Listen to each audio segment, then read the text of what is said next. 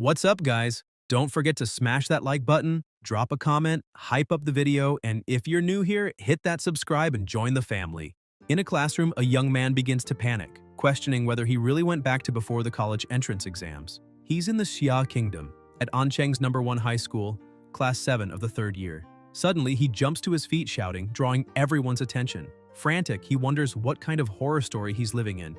If he was going to reincarnate, it could have at least been after the exams. Since ancient times, humanity on the Blue Star has suffered from a catastrophe known as the Secret World Invasion. These secret realms are connected to other worlds and are filled with terrifying monsters that sometimes use portals to invade the human world. The most powerful creatures can destroy entire nations and threaten all of humanity. To fight them, humans developed a system of beast genes that allows users to awaken monster models and genetic talents. These warriors are the only ones capable of saving mankind.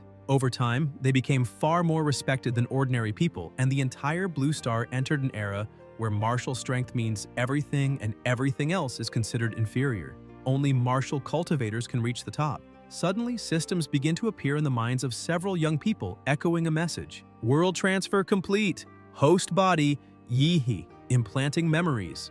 The protagonist lowers his head, wondering if his new name really is Yihi, just a simple high school student. The classmates around him start mocking him, saying he must be having another nightmare or calling him a loser, asking if he really plans to take the college exams.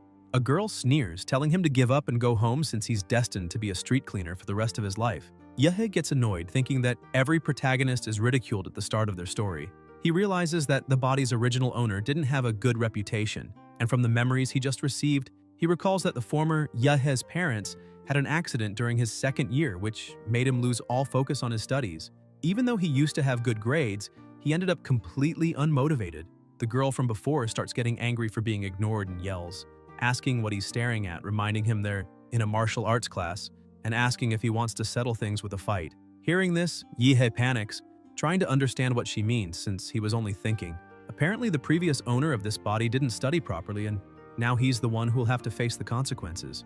Frustrated, he thinks he's inherited a humiliating and miserable life. At that moment, the teacher walks to the center of the room and calls for silence, telling everyone to pay attention. He asks if they're ready since they're about to begin the injection of the genetic modification serum. He tells them to believe in themselves, reminding them that all 3 years of training and martial energy cultivation have led to this moment. Adjusting his glasses, he shoots a look directly at Yihe and comments that those who never took the lessons seriously.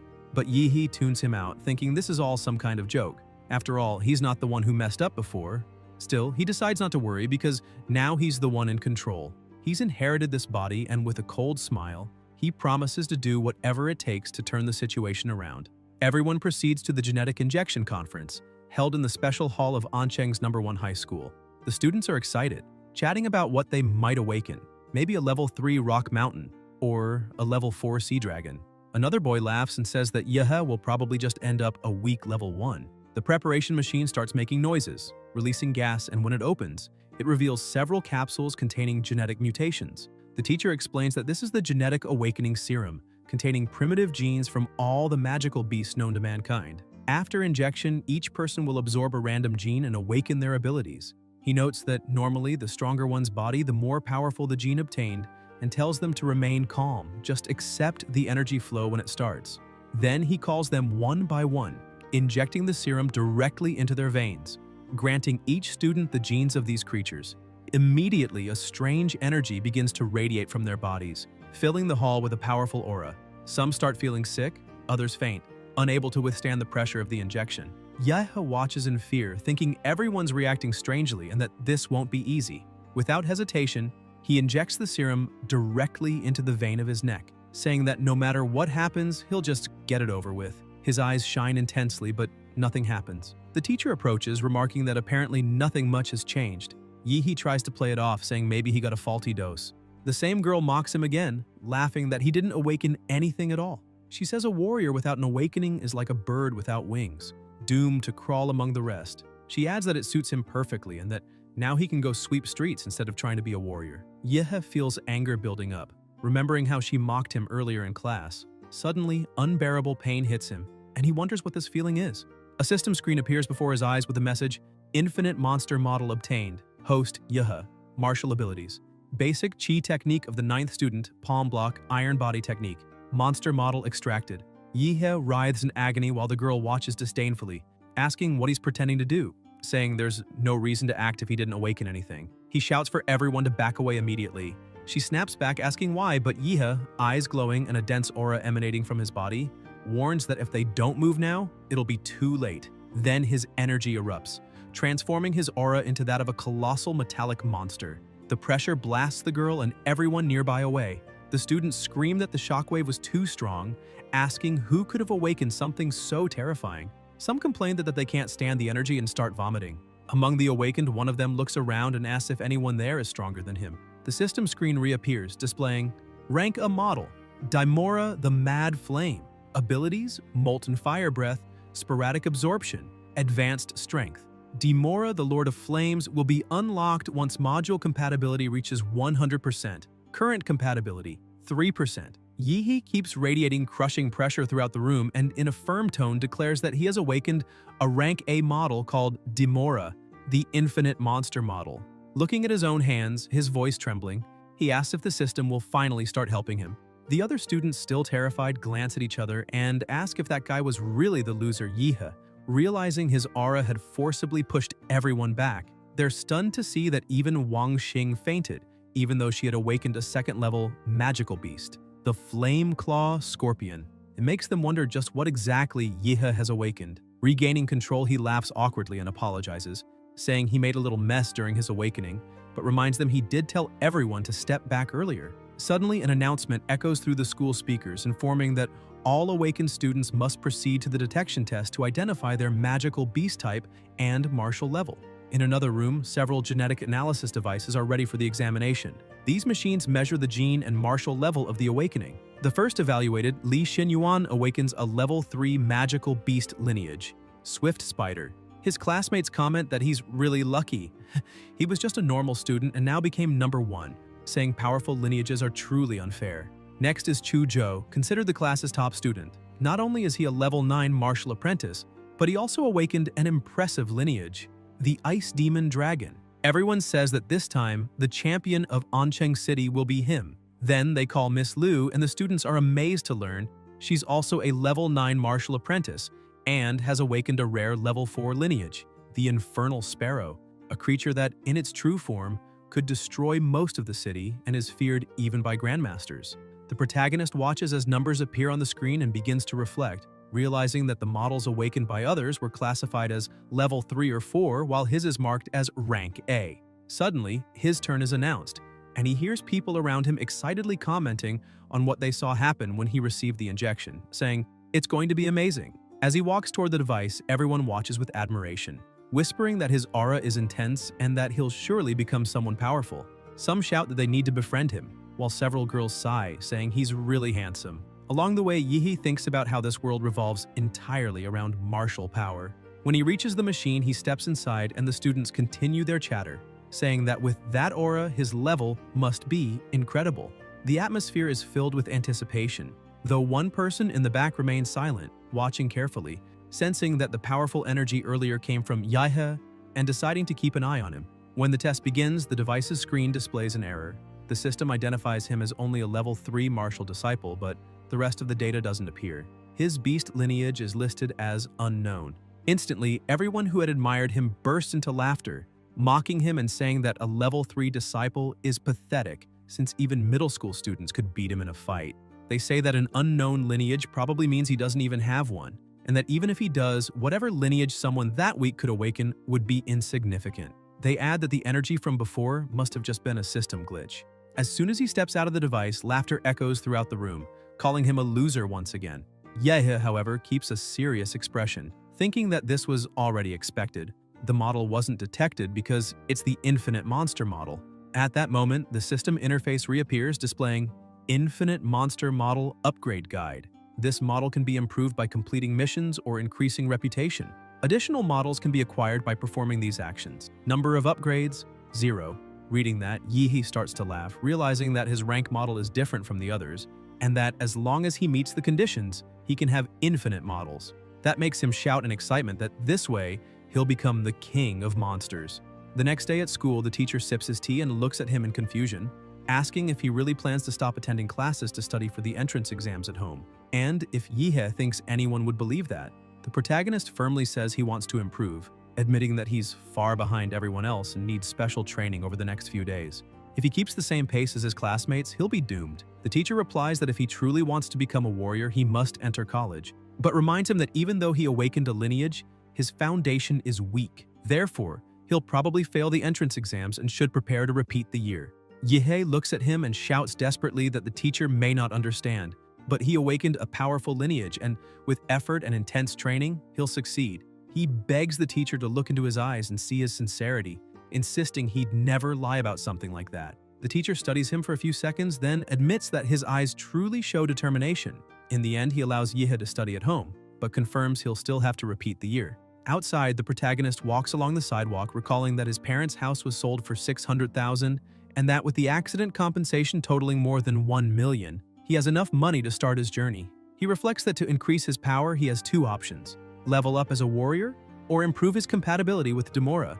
According to the system's information, each model starts with only 1% compatibility, but Demora already has 3, and he doesn't know where the other 2 came from. He quickly concludes that the answer is simple. The model absorbed part of the genetic awakening serum's power, increasing its compatibility. That proves that the genetic serum in this world can enhance model abilities. Therefore, instead of just training hard, he can use money to speed up the process. Convinced, he decides he must buy the genetic enhancement serum as soon as possible. Swiping his student card to enter the subway, he's amazed to notice that everyone there has already awakened their own lineages. After awakening his model, Yihe gained a unique ability called Life Magnetic Field. Demora can detect the vital signs of creatures by releasing its magnetic life field, allowing the protagonist to sense warriors' chi burning like furnaces and perceive their beast's presence. Excited, he starts to laugh, murmuring, "Warriors and monsters." And as he witnesses it all, he feels an uncontrollable desire to fight rising inside him. After all, Demora is the king of monsters in his world, a being destined to dominate all life. However, Yihe is still a beginner, unable to fully control Demora's power. When he grows stronger, he'll show the world who the true king of monsters is. Suddenly, someone taps his shoulder, startling him. A beautiful woman smiles and winks, telling him to stop staring at people. Embarrassed, Yihe apologizes, saying he didn't mean to. She laughs softly, saying it's fine and that he probably just awakened his beast gene and can't control the power yet. It's completely normal. Curious, she asks what he's doing there. He says he came to buy genetic medicine but doesn't know where to go since the place is so big and confusing, and asks if she could help him. The woman seems surprised, asking if he really intends to buy that kind of product and already start using it. Confused by her reaction, Yihe asks if there's something wrong with that. She says no, but explains that genetic medicines are extremely expensive and that frequent use can cause resistance, reducing their effects over time. She advises that to maximize results, it's better to wait until his lineage reaches its peak. Yihe asks how much a genetic dose costs, and she explains that at his current level, he'll need a beginner's dose, priced at around $400,000. Hearing that, he feels discouraged, thinking it's too expensive. He couldn't even buy 5 doses with all the money he has. He asks if she knows anyone who could offer a discount. The woman hands him her business card, saying that with a recommendation from a veteran warrior, he might get a better price. Taking the card, Yihe thanks her sincerely and she smiles, saying that someday they'll meet again. Determined, he looks at the card and says it's time. Checking his balance, he sets out to buy, determined to invest in his growth. Later, in his apartment, under the light of the ship reflected through the window, a dense energy bursts from his body. The system screen appears, showing that the beast model, Demora, the Mad Flame, has increased its compatibility from 3 to 4%, and then to 7%. Yihe's body radiates more and more power, and the system also shows his stats rising from 10 to 15, while his weapon level reaches 7. Exhausted and drenched in sweat, he bends over, smiling with satisfaction, saying that this is how you level up. However, he notices that with each genetic dose, the progress becomes smaller, since as his body improves, further gains are harder to achieve. Still, he's satisfied, saying it wasn't bad at all as he achieved in a few minutes what others would take 3 years of training to reach. Thinking about it, he believes that if he can activate Demora's lineage power, he'll become number 1 in the entrance exams. Looking at his hands and smiling, he reflects that if a loser can't surpass the ordinary, then he truly is worthless. With everything ready, he decides it's time to enter the secret realm. These portals are ranked from E to S, and the higher the rank, the stronger the beasts that dwell within.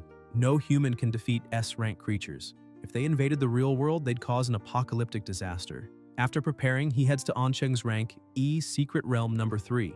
Walking through the area, he notes there are fewer people than he expected, but realizes that's because the realm is old and most of its treasures have already been plundered, leaving only weak beasts, usually hunted by beginners. Approaching the receptionist, he informs her that he has a pass for Secret Realm number 3. She asks him to sign the contract in front of her before entering. After filling out the form, he walks toward the portal, feeling his excitement grow. Gazing at the portal's light, he says, this is only the beginning of his journey to becoming the king of monsters, and without hesitation, he leaps inside. On the other side, he's awestruck by the sight of the Kanglan, Anhui, and Taijin stars shining in the sky, saying that even though he'd read about them in books, seeing them in person is completely different. Everything feels vast and magnificent. While still admiring the glow of the stars and the vastness of the place, a rabbit slowly approached. It was a first-rank beast known as a blood rabbit. The animal lunged toward him, but Yihe reacted instinctively, grabbing it with a swift, precise movement. He let out a mocking laugh, asking if the rabbit was stupid for thinking he wouldn't notice it. Thanks to his life magnetic field ability, he could sense everything around him with extreme clarity, and within seconds he exterminated the blood rabbit. After destroying it, a small magic core appeared in his hand. Observing the shining stone, he noticed it was white in color, common quality, probably worth about 1,000 yuan. He thought to himself that he had just earned 1,000 yuan in a matter of minutes, a huge profit compared to what a normal person would take an entire month to make. However, looking at the core again, he concluded that focusing only on white stones would be a waste of time and that the ideal move would be to hunt a second-rank beast. Just then, a roar echoed beside him. A grotesque creature emerged from the shadows, a second-rank demonic insect. Excited, Yihe drew his dagger, ready to test his abilities. He charged forward and easily pierced his opponent, remembering what he'd read about that species in the monster encyclopedia. Compared to the steel hard shell covering its back, the demonic insect's abdomen was much more vulnerable. The strike wounded it badly but also enraged it. The creature lunged at him and Yihe dropped his weapon, channeling his energy and firing a beam of light resembling a Kamehameha. The attack only made the insect angrier, and it counterattacked by spitting 2 poisonous projectiles. Startled, Yihe barely dodged them and muttered in amazement, wondering if that monster's mandibles could really fire projectiles. Though he escaped, he grew furious at seeing his clothes damaged, shouting if the monster had any idea how much they cost. He soon realized that, at his current martial level, he couldn't defeat the creature without a powerful technique to back him up. Even with a deep Dantian and above-average vitality, he could barely unleash half his strength. He blamed the body's former owner for being such a failure in studies and training. With no alternatives left, he thought there was no choice. He'd have to cheat. He focused and his eyes began to glow. A dense energy filled the surroundings as he shouted to Demora, enraged to activate the demon emperor lineage. His body transformed, arms covered in scales and bulging muscles like those of a real beast. His strength rose from 15 to 21 points. When the insect charged again, Yihe leapt straight at it, diving into its mouth and tearing it apart from the inside, making its body explode outward. Gasping for air, he declared that with his physique raised to 21 points, he had completely crushed the second-ranked demonic insect. Even after reversing the transformation, he had to release the excess heat built up inside his body. Thick smoke came from his hands, and he joked to himself that he was turning into a jet engine. Looking down, he noticed that his newly bought sword had been completely corroded by the monster's poison. A weapon worth 250,000 credits destroyed by a mere second-rank beast. This had to be a scam, the quality control was terrible, and the review would definitely be negative. Soon after, his stomach growled loudly and he realized that the energy consumption during the transformation must have been massive, since he was starving and hadn't brought any food. Suddenly, a delicious aroma filled the air, making his mouth water. The scent came from the green magic core the demonic insect had left behind. Without thinking much, he gave in to hunger and swallowed it. As soon as he did, a system window appeared before his eyes. Monster Model Demora, Enraged Demon Emperor. Compatibility increased from 7 to 7.3%. Yihe widened his eyes, surprised to realize that compatibility increased by consuming cores. Smiling, he compared. He had spent hundreds of thousands on a genetic potion and gained only 1%. But a single green core raised it by 0.3. If he could get 3 or 4 of those, it would equal an entire potion. He also thought that the white core he'd picked up earlier would probably give at least 0.1%. Happy with the discovery but frustrated over the money he'd wasted, he laughed and cried at the same time, calling that world a true pay-to-win. Regaining focus, he placed 2 fingers on his forehead and murmured that he would turn all that frustration into motivation. He swore to himself that he'd hunt until he was completely satisfied. With a determined look, he activated his life field, expanding his senses to detect any demonic presence nearby. The following afternoon, the system tab appeared again, displaying Model Demora Enraged Demon Emperor. Compatibility. 9% overall physique, 15.8. As he walked, Yehi thought that after reaching 9% compatibility, consuming white cores no longer had any effect, so it was more worthwhile to sell them for money. When he arrived at the receptionist's desk, he poured them all onto the counter and stated that he had 20 white cores and 1 green. The clerk was stunned, asking if he was joking, since a mere high school student could never have gathered that much. After completing the sale, everyone in the area began staring at him curiously, but Yihe ignored them, commenting that according to government rules, martial artists had to hand over part of their spoils. A green core was equivalent to 5 white ones. In total, he received 200,000 Xia Kingdom credits. Thinking about his next steps, he remembered that only 9 days remained until the college entrance exam and decided to head to Secret Realm D Class number 4. When he arrived, he noticed a group already gathered. The driver asked his captain, Lin, if they'd be able to complete the Jade Flower mission this time. Lin replied that during their last expedition, they had already found the area where it grows, but old Chen had been injured while fighting a monster and wouldn't be joining them. A woman commented that without him, only 5 people remained. Another warrior confirmed and reminded them that the rules required at least 6 participants to enter a D-class secret realm. Calmly, Lin said that wasn't a problem since he had contacted an agency that arranged a replacement. The captain, a level 2 martial artist named Lin He, approached Yihei and asked if he was the level 9 martial disciple known as Paisla. The protagonist confirmed. He thought that since he was still a student and lacked authorization to enter a D-class secret realm, he'd had to rely on an illegal agency to forge a fake identity, spending 100,000 credits just on that. Lin He remarked that the name Paisla was peculiar. Yihe stared at him and replied that he had no choice. If he used his real name, he'd have copyright issues. The captain laughed, saying it didn't matter since it was only a code name. What truly mattered was that, as a level 9 disciple, Paisla didn't have enough power for this kind of mission. Therefore, he would only observe and not interfere. Lin He emphasized that he didn't want him getting in the way. The protagonist simply nodded, saying he understood, but thought that defining roles beforehand was a good sign, better than being betrayed midway. With everything settled, the group boarded the vehicle and headed toward the portal. The captain explained that their goal this time was to find the Blood Jade Flower. Once they entered the secret realm, Lin He checked the tracker and reported that there was a flower located in an oasis just ahead, guarded by a rank 2 monster with a general-grade lineage. Paisla looked around the barren landscape, reflecting that last time he'd explored a tropical forest, and now he was in the middle of a desert. He concluded that the secret realms weren't connected to a single world. Suddenly, one of the members shouted that Earth Demon rats had found them. Lin He ordered Hood to handle it. Hood drew his knives and with rapid movements hurled them toward the enemies. The blades, infused with martial energy, exploded on impact, wiping out all the rats at once. He turned to the captain and confirmed that the threat had been eliminated. Yihe watched in awe, realizing that Hood infused energy into each throw, making them as lethal as miniature bombs.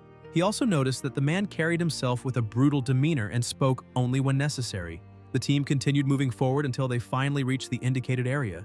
They disembarked and continued on foot. Paisla asked why they had abandoned the jeep when the path to the oasis was still long. Lin He explained that the monsters in this region were extremely sensitive and that the sound of the engine would immediately draw their attention. As they walked, the captain distributed the roles. He instructed that Xiao Xia would throw the flash grenade to lure the beasts. Xiao Wu and Hood would handle the traps. Old Lu would provide suppressive fire, and he himself would stay on the front line. He pointed to Paisla and said he would just observe. The protagonist didn't like the decision, but replied that he understood. With everything in place, Xiao Xia tossed the flash grenade. It released pheromones from high-level creatures, making the monsters nearby think their territory was being invaded. Within seconds, the ground began to shake, and before them appeared a massive creature covered in thick scales, a rank 2 monster known as the Earth Dragon. The captain shouted for Paisla to be careful because the monster was coming. Meanwhile, elsewhere, someone walked across a data projection on the floor, while a strange man nearby watched the scene and began to laugh quietly. The battle against the Earth Dragon ended fairly easily as the captain managed to slash it down quickly. The others ran to him asking if he was alright, and pointing out that the Earth Dragon was dead. Lin He sheathed his sword and said they should keep moving forward. However, a shadow suddenly appeared behind him. The dragon struck again, catching the captain off guard.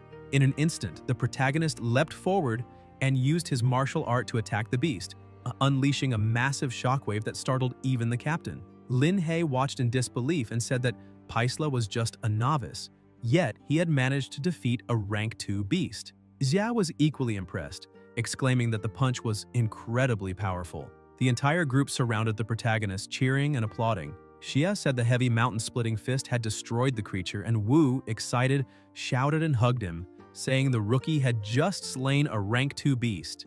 The captain clapped his hands and thanked him for saving his life, declaring that from now on, they were comrades. Paisla stayed calm and said it was nothing. Lin He held something in his hand, called the others over, and confirmed that the Earth Dragon was defeated. Wu pointed out that they had also collected the monster's soul essence, calling it a great prize. Xia, curious, looked at the glowing red orb and asked if that thing was really worth so much. As everyone admired the Earth Dragon's essence, the protagonist stared at it, thinking it looked like a giant fruit that made his mouth water.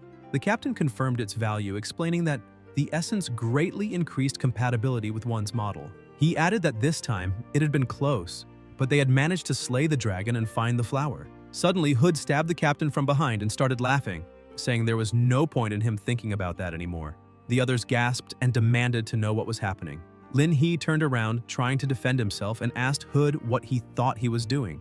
A strange man appeared beside Hood and answered that it was obvious. Hood was just trying to get rich off them. That man was Huo Peng. The protagonist asked if they knew him, and Wu, furious, explained that Peng was infamous for stealing artifacts martial artists found inside dungeons, and now they were being robbed by him. The old man rushed to the wounded captain and held him up while Lin He, trembling, said that the blade was poisoned and asked Hood how he could do that, and how he had even known the location of the place, since not even the team had known where the blood jade flower grew until they entered the secret realm. The protagonist stepped forward and said it was all because of the daggers. Hood had clearly hidden information about the weapons he had scattered along the way. Hood laughed and praised Paisla, saying he was sharp and should be in school instead since the entrance exam was coming soon, but added that he had chosen to walk hand in hand with death.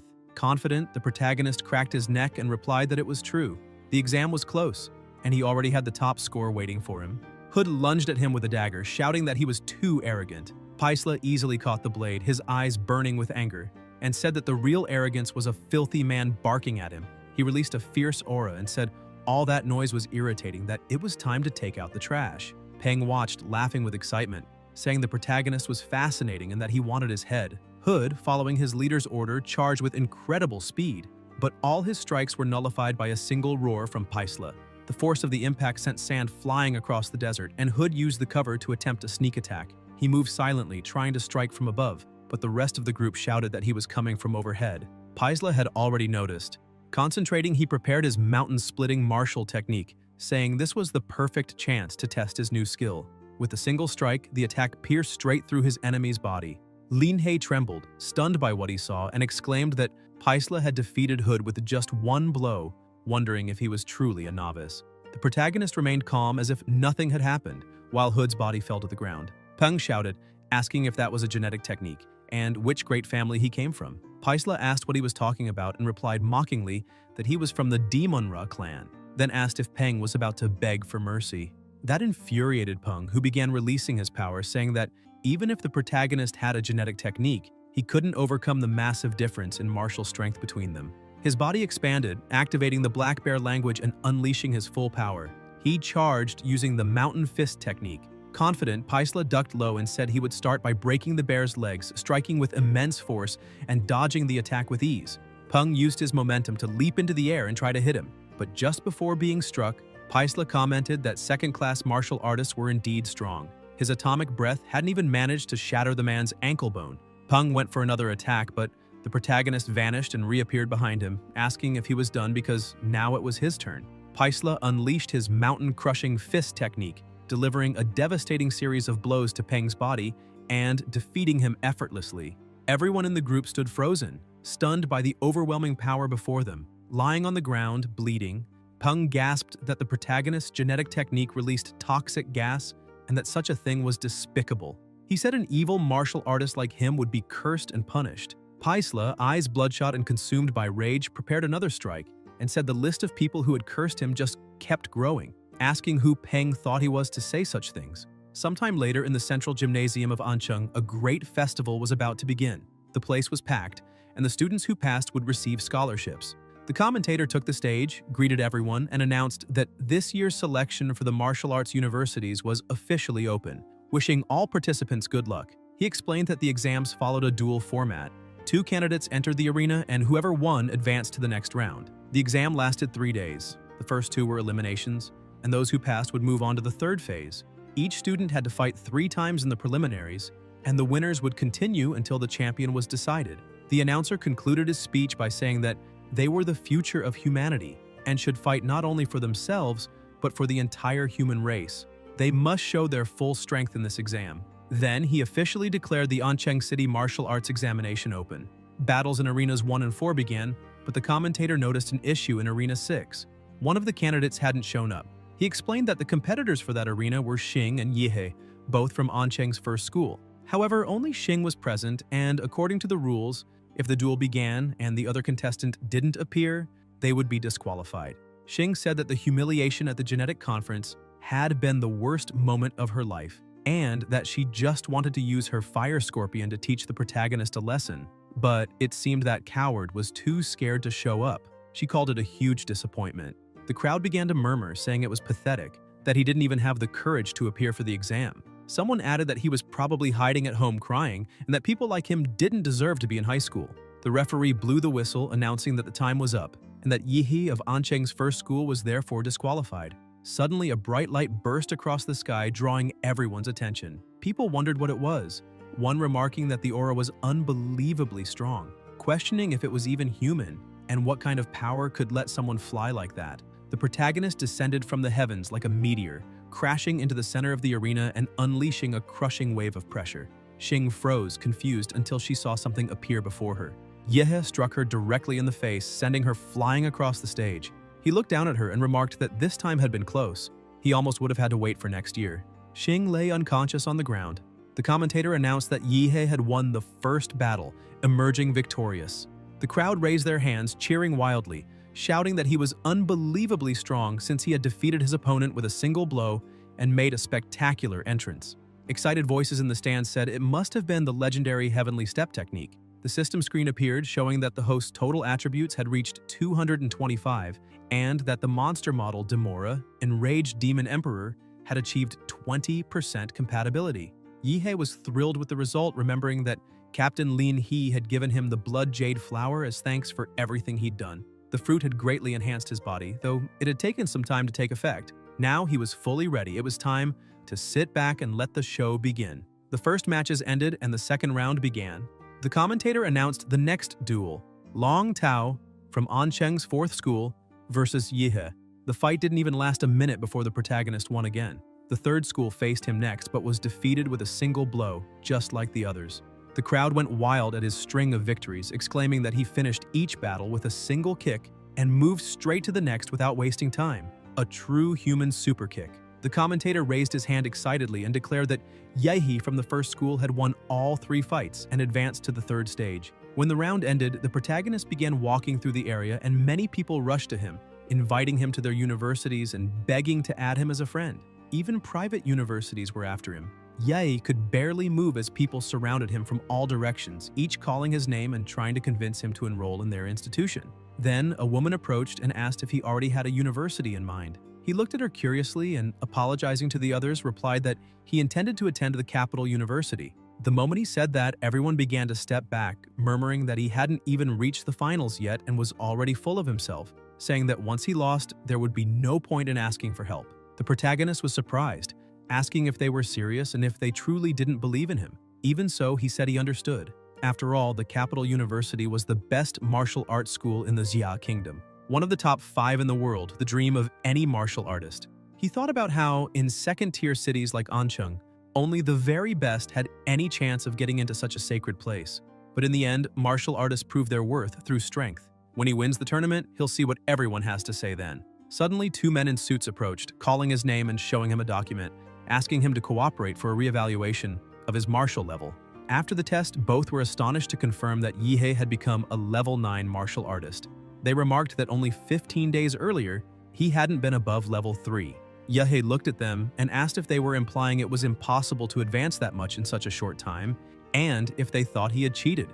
One of the evaluators explained that they had investigated and found he'd been entering dangerous secret realms repeatedly, questioning why he'd done that before the exam. The protagonist acted and replied that he had done it all for training, saying that before his father died, he told him that if he wanted to surpass others, he needed to stop being just a student. So he kept fighting nonstop in secret realms, and during one of those battles, he managed to break through his genetic barrier. The two evaluators froze, sweating, and asked if he truly broke the genetic barrier. Then, they ran off, saying they needed to report it immediately.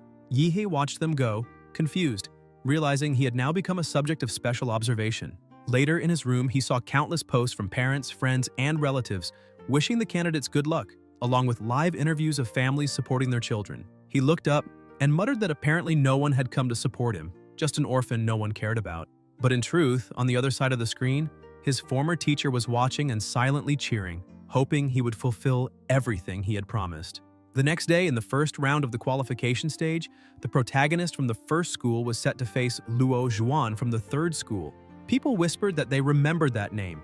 Zhuan had been number 1 in the third year, a level 8 martial artist who had awakened a rare magical beast lineage, and both his parents were martial artists too. They concluded that Yihei was doomed. The protagonist, however, ignored it all and simply asked if they could start already. That irritated Zhuan, who asked if Yehe really didn't know who he was. The protagonist replied that knowing or not didn't change the outcome of the fight. Zhuan laughed and released his power, saying it didn't matter. The result was already decided. He would be the winner. He activated the demonic Mark Awakening and, with his power amplified, charged forward, saying he hoped Yihei was lucky enough not to die on the spot. He then unleashed the Thunder Dance technique. Yihei calmly caught the attack with his bare hands, saying it wasn't bad, but still far weaker than that bald guy's strike. Zhuan screamed in pain as his hand burned and fell to his knees in despair. The protagonist raised his hand and struck, slamming him into the arena floor. Then he laughed, asking if there wasn't a single decent opponent in the entire tournament. The commentator announced that Yihei was once again the winner, pointing out that it was another clean hit and that he had just defeated one of the favorites. The crowd erupted, astonished at how easily he had won, commenting that Zhuan had looked so imposing and was suddenly sprawled on the ground. They remarked that Yihei's composure was that of a true master and that his level was far beyond the other competitors. A truly absurd gap. Women in the audience screamed excitedly, saying, "Now that's a real man," and that they wanted to have his children. Even though he had only used his hand this time, the audience joked that it still counted as a single strike. The crowd kept roaring, fascinated by the protagonist's overwhelming display. As Zhuan was carried off on a stretcher, Zhou approached Yihei and said that since he was the chosen one, he'd be the one to take him down in the finals. Meanwhile, in the Capital University's live broadcast room, one of the staff pointed at the screen and shouted for all information on Yihei to be pulled up immediately. In another battle area, the second bracket was on fire, the audience fully engaged as two dazzling twin girls fought. The match was between Kai Xiaoling, known as the queen of Ancheng's second school, and Liu Qingshu, the untouchable flower of the first school. Xiaoling taunted her, saying she couldn't stand her opponent's cold, emotionless face. Qingshu simply stared at her in silence. The referee gave the signal to start, and Xiaoling dashed forward, laughing, and saying she wanted to see if Qingshu would keep that arrogant look once she was lying on the ground. The girl from the first school activated her martial art, the Liu family's secret art, Beloved Sovereign. The two exchanged swift attacks, dodging and countering each other with precision. Xiaoling intensified her strikes, saying it was time to get serious, and activated her explosive fist technique. She found an opening and attacked without hesitation, but realized too late that she'd fallen into a trap. Her arm was caught by the airwaves Qingshu had created, preventing her retreat. Qingshu seized the moment and used the soul-reaping technique. The commentator was astonished, saying that such a high-level technique shouldn't even be possible for a high school student. He added that with that kind of talent, she wouldn't even need to take the exam. She could get a direct recommendation to a capital university. But at the last second, Xiaoling transformed, unleashing her full power. Her lineage awakened. Shadow Tiger. The commentator exclaimed in disbelief, saying she had managed to awaken a third-grade lineage. The strength of the Shadow Tiger was legendary, and controlling such power was nearly impossible. He said this girl had a brilliant future ahead of her. Xiaoling, in her complete transformation, revealed her lineage, the Phantom Shadow Bird. Qingshu, still calm and cold, simply said it was fine. Xiaoling lunged, mocking and asking if she really thought she could win. Qingshu fought back using her family's secret arts, her movements graceful and precise, almost like a dance. She blocked and dodged every strike with ease.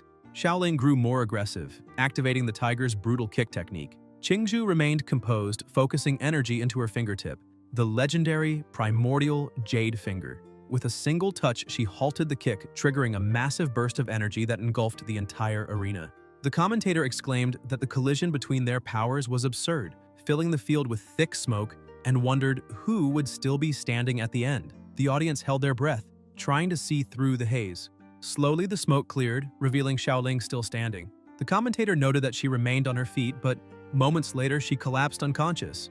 Qingzhu stood unharmed, her serene expression unchanged. The commentator declared that she was unshaken and emphasized that, with just one martial technique, she had crushed a level 9 opponent with an awakened lineage, something worthy of a prodigy born once in 100 years. He officially announced Qingzhu's victory. The crowd went wild, calling her a monster and praising her overwhelming power. With the matches over, the quarterfinal draw began. The commentator announced that the next to draw would be the protagonist. Yihei reached into the container and pulled out a ball marked with the letter A. A fighter beside him laughed good-naturedly and showed that he had also drawn A, meaning they would face each other. He introduced himself as Shen Jiaguan from Qingfeng Private Academy. Yihei replied, introducing himself as being from An Qing's first school. Jiaguan pointed toward the arena and said their match would be the second one, so they should watch the first together. The commentator then announced that the first quarterfinal match, Luo Shi from Qingfeng Academy versus Chu Zhou, was about to begin. Jiaguan watched the broadcast closely and remarked that Luo Shi was indeed very strong. Jiaguan had repeated his final year just to try again for admission to Capital University and possessed exceptional control over his lineage. However, before Zhou, he didn't stand a chance. The protagonist asked who this Zhou was, and Jiaguan replied that he also studied at Yihei's school, surprised that he didn't know. While they spoke, the match ended and the commentator announced Zhou's victory. The Qingfeng Academy director watched furiously, unable to accept that his student had lost without even being able to react. Yihei took the opportunity to ask Jiaguan how Luo Shi compared to him. Jiaguan smiled kindly and explained that he was the president of the martial arts club in the third year, adding that even if Luo Shi joined forces with 2 other classmates, he still wouldn't be able to defeat him. Then his expression turned serious as he looked at Yihei and said that he believed the protagonist was his greatest rival in the tournament. He explained that since childhood, he'd had an unusually sharp sense of perception and could feel something powerful inside Yihei, a dormant volcano, a beast about to awaken. Then, smiling again, he said he hoped for a great match, because it was time for the 2 of them to face each other. They walked to the center of the arena, and the commentator announced the start of the second quarterfinal match. Shen Jiaguan from Qingfeng Academy versus Yihei from Ancheng First School. The moment the match began, both exchanged blows so powerful that part of the arena was destroyed. The commentator shouted in excitement, saying both fighters seemed evenly matched. The pressure of the fight was so intense it could be felt by the audience. Suddenly, Jiaguan noticed blood dripping from his nose and asked if that was one of Yihei's lineage abilities. He increased his power, saying that the ability to distort cells directly was truly mysterious.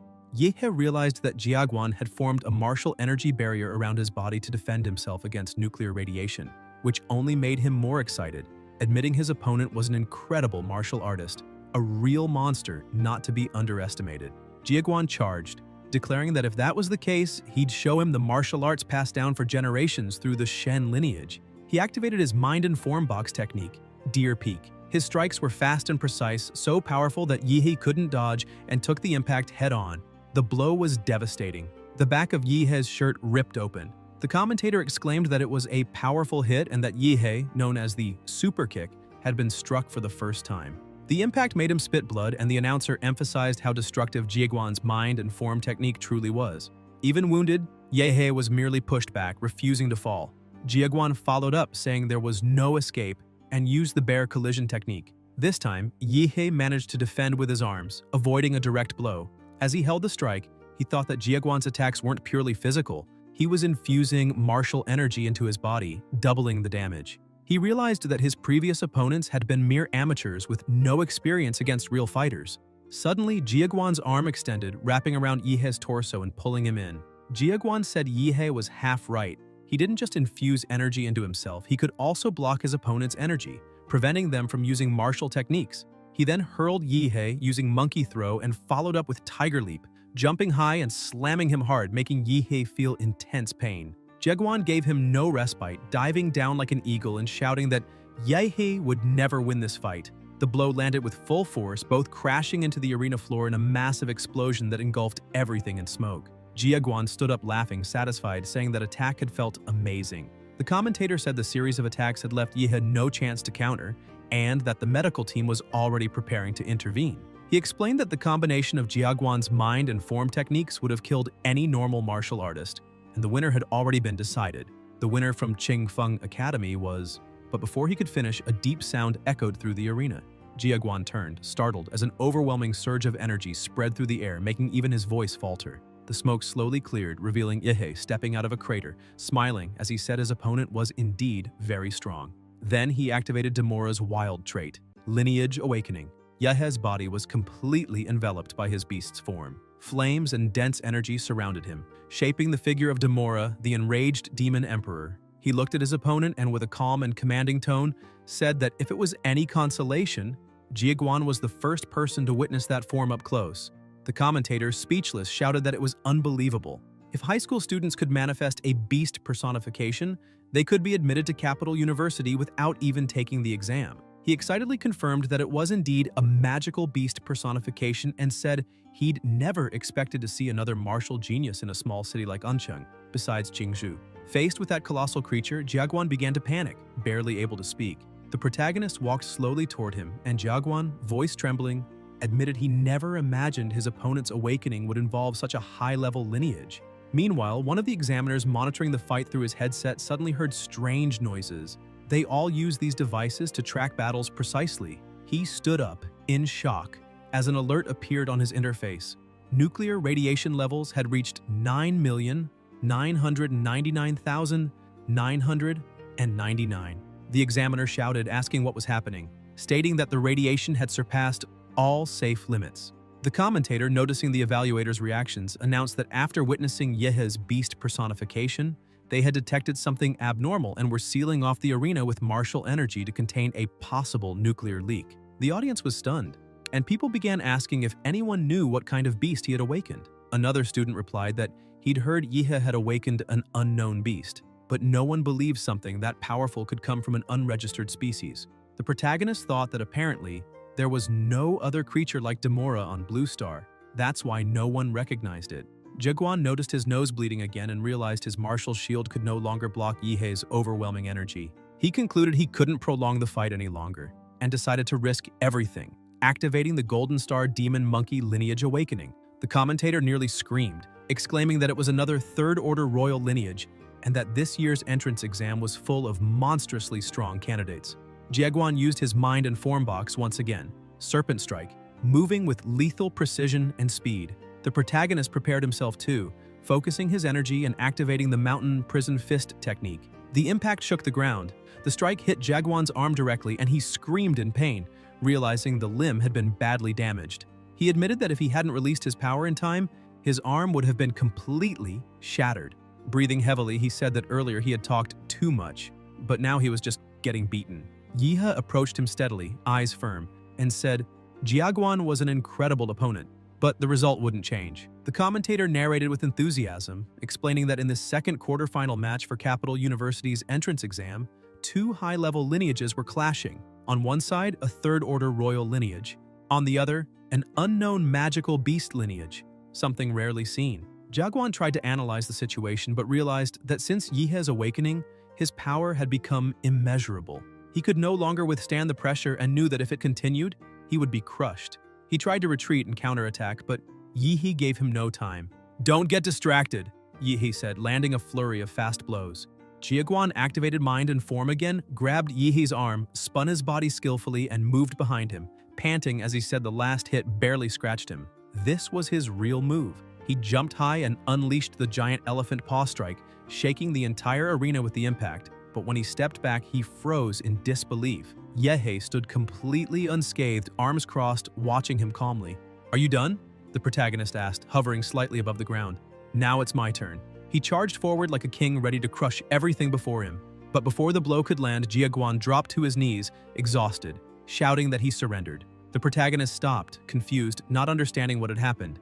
then exploded in frustration. He shouted angrily, saying he'd waited so long for his turn and now the moment was ruined. Taking a deep breath, he calmed down, lowered his hand, and said he'd let it go. He released the built-up energy, returning to his normal form, and remarked that, according to the rules, once an opponent surrenders, the other can't continue the attack. The commentator announced that the match was over, and once again, victory belonged to Yihei. The crowd went wild, shouting about how incredible the protagonist was. Social media exploded. People began making memes of Jiaguan. Before the fight, confident and sure of victory. After the fight, crying and begging forgiveness for not letting Lord Yihei use his full power. Dozens of fan pages started popping up, urging people to join Yihei's fourth fan group via WhatsApp since the first three were already completely full. Others shared links on the Toker platform, telling everyone to follow them to watch the full video of Yihei's entrance exam battle. The public was ecstatic. Fans commented that the best student and candidate of the year was undoubtedly the protagonist, claiming that not even Qingju or Zhou could stand against him. Meanwhile, the director of Qingfeng Private Academy was livid, shouting that Luo Shi might have lost, but he had placed all his faith in Jiaguan. As soon as the fight ended, the director stormed into the arena, yelling at Jiaguan, demanding how he dared to admit defeat, and if he had any idea how much money had been invested in his training up to that point. Furious, the director said that if Jiaguan didn't repay every cent of debt, he shouldn't even dream of entering university. Jiaguan calmly placed a hand on the director's shoulder, startling him. The man stammered, asking what he was trying to do. Jiaguan looked him straight in the eyes and said the director wouldn't be able to withstand that punch.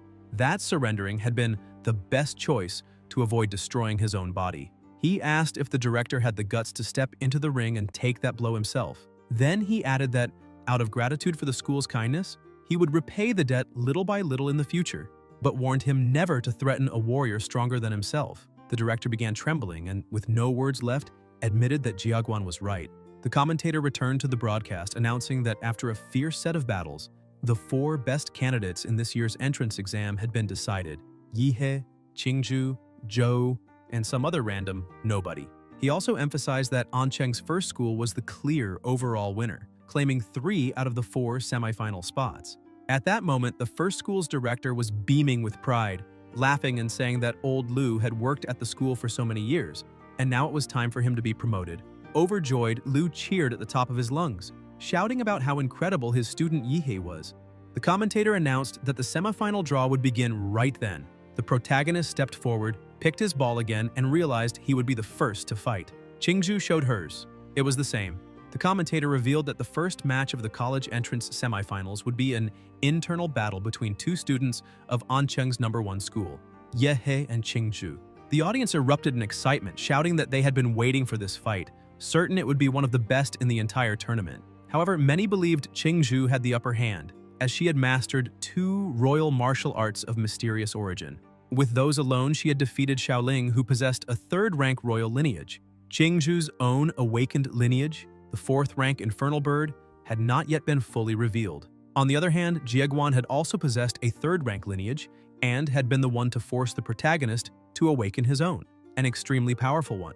It was estimated that Yihei's lineage was also of the 4th rank, though still incomparable to that of the goddess Liu, who not only held a lineage of equal level, but also mastered exquisite martial techniques. Finally, both proceeded to the semifinals arena. They stepped into the center while the referee called for silence.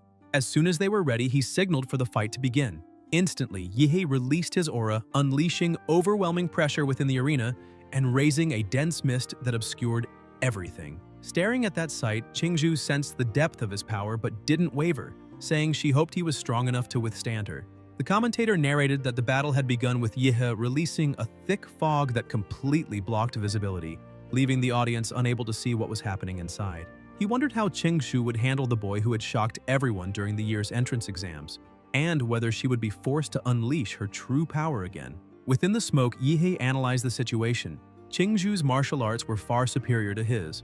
With such mystical techniques, even his strength might not be enough to inflict any real damage. He also acknowledged her intelligence, her ability to formulate multiple strategies mid-fight. He understood that if the battle dragged on, she would gain the advantage. Therefore, he decided to go all out from the very beginning. Suddenly, he burst through the mist, charging with the mountain fist. Qingju saw him and wondered why he was attacking so recklessly already, but quickly concluded that if that was how he wanted it, she would use her royal martial arts to defend and strike back. Mid-charge, Yehe abruptly changed his stance and struck her cleanly. Shocked, she grew irritated, realizing he had tricked her. He'd shouted "Mountain Fist," but his attack had been a whip of pure energy instead. Taking advantage of her confusion, Yahi intensified his beastly aura and kept her under relentless pressure. The crowd began to complain, saying the protagonist was just toying around and that real warriors fought with honor. Ignoring them, Yehe maintained his aggressive tempo, giving Qingzhu no time to catch her breath. Still, she managed to channel her energy and broke his barrage, drawing cheers from the audience, who believed she might finally turn the fight around. But Yehe unleashed the hands of his beast and declared she wouldn't escape so easily. He launched another strike that caught her off guard. She realized he was using martial energy as well. Qingzhu jumped back and countered, causing a large explosion, but it wasn't enough. Within seconds, Yehe appeared in front of her, commanding her to stop running. He attacked again, blow after blow, with terrifying speed and power. Qingzhu gritted her teeth, wondering how he wasn't exhausted after so many strikes. His stamina was absurd. Then she remembered her two imperial secret martial arts. One defensive, the loyal family's secret art, Floating Shadow, and the other offensive, the Hunyuan Jade Finger. She believed that if she could use both, she might have a chance to break free. Yet his pressure was overwhelming. There was no opening at all. Knowing she couldn't hold back any longer, Qingzhu activated her trump card, the awakening of the Netherbird lineage. Her body transformed before everyone's eyes as great black wings unfolded from her back and she rose into the air. The commentator shouted with excitement that her lineage had finally awakened, the first manifestation of her magical beast, the Netherbird. With a serious expression, Qingzhu warned Yehe to be careful, saying she still couldn't control her strength in that form. But Yehe only laughed, thrilled, saying that was perfect. Until now, he'd been using only half his power, so there was no need to hold back anymore. Qingzhu darted around the arena at high speed, but Yehe sensed her reappearing behind him. Without hesitation, she unleashed the Imperial secret technique, Hunyuan Jade Finger.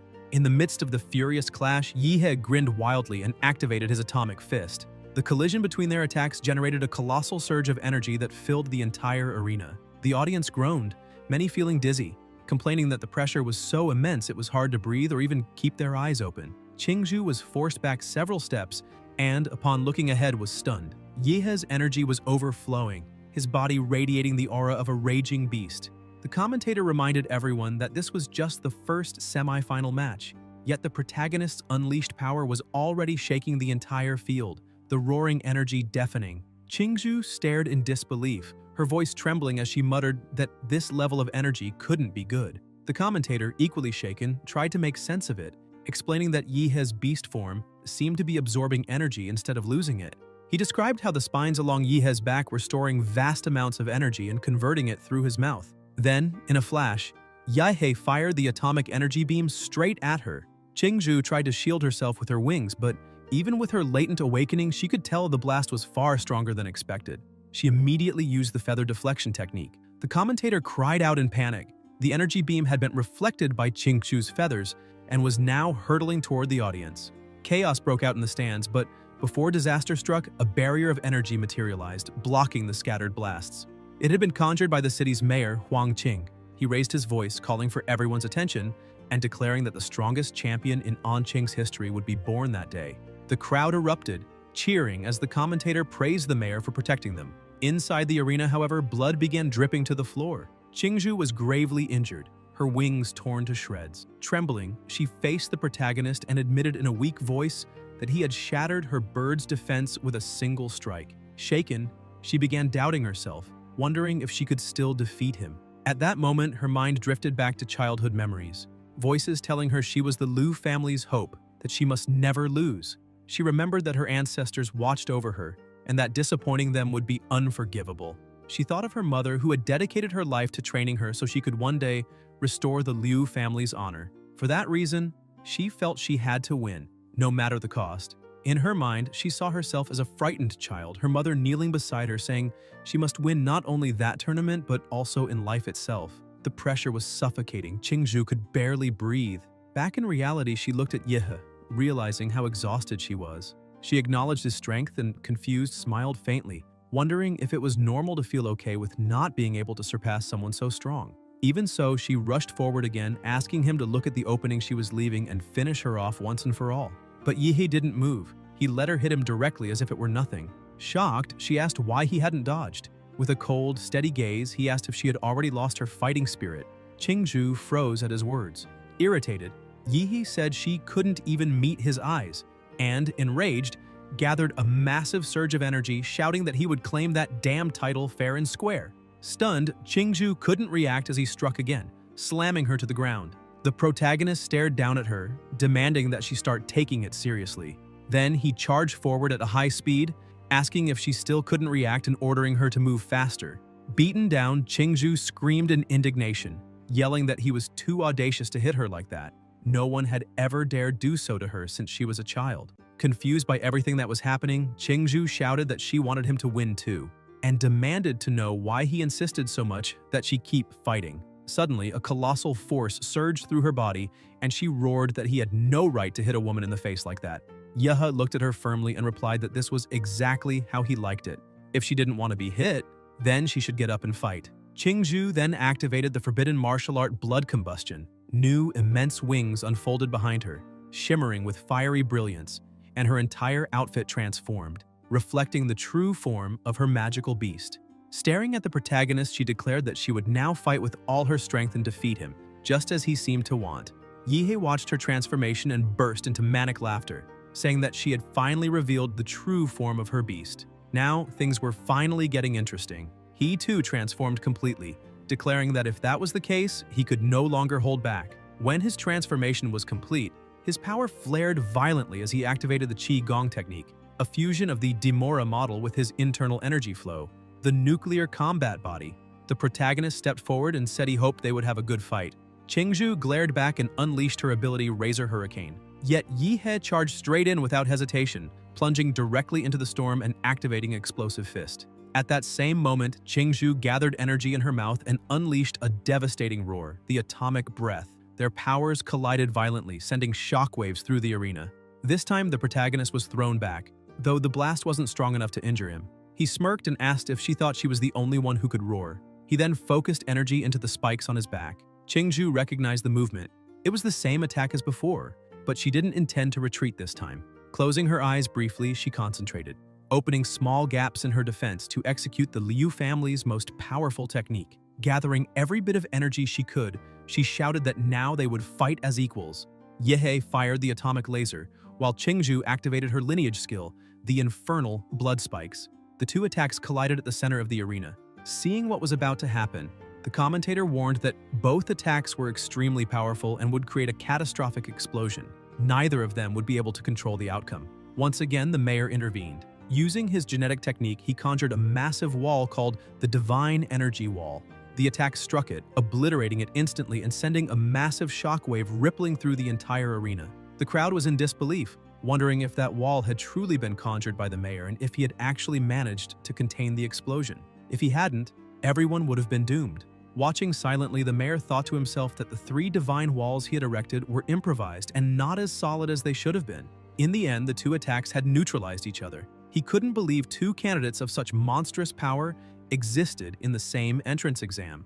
As the smoke slowly cleared, one of the figures appeared, her arm dripping with blood. Qingzhu was on her knees, her left arm badly injured. Struggling to breathe, she admitted that her true form's power had reached its limit, but she still insisted she could fight. From within the smoke, the protagonist emerged slowly, standing before her completely unharmed. Qingzhu looked at him in disbelief, unable to understand how her attacks had hit but done nothing.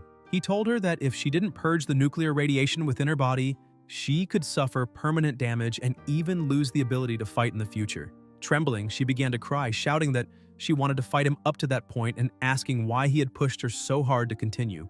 Yihe crouched down in front of her, looked into her eyes, and asked whether she truly hadn't wanted to fight him, or if she was just being stubborn, refusing to admit her own competitive spirit. He told her that while she fought with everything she had, he could feel her desire to win, something he deeply admired in her. His words left her speechless. Qingzhu reflected and realized he was right. She truly had wanted to defeat him. That was why she had abandoned her defense and gone all out. The realization confused her. She had always hated fighting and just wanted to be done with it.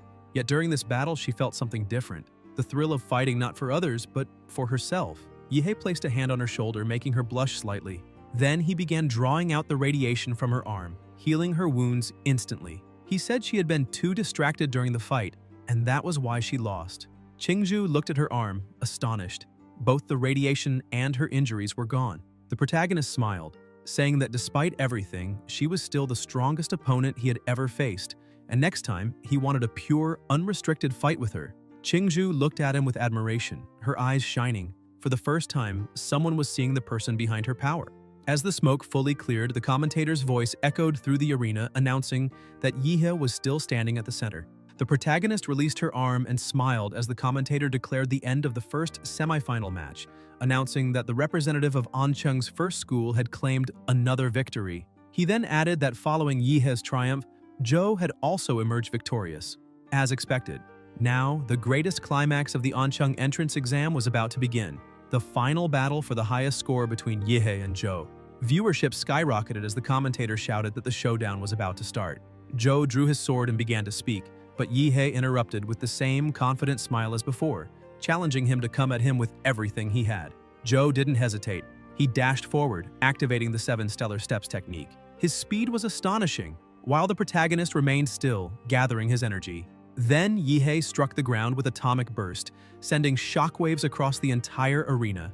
Zhou retreated, realizing that Yihe had been too lazy to look for his real body and instead unleashed a massive attack that hit all of his clones at once.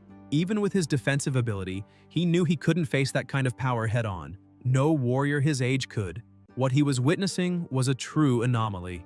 Zhou took a deep breath and changed tactics. If he couldn't fight directly, he would wear him down from a distance. He then awakened his elemental ice dragon lineage and activated Freezing Pulse. The audience screamed in awe as the entire arena filled with ice. The attack engulfed Yihe, trapping him inside a gigantic block of frozen crystal.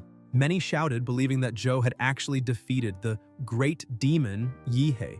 The commentator cried that the Freezing Pulse was so powerful, it had created a real iceberg, freezing the protagonist solid. But after the attack, Zhou felt the toll on his body.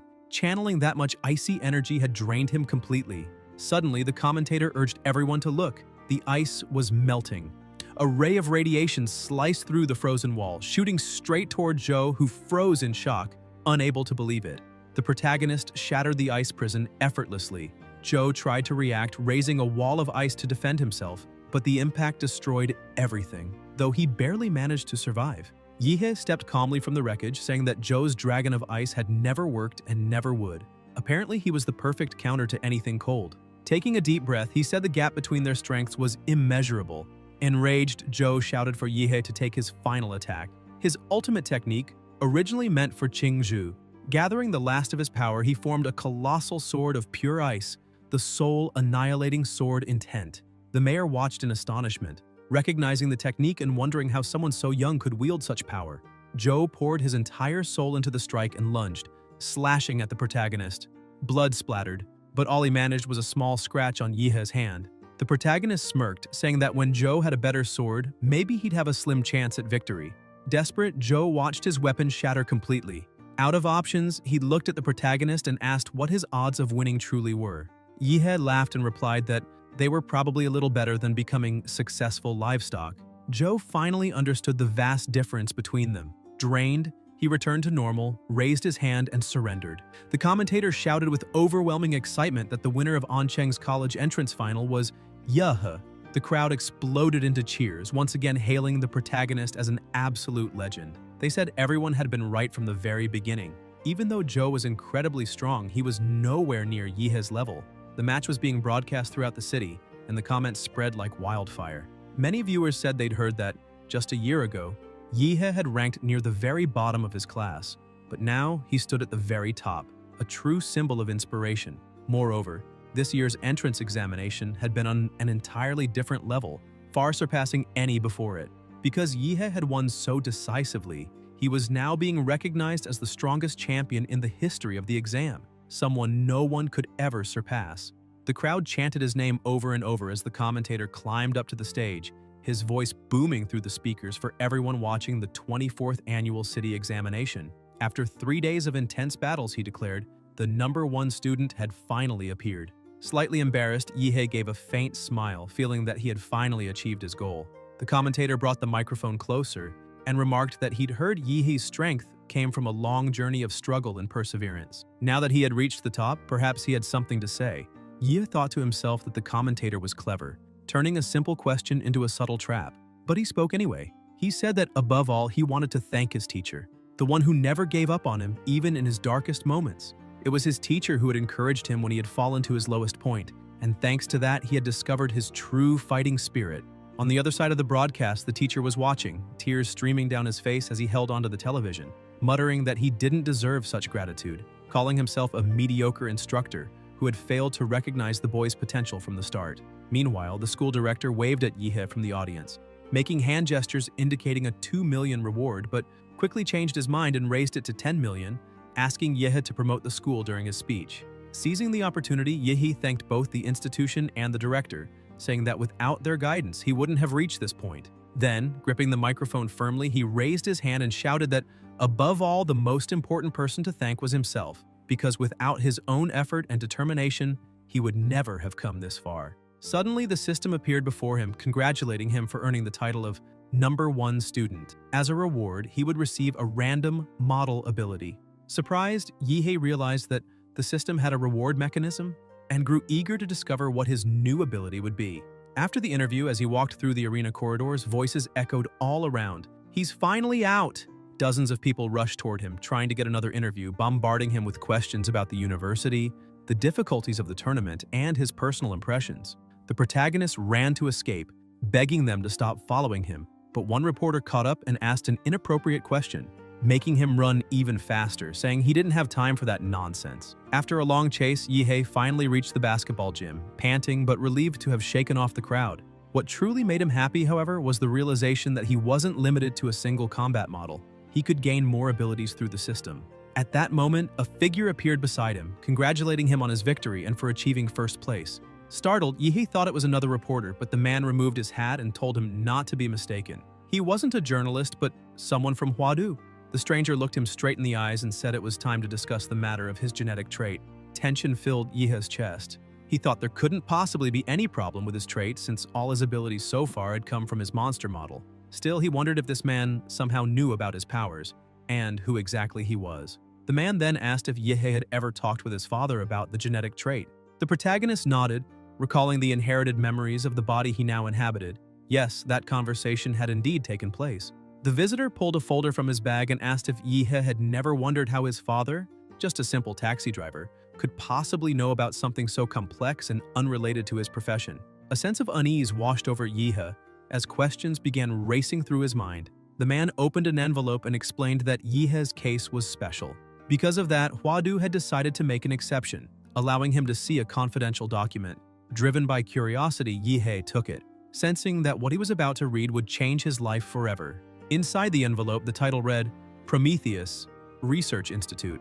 It was a prestigious organization in the field of genetic biology on the Blue Star, but one that had been banned in many countries after a mysterious incident. Most of its leading scientists had disappeared, living under false identities scattered across the world. According to the file, the central project of Prometheus had been the study of genetic traits. As he read, Yihe began to piece things together. It seemed these people believed that his father had been one of the institute's key researchers, and that he himself might have been one of his father's experiments. The man in front of him told him not to worry. The nation wouldn't take any action against him. He was only there to inform him of the truth, as someone directly involved deserved to know. Yihe silently wondered if the man would be offended, if he said he wasn't even remotely concerned. The visitor went on, saying that Yihe had been an essential part of the project and that was why they wished to protect him. Feeling a mix of pride and irony, Yihe replied that it might be troublesome for them since famous people tend to attract problems and attention, but society adapts quickly to that sort of thing. The man simply smiled and said he would take his leave for now. Once he was gone, Yihe sighed with relief, happy to finally be alone again. He had earned a generous reward from the entrance exam, a scholarship worth $2 million from the director, an additional $800,000 bonus, and a guaranteed spot at Huadu University. But what truly excited him was the chance to gain a new model ability. Eager, he opened the system's interface and began the draw, unable to contain his curiosity. Suddenly, a surge of violet energy enveloped him, spinning rapidly into a swirling vortex.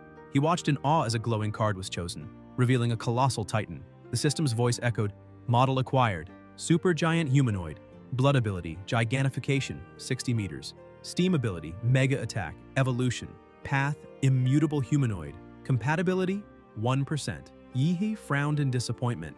He hadn't expected to receive a super giant humanoid, but then an idea sparked in his mind. If he could possess more than one model, what if he combined the super giant humanoid with the Demora model?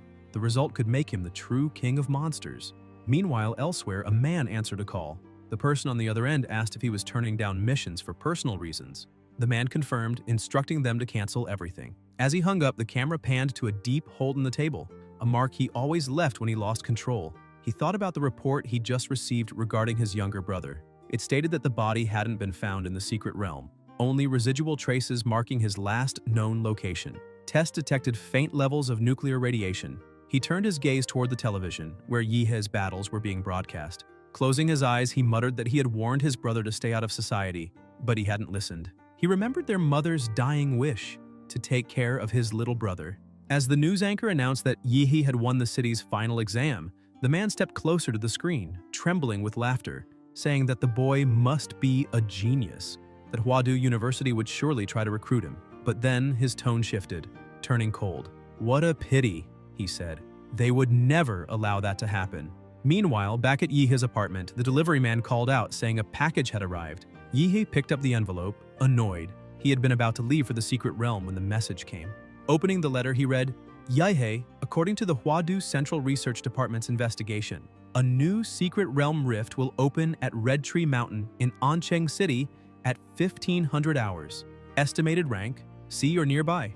Would you like to investigate it with me? Signed, Joe."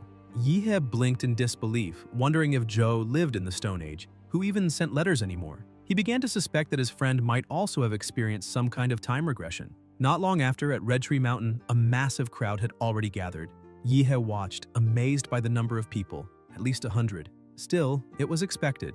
A new secret realm rift always drew attention. Suddenly, Joe appeared, smiling warmly, and Yihe returned the greeting with a grin of his own. Joe looked at the protagonist and commented that he seemed even stronger than before. Yihe laughed a little embarrassed, thinking that he hadn't expected Joe to notice. After all, he had spent the prize money from the entrance exam on specialized supplements to increase his compatibility with the supergiant humanoid model to 35%. Lower-level monster models also had certain advantages and could yield faster results. Trying to change the subject, Yihe asked which university his friend planned to attend. Joe replied that he was considering enrolling at Hwadu University. Yihe was surprised and said that it seemed they'd be classmates once again. However, he soon noticed something odd in Joe's expression. At that moment, shouts echoed across the clearing. The rift was opening. As the tear in space began to widen, a monstrous creature crawled out from within. The warriors nearby tensed, and one shouted that the passage had finally been opened, ordering everyone to attack and defeat the beast so they could enter the secret realm rift. The fighters rushed forward, weapons blazing, and Yihe quickly realized how dangerous it was to stay exposed outside. He warned Joe that it was too risky. They needed to move. After slaying the beast that guarded the entrance, the group managed to pass through the portal and entered the secret realm of Red Tree Mountain. Inside, Yihe and Joe followed the band of warriors until the protagonist caught a metallic scent in the air. Blood. Suddenly, someone shouted that a whole army of beasts was waiting for them. Chaos erupted as an intense battle broke out. Warriors charged forward, cutting down monsters left and right. Joe joined the fight, activating his bloodline ability and freezing several creatures around him before shattering them to pieces. But then, one beast lunged at him from behind. Before he could react, an atomic explosion struck it, obliterating it instantly. Yihe warned him to watch his back, and Joe thanked him for saving his life. The protagonist sighed and muttered that fighting such weak monsters was hardly worth the effort. Joe turned around, only to see that Yihe had already wiped out every creature nearby. Stunned, he asked if the protagonist had really taken down all those beasts alone. Looking around at the dissolving carcasses, Joe realized Yihe had unleashed a wide-range nuclear radiation attack, a devastating technique that destroyed internal cells from within. Yihe continued eradicating the monsters like they were mere insects. The other warriors stared in disbelief, wondering how the battle had ended so quickly, and asking if there was a high-ranking fighter among them. One of them said no, it wasn't that, it was that the top student of the city's entrance exam was there. Another, confused, said he thought the winner was a martial artist, not someone who could wipe out so many enemies at once. The first snapped irritably, asking if he hadn't seen the broadcast. The man admitted he hadn't. He didn't waste time watching students fight. The other exploded, shouting that the protagonist could probably take on 10 of him at once. Witnessing that power, the group quickly decided to cooperate. Several warriors surrounded Yihe, and the leader commanded everyone to lure monsters toward him. Not long after, shouts rose from the front lines, a signal flare marking that the beast leader had been defeated. The crowd erupted in celebration as the remaining creatures began to retreat. Joe, exhausted, sighed that at least they had survived the first wave. Even so, out of 1,000 initial fighters, only 800 remained, many injured. Then Yihe appeared, carrying an absurd pile of monster cores, asking Joe if there was any way to store them all. Joe, shocked, asked how he'd gathered so many so quickly, but gave up trying to understand. He showed a small ring, explaining that it could store items in a subspace. Yihe's eyes widened in admiration. It was a hyperspatial ring, worth a fortune. He never imagined Joe owned something so rare. At that moment, other warriors shouted excitedly that leader Wu Sen and his team had returned. The crowd cheered, relieved, as the reinforcements arrived. They were the ones assigned to handle higher-level monsters before the rest were overwhelmed. Wu Sen strode through the crowd straight toward Yihe. When he got close, he confirmed that this was indeed the city's top entrance exam student. Introducing himself, he said his name was Wu Sen, leader of Ancheng's Silver Wolf Martial Group. Extending his hand, he explained that he had heard of Yihe's extraordinary performance during the exams and wished to invite him to join the group. If Yihe accepted, he would gain educational privileges and major opportunities for advancement. Wu Sen was even willing to offer an S-rank contract. Gasps rippled through the surrounding warriors. Wu Sen rarely recruited anyone personally, and an S-rank contract was almost unheard of. They murmured among themselves that without a martial group's backing, advancing in the profession was nearly impossible, and the Silver Wolf Group was the most prestigious in the entire Xia Kingdom. Even Huadu University students seldom received S-rank offers. Then, a woman arrived riding a massive tiger, her expression amused. She said now she understood why Wu Sen had rushed over. He was trying to grab the gold first. Looking directly at Yihe, she extended an invitation of her own, Mintitsus, to join the Chengda Martial Group. Though smaller than the Silver Wolves, she offered him 15% of the group's monthly resource share, an unheard-of amount. The crowd buzzed in shock. Never before had two group leaders offered such generous terms to a single student. Yihe thanked them politely but declined, saying he wasn't interested in joining any group for the moment. Wu Sen laughed and shook his hand, saying he had expected that answer. Recruiting the top exam student was never going to be easy. He added that it was fine, they could stay friends, and if Yihe ever changed his mind, he'd be welcome anytime. The woman agreed, saying the doors of Chengda would also remain open should he ever reconsider. Yihe replied that he wasn't thinking about it now, but that they could all remain on friendly terms. Joe, watching all this, whispered if the protagonist had just used the same hand he'd shaken theirs with to pick his ear. Yihe answered that no one needed to know. Joe sighed and quickly changed the topic, saying the first wave was over and they had held up well. He suggested that now they should start exploring. The forest was huge and it might be better to reach a higher point to assess the area and form a plan. They took flight, Joe astonished at Yihe's speed. When they reached the mountain peak, they surveyed the vast landscape below. Joe's eyes widened. "What are those?" he asked. Ahead, colossal beasts towered into the sky, each over 100 meters tall. He said he never imagined he'd see creatures that size so close. Yihe, as always, was thrilled, saying he had expected something like this. Though they were still newcomers, in a few years they would be able to face monsters of that scale and explore lands like this without worry. Joe shuddered at his words. Just imagining fighting something like that made his spine go cold.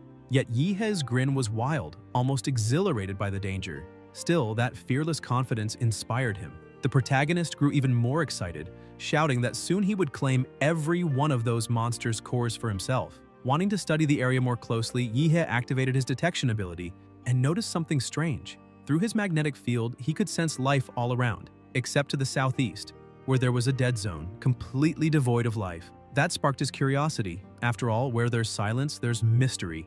And the bigger the wave, the bigger the prey. Excited, he pointed forward, saying there was a lake in that direction and proposed they investigate. When they arrived, Yihe's eyes lit up even more. There stood Yuli, smiling and greeting him warmly, saying she was finally meeting the top student of the entrance exam and admitting she hadn't expected him to be so strong in person. Joe stared wide-eyed, astonished that Yuli personally knew the boy who had taken first place. Another woman, equally surprised, urged her to introduce him right away, gushing that his fight against the beasts earlier had been incredible. The protagonist stepped closer, asking how long they had been there. Yuli smiled and said they had just arrived. Two of her teammates had gone underwater to explore. Suddenly, a man burst out of the lake, shouting with excitement that they were going to be rich. Yuli hurried to ask what he meant, and the man, still grinning, explained that there was a relic at the bottom of the lake. If they could retrieve it, they'd all become wealthy. Her eyes sparkled as she asked if he was serious.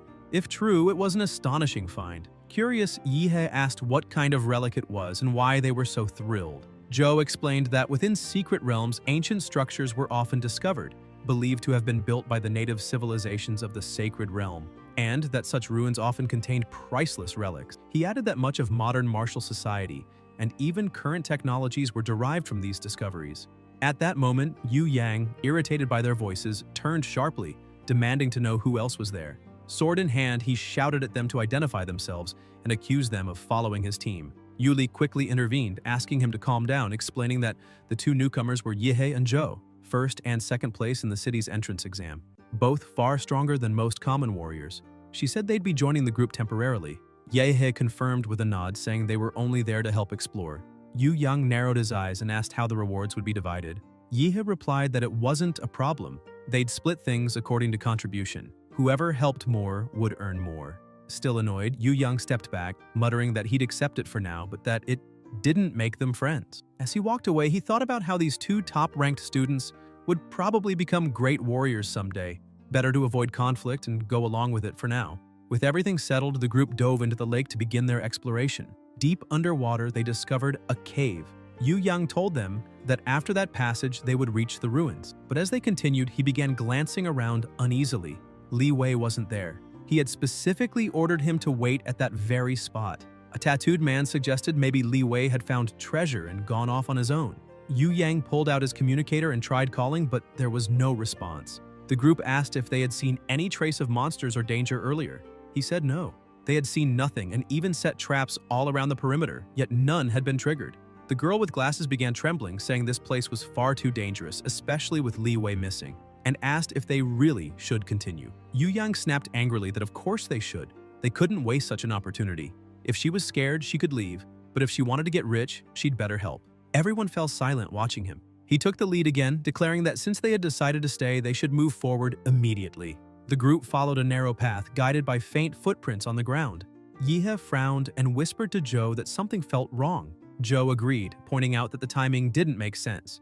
Yuli had said they'd arrived only 10 minutes earlier, yet Yu Yang and Li Wei had somehow found a cave, explored it completely, and located ruins. It sounded like someone cheating with a game map. Concerned, Zhou suggested they turn back, but it was already too late.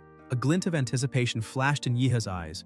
He was hungry for a fight, and he told Zhou to relax, that he had a plan. After a few more minutes of walking, they reached a wide chamber. Thick roots hung down from the ceiling, their surfaces crawling with a faint luminescence.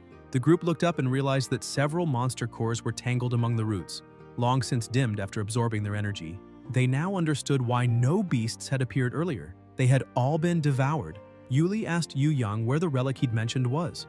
The girl with glasses began shaking uncontrollably, her voice trembling as she pointed upward, saying that was Li Wei. His body hung lifeless, completely consumed by the parasitic roots.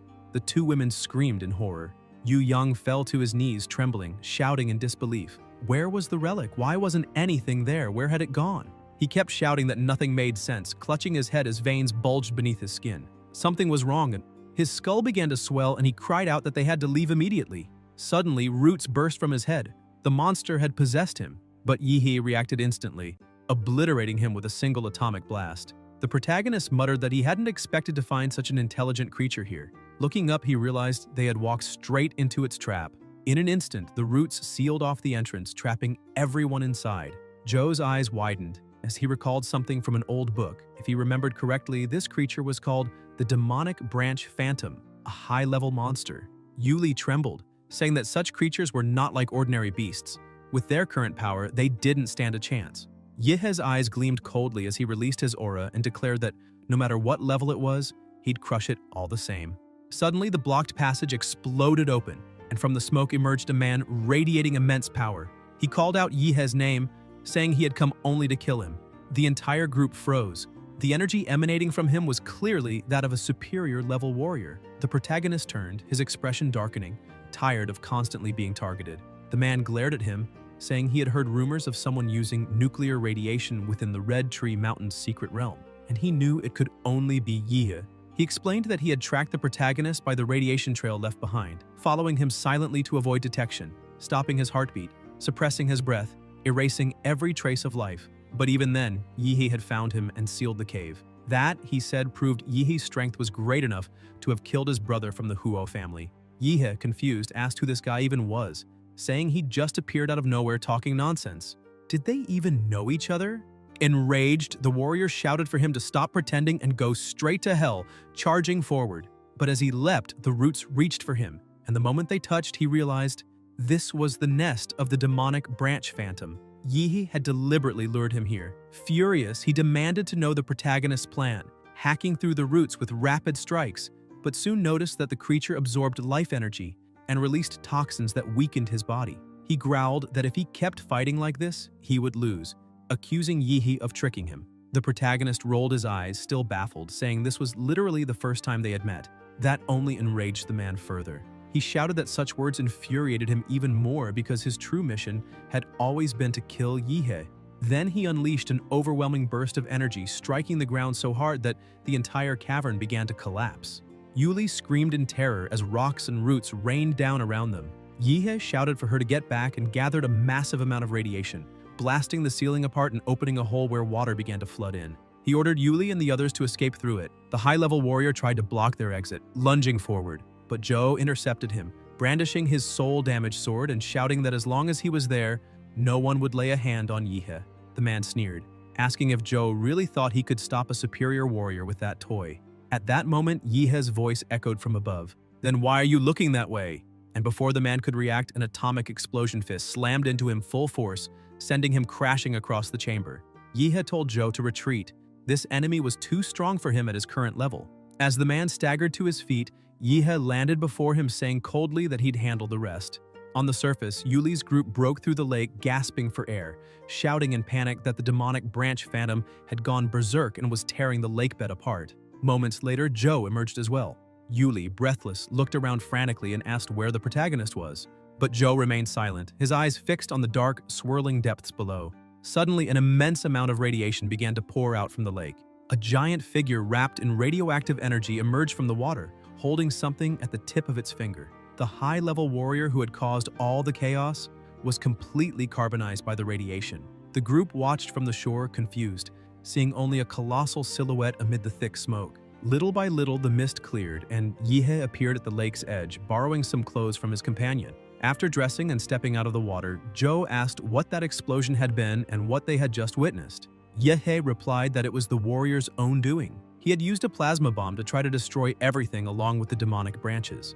Joe grew uneasy, saying that a plasma bomb wasn't something easily obtained since it was military equipment. He wondered who that man could be to have something like that, as the explosion had seemed even more powerful than an ordinary bomb.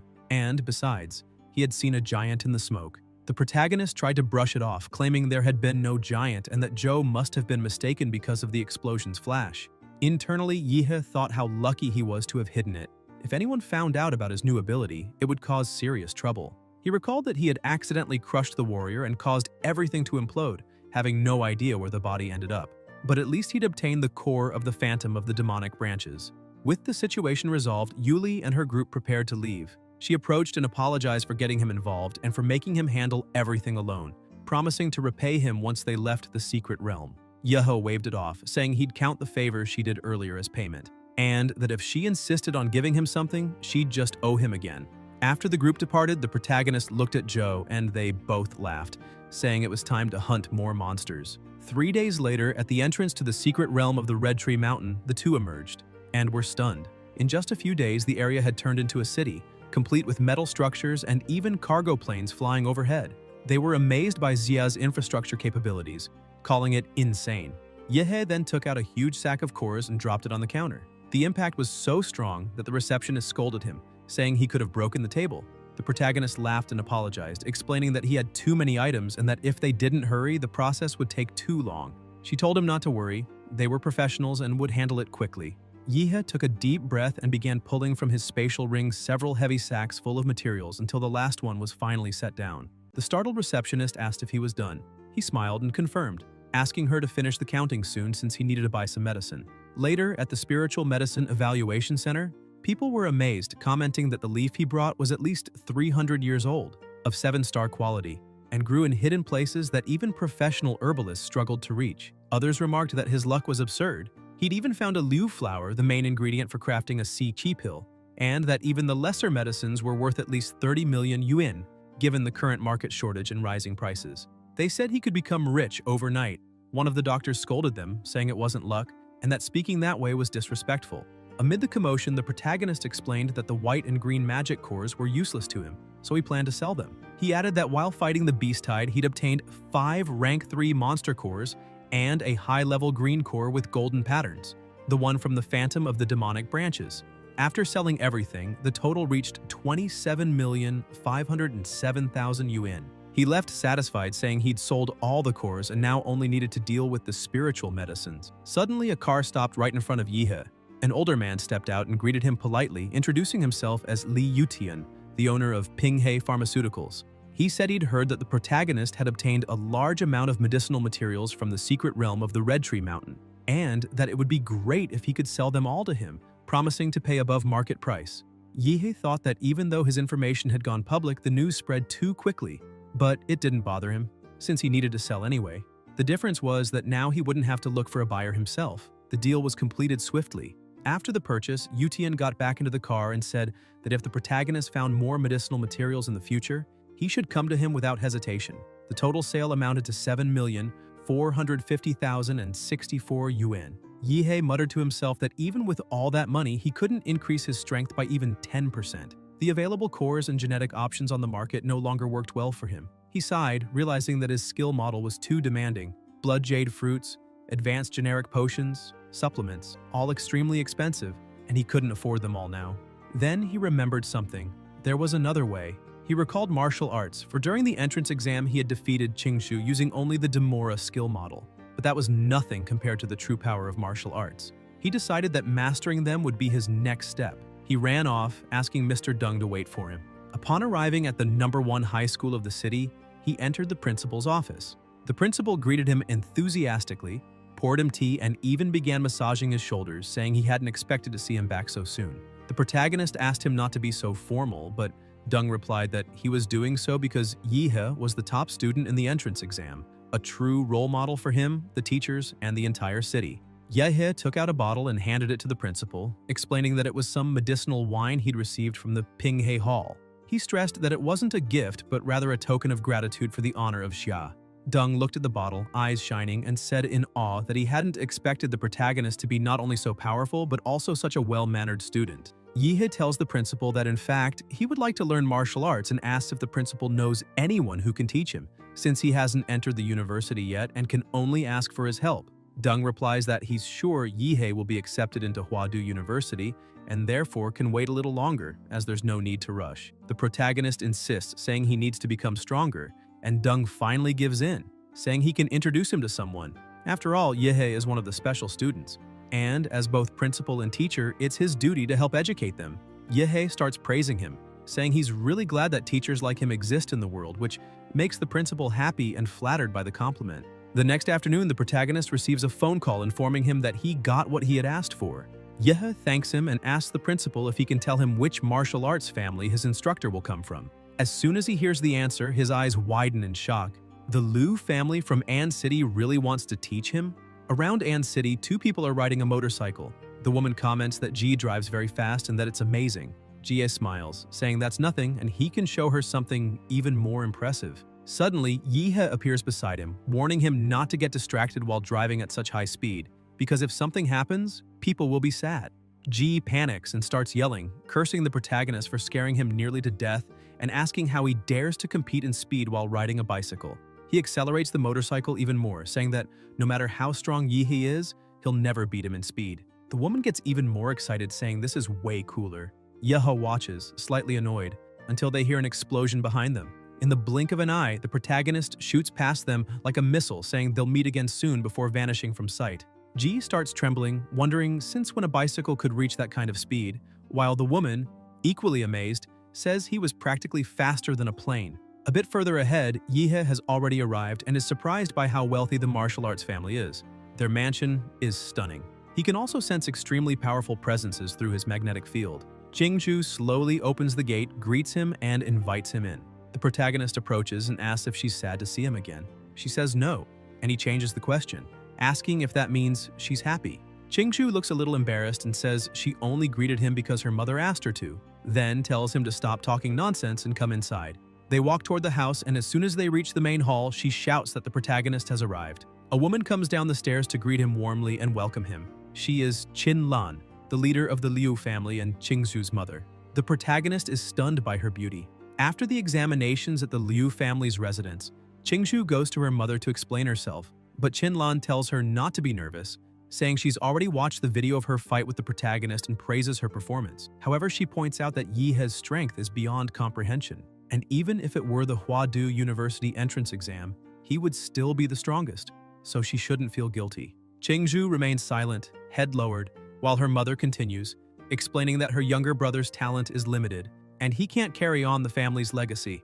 That's why the future of their generation lies in Qingzhu's hands. She's the only one capable of taking on that responsibility. Qin Lan holds her daughter's face, telling her she's a beautiful girl. She then explains that, unfortunately, since Qingzhu's father died very early, their family currently has no martial master, which forced them to retreat to An City. She emphasizes that if a powerful family wants to marry Qingzhu, the girl will have no right to refuse, meaning it would also mark the end of the Liu family's independence, as they'd become supporters of a stronger clan. Qin Lan makes it clear that because of this, she hopes her daughter will marry the protagonist. Qingzhu is shocked and embarrassed by her mother's words. Not knowing what to say, Qin Lan continues saying that Yihe is a very good person, with exceptional talent and a clearly bright future, and as far as she can tell, someone very ambitious. Qingzhu tries to speak but is left speechless, and her mother reassures her that she doesn't have to answer now. For the moment, the only thing she needs to do is get along well with Yihe. Back in the present, the matriarch of the family welcomes the protagonist, who bows respectfully and presents her with a small gift. Qin Lan gets straight to the point, saying she heard from the principal that he wants to learn martial arts. Yihe confirms, and she informs him that Qingzhu will be his guide for the time being. The protagonist looks surprised and suspicious, wondering why the matriarch agreed so easily. Qin Lan takes the gift, walks past him, and explains that her daughter will take him to the martial arts pavilion. Since nothing can be taken out from there, he'll be able to stay inside all day. She emphasizes that there are 3 supreme martial arts techniques at the back of the pavilion, and whether he manages to learn them or not will depend entirely on him. Yihe shows respect and thanks the Liu family for everything they're offering. The matriarch is impressed, thinking he's expressing gratitude to the entire family rather than just to her personally. To her, that feels like a promise of commitment, which is a very good sign. Because of that, she hopes to see him again in the future. The atmosphere between the three turns a little awkward as Qin Lan keeps observing the protagonist, finding him an intelligent young man. The more she looks at him, the more she likes him. Meanwhile, Yihe notices her gaze and feels puzzled, wondering why she's looking at him in such a strange way. Qingzhu just watches, confused as to why the two are staring at each other for so long. Sometime later, while walking down a hallway toward the pavilion, Yihe notices something odd and asks Qingzhu why she's avoiding him. The girl starts trembling and nervously denies it, saying she's not doing anything. He approaches from behind and, looking closely at her, asks if she's really telling the truth. Embarrassed, Qingzhu yells, asking why he's coming so close. Yihe steps back a bit and laughs. After a short walk, they reach the end of the corridor, where Qingzhu explains that the wall ahead is made of huali stone, a special material from the secret realm that can dissolve almost any attack without breaking. Yihe studies it for a moment and asks if he can punch the wall. Confused, Qingzhu tells him he can try, but quickly starts thinking his brain must work in a really strange way. Who in their right mind would punch a wall just to test it? He gathers energy in his hand, and when she realizes it, she turns her face away, saying he's using the same shining punch technique from last time, which brings back some unpleasant memories. Yihe then strikes the wall with full force, but nothing happens. He looks at his hand, confused, and says it felt very strange, as if he had punched into a sea of mud, while 90% of his strength was absorbed. Qingzhu starts laughing and tells him to stop fooling around, saying she wants to show him the martial arts already, thinking to herself that even the prodigy of the city loses sometimes. The two continue to the storage area and she opens the door, revealing everything inside. Qingzhu explains that all martial arts are divided into categories like body movements, defense, training, and sword techniques, among others, and that if he wants to learn any of them, he just needs to use his identification card.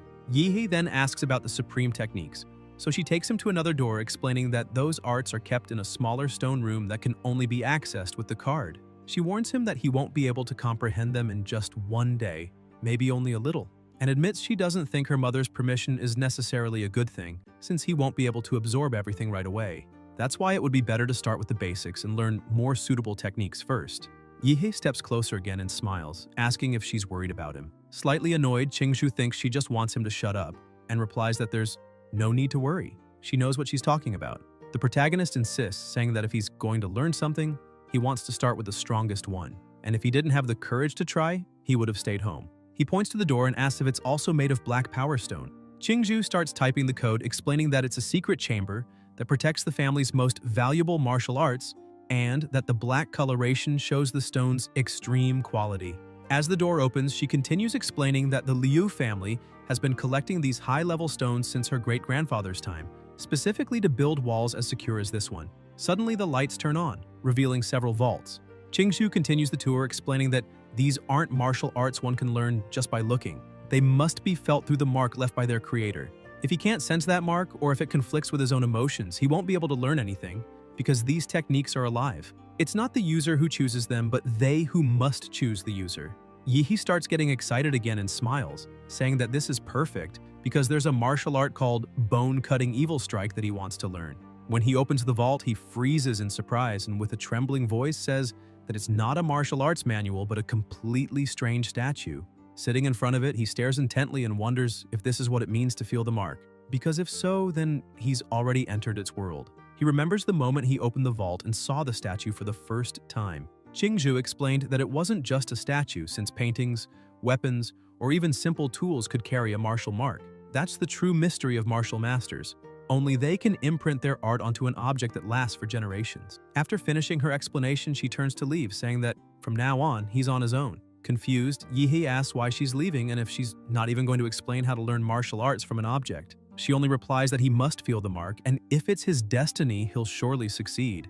Not understanding anything, he lies down in front of the vault, wondering if everything really depends on fate. In the observation room, Qingzhu watches with irritation, muttering that she already knew he would do something exactly like that. The protagonist, meanwhile, reflects that this so-called martial mark must be some kind of spiritual world, but since he doesn't yet possess any martial chi, he has no idea how to activate it. At that moment, his nuclear reaction begins to manifest, meaning that at least a small trace of energy is present. The system appears, informing him that the user's consciousness has been detected and transported into a new space to prevent death, and that his spiritual body has been blessed. Yihei cheers, saying that at least the system works there too. Suddenly, a man appears behind him, laughing, and says that only a true man can learn his martial arts. Otherwise, he'd rather let everything rot into oblivion. With a threatening gaze, the man demands that Yihei prove he's a worthy man deserving of that power. Yihei is startled, realizing that the man looks exactly like the statue. The mysterious figure begins to speak of a storm that is approaching, and says that when it arrives, countless spirits will pay for the night, and it will be up to the protagonist to protect the temple. He emphasizes that Yihei must not allow the bodhisattva to be corrupted by evil spirits, and if he succeeds, he will receive the teaching of a powerful ability. But if he fails, he'll lose his sanity, be devoured by the spirits, and never again be able to learn any martial art. He warns that if Yihei feels afraid, there's still time to retreat. Yihei remains still, observing his surroundings until drops of water begin to fall on his face. He asks if it's raining, and at that instant he realizes the trial has already begun. Drawing his sword, countless evil spirits appear before him. With an empty, unwavering gaze, he faces them without hesitation, cutting them down one after another. He shouts that it was obvious this challenge wouldn't let him fight barehanded and insists there must be something deeper hidden in this place, something craving battle. Driven by adrenaline, he leaves the temple and charges into the sea of spirits, fighting like a true demon. The statue's guardian watches from his seat, saying that those spirits were summoned by his master and that by leaving the temple, the only protected place, the protagonist has essentially signed his own death warrant. He sighs, remarking that another fool has come for the challenge since, with each generation, people only seem to get worse, and every time he has to rise to collect their corpses. However, when one of the spirits tries to attack Yihei from behind, nothing happens. Shocked, the guardian stares closely, wondering in disbelief why the evil spirits can't even touch the young man. Yihei looks at his own hand and comments that since this is a spiritual world, perhaps the system can protect him from that type of attack as well. Overcome by an uncontrollable thirst for battle, he starts laughing loudly, shouting that it feels like he has an invincible body in there, and keeps advancing, annihilating everything in his path. The guardian remains stunned, unable to comprehend what's happening before his eyes, since the boy isn't being affected by the effects of the martial mark, something that should be impossible. Yehe hears him and replies that actually there's no special reason for it. He's just someone who works hard and studies a lot. As the spirits continue to approach, the statue's guardian admits it's a good excuse, but adds that since it's clear the protagonist can handle all those spirits with extreme ease, he'll keep his promise and grant him a skill. Though whether Yehe can accept it or not will depend entirely on him. Suddenly, a loud crash echoes. As a pit opens beneath the now shattered statue, Yehe steps closer and the statue's voice explains that within that pit lies all the evil energy it cultivated during its lifetime, the technique known as flesh and bone evil art, and that the young man can, before it can even finish speaking, Yehe jumps straight into the pit. The spirit gets irritated but soon laughs, saying it's fine. After all, this is the first time someone with such a bold personality has appeared.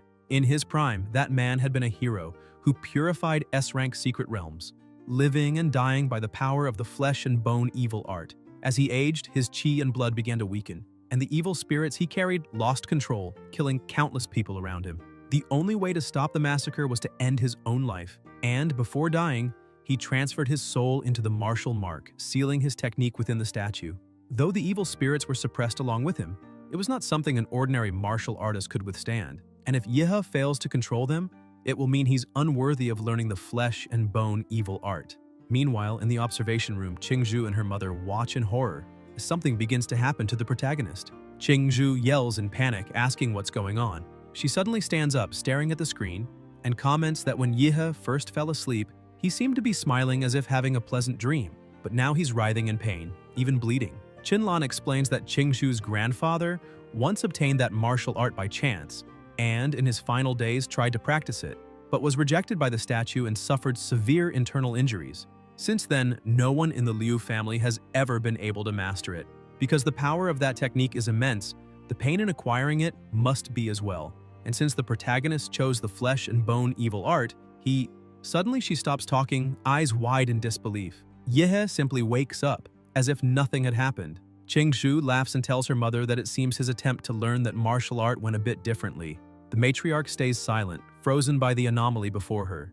Inside the spiritual world, Yehe bows respectfully to the statue in gratitude for the teaching, calmly absorbing the evil spirits around him. The statue remarks that the protagonist is the most talented person he has ever encountered in his entire life, and that perhaps Yehe will uncover the truth about the secret realms, a mission the Liu family has never been able to accomplish. Because of that, he decides to entrust everything to Yehe. The young man laughs, saying he's not that talented, since he basically cheated during the trial.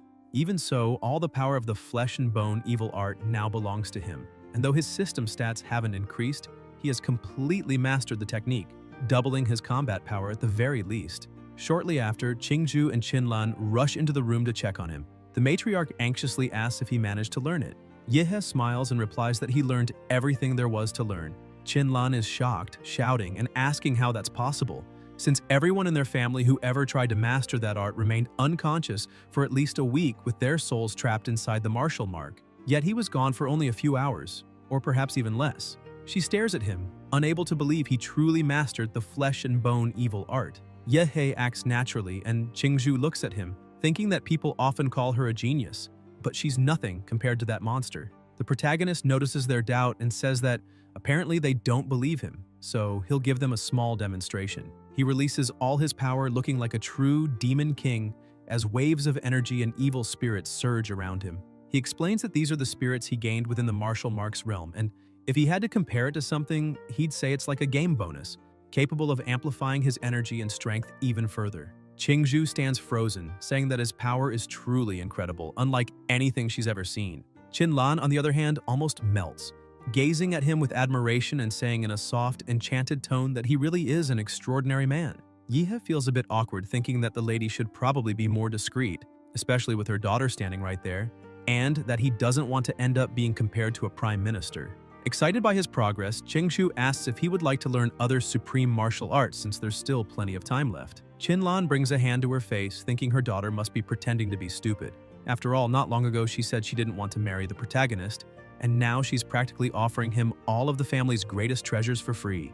Although the matriarch is already betting everything on Yehe and even considering accepting him as a son-in-law, she knows they can't just hand everything over to him at once. The protagonist, however, politely declines, saying there's no need, as the flesh and bone evil art is more than enough for now. He adds that he needs to rest since he has things to take care of at home and is exhausted.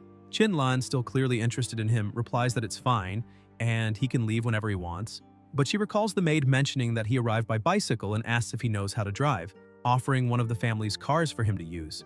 Yihe thinks for a moment and says that a motorcycle like that idiot's seems way cooler, then asks if they have one to lend him. The matriarch laughs, confirming that they do, and asks if he really prefers a motorcycle, noting that his tastes are surprisingly similar to her younger son's, before offering him one from the boys' collection. Meanwhile, outside, Jie is walking across the property, commenting that he heard his mother brought in some incredibly strong guy to train there, and that he's eager to meet him personally. He says his sister is talented and beautiful, a rare twin born only once every few hundred years, and that she shouldn't get involved with just anyone.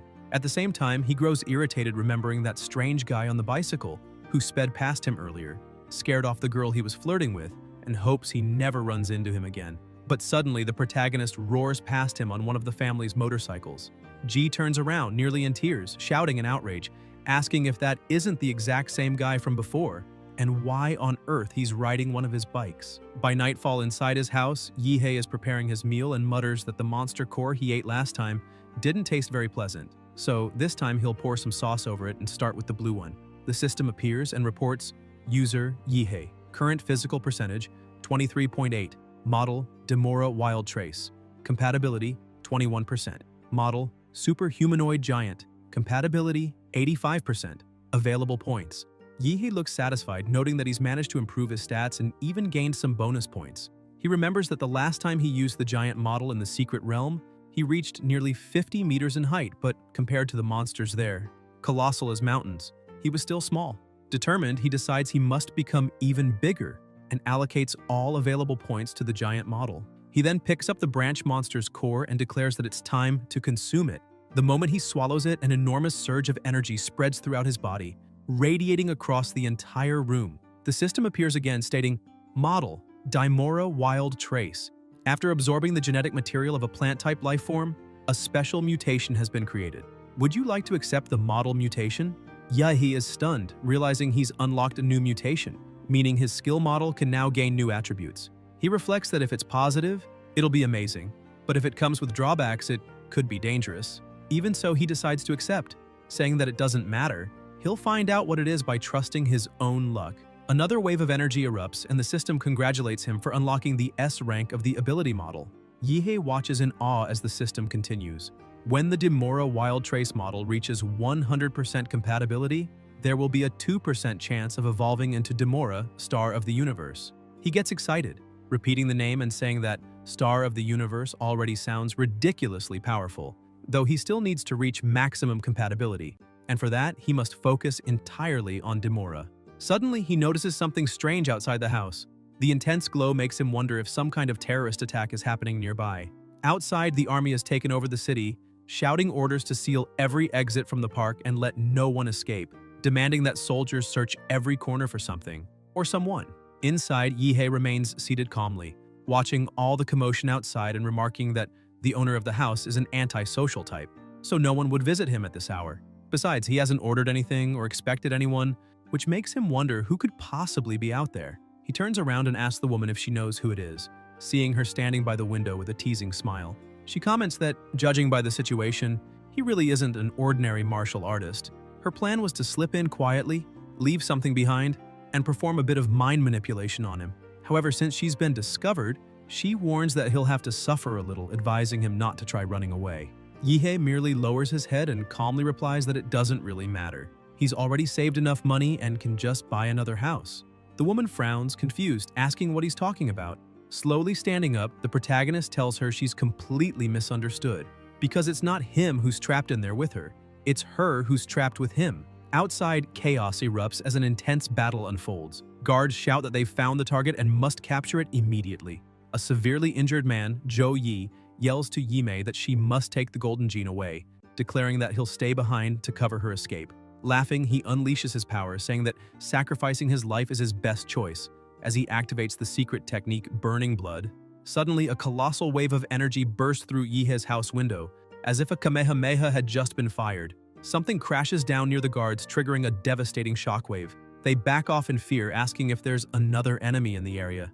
Zhou Yi, burned all over, looks at Yi Mei and asks why her white battlesuit now looks charred. He reminds her that he's risking his life to help, and demands to know why she's just lying there. Yi Mei replies that she managed to plant the item in the right place and that they must retreat immediately. She throws a smoke bomb and the two vanish into the sewers. Sometime later, in an abandoned and remote place, they regroup. Yi Mei looks around and sighs in relief, saying they finally managed to shake off the guards. Zhou Yi, impressed, comments that her nanotech armor's performance is remarkable since it repaired itself so quickly.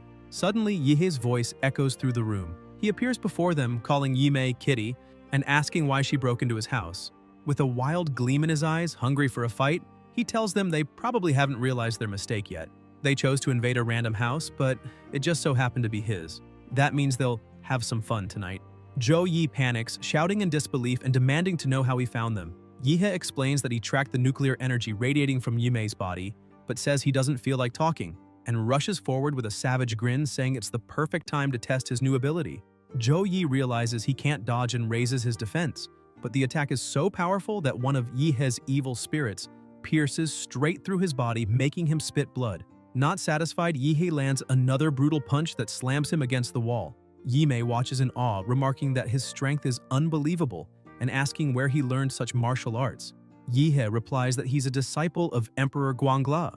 Yi Mei frowns, confused, never having heard that name before, thinking she'd never imagined someone this strong living in such a small city. Zhou Yi, enraged, shouts at Yihei not to get cocky and unleashes his full power, revealing that he's also a rank 6 martial artist, not someone a mere disciple could defeat. Charging forward, he prepares to fight while the protagonist, consumed by the thrill of battle, grins even wider, saying that now things are getting interesting. Yi Mei silently moves in from behind, confident that Yihei has no idea her nanotech armor has an almost perfect stealth mode. Certain that he's distracted fighting Zhou Yi, she prepares for a sneak attack, but before she can even move closer, Yihei raises a single finger without looking back, and a devastating wave of energy explodes outward, striking her directly and hurling her against the wall. In a cold tone, he simply tells her not to get in the way. Furious, Zhou Yi curses his partner, calling her useless for failing even a surprise attack, and declares that he'll have to finish this himself. He charges with everything he has,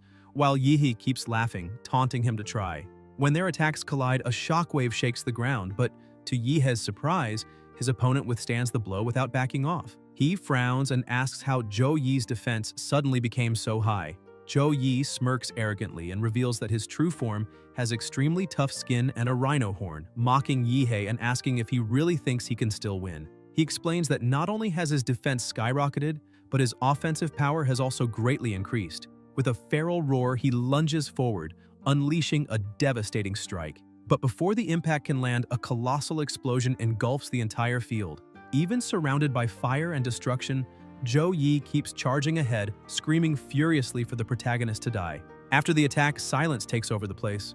Zhou Yi watches the cloud of dust ahead and says that no matter how confident the protagonist is, he still can't defeat him. However, when the dust begins to settle, Zhou Yi realizes that his opponent has vanished. He turns around startled and sees a humanoid giant standing beside him. Terror fills him as he wonders whether that thing is a demonic beast or if the protagonist has transformed. Before he can figure it out, Yihei launches his attack.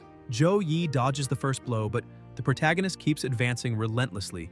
At that moment, his giant anthropomorphic form has an average physical attribute between 238 and 294. Yi Mei watches as her companion takes the hits and, terrified, admits she was an idiot for messing with that man, realizing that if things continue like this, Zhou Yi will be beaten to death. Unable to flee, she decides to fight. She quickly climbs one of the buildings and with a leap throws a wire that wraps around the giant's head, shouting that it's a molecular line made with her nanotech equipment, strong enough to cut through stone itself. Even transformed into a giant, he would still have the same human weaknesses.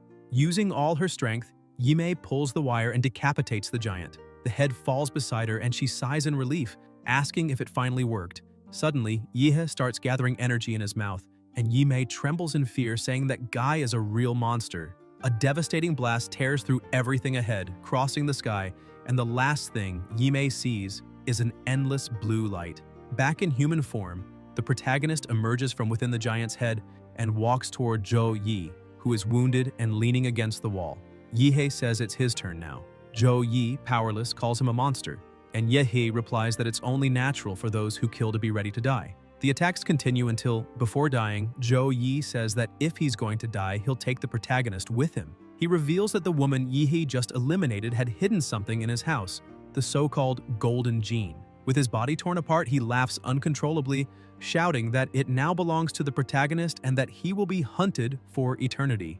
Zhou Yi provokes him further, saying he'll be waiting in hell before being finished off by Yihei, who declares he runs from nothing and no one and tells him to shut up. Looking around, the protagonist notices the destruction and remarks that the police are probably already on their way and that he needs to clean up the mess. Seeing the massive hole he blew through the building, he admits he went overboard. Later that night, back in his apartment, Yehei sends a message to Qinlan asking how things are with the police. She replies that for now, everything's fine, but the atmosphere is tense, and he should keep quiet until classes start at Huadu. Yehei tells her not to worry, reminding her that he knows how to take care of himself. He tosses his phone onto the bed and mutters to himself that it was good he talked to Qinlan before the police arrived, because with the nuclear energy he left at the scene, they wouldn't have let the case slide easily.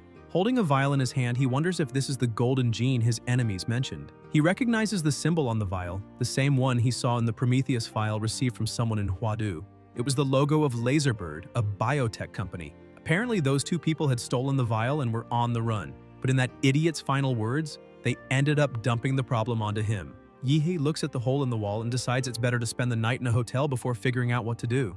The next day, in the Rank B secret realm in the inner region of Swan Lake, a group of adventurers had just finished clearing out some monsters. A woman with a braid asks her companion how the loot was, and he replies that it wasn't bad. He made some profit. Suddenly, a thunderous noise echoes through the area, and the woman, startled, calls for the captain, saying something's wrong. When everyone turns around, they're horrified by what they see. A massive horde of monsters has begun to gather, and among them emerges a colossal creature advancing toward the group. The sky grows dark, the air heavy, and the pressure around them changes drastically. A rank 5 supreme beast, known as the sinful-eyed bloodwolf, has appeared. The adventurers panic and start running, shouting that they must warn the military immediately because a supreme beast leading an entire horde is something capable of wiping out a city. They decide it's urgent to contact the martial masters, but as they flee, they can't understand the reason for this attack. Supreme beasts rarely leave their territories. So why were they invading a low-level zone? One of the monsters that had just risen glares at the group and lets out a deafening roar. Several stones begin to float and shoot violently toward them. The adventurers run as fast as they can while one of them tries to reach someone on the radio, shouting that there's an emergency at Swan Lake. A supreme beast has appeared, and the horde is spreading rapidly, requiring immediate reinforcements. Before he can finish the message, a stone strikes him square in the chest. On the other end, the operator confirms the appearance of the supreme beast and calls for an immediate response, but only silence follows. Amid the chaos, the sinful-eyed bloodwolf rises, letting out a grotesque laugh, and commands all the monsters to advance. A portal opens before them, revealing the city on the other side. The sky darkens above the buildings and the general alarm sounds. A massive horde of monsters is approaching from the Swan Lake secret realm toward the city. Time until impact, 20 minutes. Military forces are dispatched to the area and all nearby martial artists are summoned to the front lines, along with anyone capable of fighting. Panic spreads among the population. People rush desperately toward the subways while officers struggle to control the crowd, urging calm and announcing that special trains have been reserved exclusively for children and students. The future of the city, which must survive if Anne is to fall. In the mayor's office, the man, overwhelmed by despair, asks his assistant if reinforcements have been requested and whether more troops are on their way. She replies that the problem isn't limited to their city. The horde is large enough to cause mass destruction, and even neighboring cities without proper defenses are scrambling to prepare. Mayor Qing asks about Huadu and whether they can send a martial master, but the woman reminds him that Guanshan, the neighboring city, is facing an outbreak of creatures from an S-rank realm, and several elite members have already been dispatched there. Qing realizes there's no time to waste. The battle for Anne has already begun and they will have to fight alone. Meanwhile, at the Chu Dojo, Yihei and Zhou are training together. The protagonist lands a powerful punch on his friend, sending him flying backward. Smiling, he remarks that Zhou has improved since he was able to withstand that blow. Sweating, Zhou asks since when Yihei started using the black turtle style. He replies that it's been about a month, but he's still perfecting it, then teases his friend, saying maybe Zhou's the one who got weaker. Zhou fires back, insisting he hasn't weakened. It's Yihei, who's gotten absurdly stronger. Suddenly, a loud boom echoes outside. Joe, confused, asks what's going on. His phone starts vibrating and an evacuation alert appears on the screen. We are prioritizing the boarding of An City students. Proceed immediately to the airport for flights B521 and D753 or to the station for train A423. Evacuate immediately. Yihei looks at the message and asks if his friend really plans to leave. Joe smirks and says that with all that talent, the protagonist could easily run far from here. But then, taken over again by his fighting spirit, he begins to grin wildly, eyes gleaming like a madman, and taunts Yihei, saying he's talking too much, asking since when he's had such a sharp tongue, and adds excitedly that since they're staying, they might as well have a little fun before it all begins. At the Liu family mansion, Qingzhu approaches her mother and says she wants to join the defense line to help the people.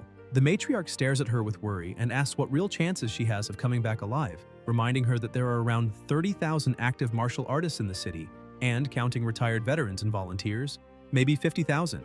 Yet, against a horde of that scale, it's like being on a boat about to be swallowed by a tsunami. She says that An City simply isn't equipped to handle something like this, as a supreme beast exists on another level of power. Only martial masters could stand a chance against it.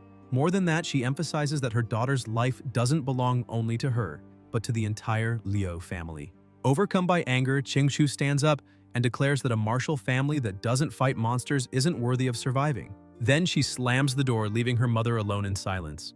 With no alternative, the matriarch calls Aunt Hang and orders her to prepare everything for leaving the city. Hang asks what they should do about the boy named Yihei. After a brief silence, the matriarch replies simply to send him a message and let him decide for himself. Meanwhile, in the secret realm of Swan Lake, an entire army gathers, ready for battle. Among the warriors, a few veterans exchange heartfelt words. A gray-haired man mentions that he's already 60 and shouldn't even be there. But another laughs, saying that after 20 years, he finally gets to fight alongside his old comrade again. A frontline soldier approaches and jokes, reminding him it's been 20 years since his friend lost his leg in that battle. He asks old Zhang if when all this is over, he plans to live with his son and retire in a fancy neighborhood. But Zhang laughs and replies that he won't. He'll stay right there, sitting in the square and playing chess, because he was born in that city and that's where he'll die. The young generation and the old veterans march side by side, showing the strength and pride of An City. At the entrance to the secret realm, the army is already in position. The commander shouts that they are the city's last line of defense and cannot allow a single monster to pass through the portal. Mayor Qing, present at the site, announces that about 60% of the military forces and all available martial artists have already entered the secret realm. He explains that the Vanguard's mission is to gather information about the beasts, their strength, numbers, and rankings, and that they must return alive to report everything. Suddenly, a man staggers into view, covered in blood, crawling until he collapses on the ground. The mayor rushes to him and calls for immediate medical aid. With what little strength he has left, the warrior raises his hand and hands over a blood-stained flash drive, saying it contains all the battle data from the Vanguard unit. Desperate, Qing asks where the others are. With a trembling voice, the man replies that they're all dead. Tears welling up in his eyes, he says the beasts crushed the entire battalion, leaving not even pieces of his fallen comrades behind. He mentions the black-eyed ape, saying that if it hadn't been for him, at least 100 men might have survived. Before anyone can react, a massive boulder shoots through the portal and crashes into one of the nearby buildings, debris falling onto the mines scattered on the ground. The mayor realizes the danger and shouts that the enemies are trying to trigger the mines. A chain of explosions shakes the battlefield. The commanders confirm it's a direct attack from the secret realm and order all available firepower to be launched at the portal. The weapons roar, filling the air with smoke and flashes. However, the mayor notices something strange. The monsters aren't coming out. That can only mean they're trying to weaken the human forces from a distance using coordinated tactics. He's shocked and asks since when those beasts started using strategies like humans. Then, more massive stones burst out of the portal. The commander shouts that they're under attack again, but this time, the number of projectiles is even greater. The stones streak across the field, smashing into the army, destroying equipment, vehicles, and barricades. One of the soldiers hears a noise behind him, turns around, and before he can react, he's torn apart by one of the monsters that finally begins to emerge from the portal, marking the start of true hell. The battle between them erupts, and the mayor yells that those boulders are like cannon fire, tearing through the rear line, so they can't let them get any closer and must destroy them before they hit their targets inside the secret realm. The ape leader begins clapping and laughing, saying this is perfect, the humans won't last long, and orders his monster soldiers to keep fighting until every human is wiped out. The clash between the two armies grows ever more intense. with the monsters gaining the upper hand and annihilating everything and everyone ahead of them. A bit farther away, on top of a building, the protagonist watches everything and wonders what will become of that city after this day. Annoyed, he mutters that just when he was counting on the city, this had to happen. And because of that, he won't let the monsters destroy everything they've fought to build. He leaps from the building and merges with his beast. Meanwhile, Jinyuan looks at Zhuan in awe, saying he never disappoints, since he's already taken down 5 monsters on his own. Xiaoling starts boasting, saying they're getting too cocky for defeating low-ranked beasts, and asks Zhuan if he's seen the city's #1, calling him a joke. Zhou approaches, and everyone is shocked to see a blue core in his hand, asking if he really took down a rank 3 monster alone. Zhou replies that he honestly didn't expect to run into them there. Apparently, they didn't evacuate either. He adds that his parents are martial artists and are fighting out there, so as their son, he can't just leave. Zhuan shouts for him to look behind, and Zhou sees a tank being hurled straight at him. The battle continues with the monsters still having the advantage. Zhuan asks who threw that tank, and Zhou draws his sword, slicing it cleanly in half with a single strike. Xiaoling looks back and says it must have been that thing, a Lord-level monster that just came out of the portal. Zhou tells them to calm down and notes that it's not a logical ranked beast. Its size and aura don't match. The creature attacks and Zhou freezes, realizing it might be an elite ranked beast. However, a blue lightning bolt suddenly strikes the massive monster, knocking it to the ground. When the monster tries to strike back, the protagonist, standing atop its head, easily blocks the attack and, with a grin, remarks that the creature has terrible breath. The beast attempts to hit him again but fails. Yihi pries open the monster's mouth and asks how many people it has devoured, saying it's filthy and that he'll clean it up properly with his nuclear blast. He then obliterates the monster completely from the inside out. Zhuan points out that the demonic beasts are fighting among themselves and that they should leave while they're distracted. Xiaoling tells him to wait, saying that person is Yihe. Zhuan doesn't believe that the little beast is actually the protagonist, but Zhou confirms it, stating that with him there, the city might still survive this attack. Excited for even greater battles, the protagonist tells Zhou he'll leave that area to him and go help the others. He flies up and from above the battlefield uses his scanning ability to locate the area with the most beasts. Once he finds it, he heads straight toward it. A demon rhinoceros charges at the soldiers, who try to shoot, but one of them shouts that the rifles are useless. They'll have to use bayonets. They all draw their swords and rush forward but are defeated almost instantly. The monsters continue advancing, slaughtering all the humans. A soldier yells to the captain that they must retreat because they can't hold out any longer, reminding him that they're just ordinary soldiers and can't fight those monsters. However, the captain refuses to abandon his post, insisting they must at least take down one beast. Even if they die, their duty is to save the civilians. Suddenly, evil spirits begin flooding the battlefield. A confused soldier asks what's happening and whether some martial artist is behind it.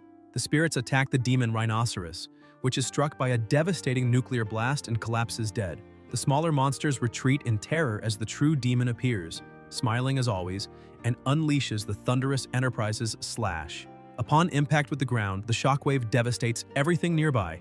On the other front lines, a man warns that more beasts are approaching, and it looks like they're all converging on a single point.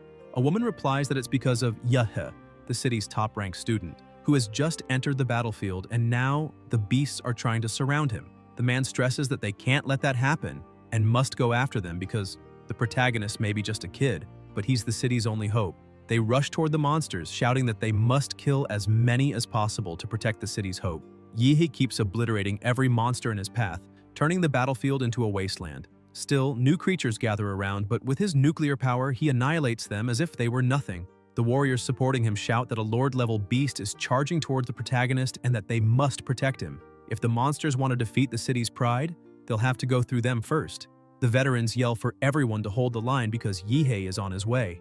An even stronger monster begins advancing toward the city but is stopped by the barrier. The mayor does everything he can to protect everyone, but realizes that the Earth Vein seal alone won't be enough to hold back those beasts.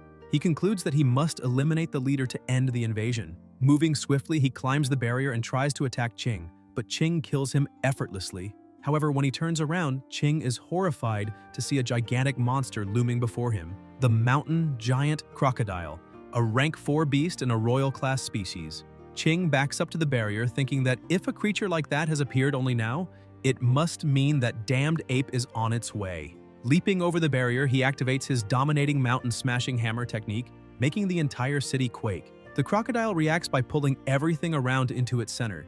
The The mayor rises from the ground, facing the creature, and asks if it really thinks he didn't know that this type of monster specializes in underground attacks, revealing that he'd been using that to his advantage.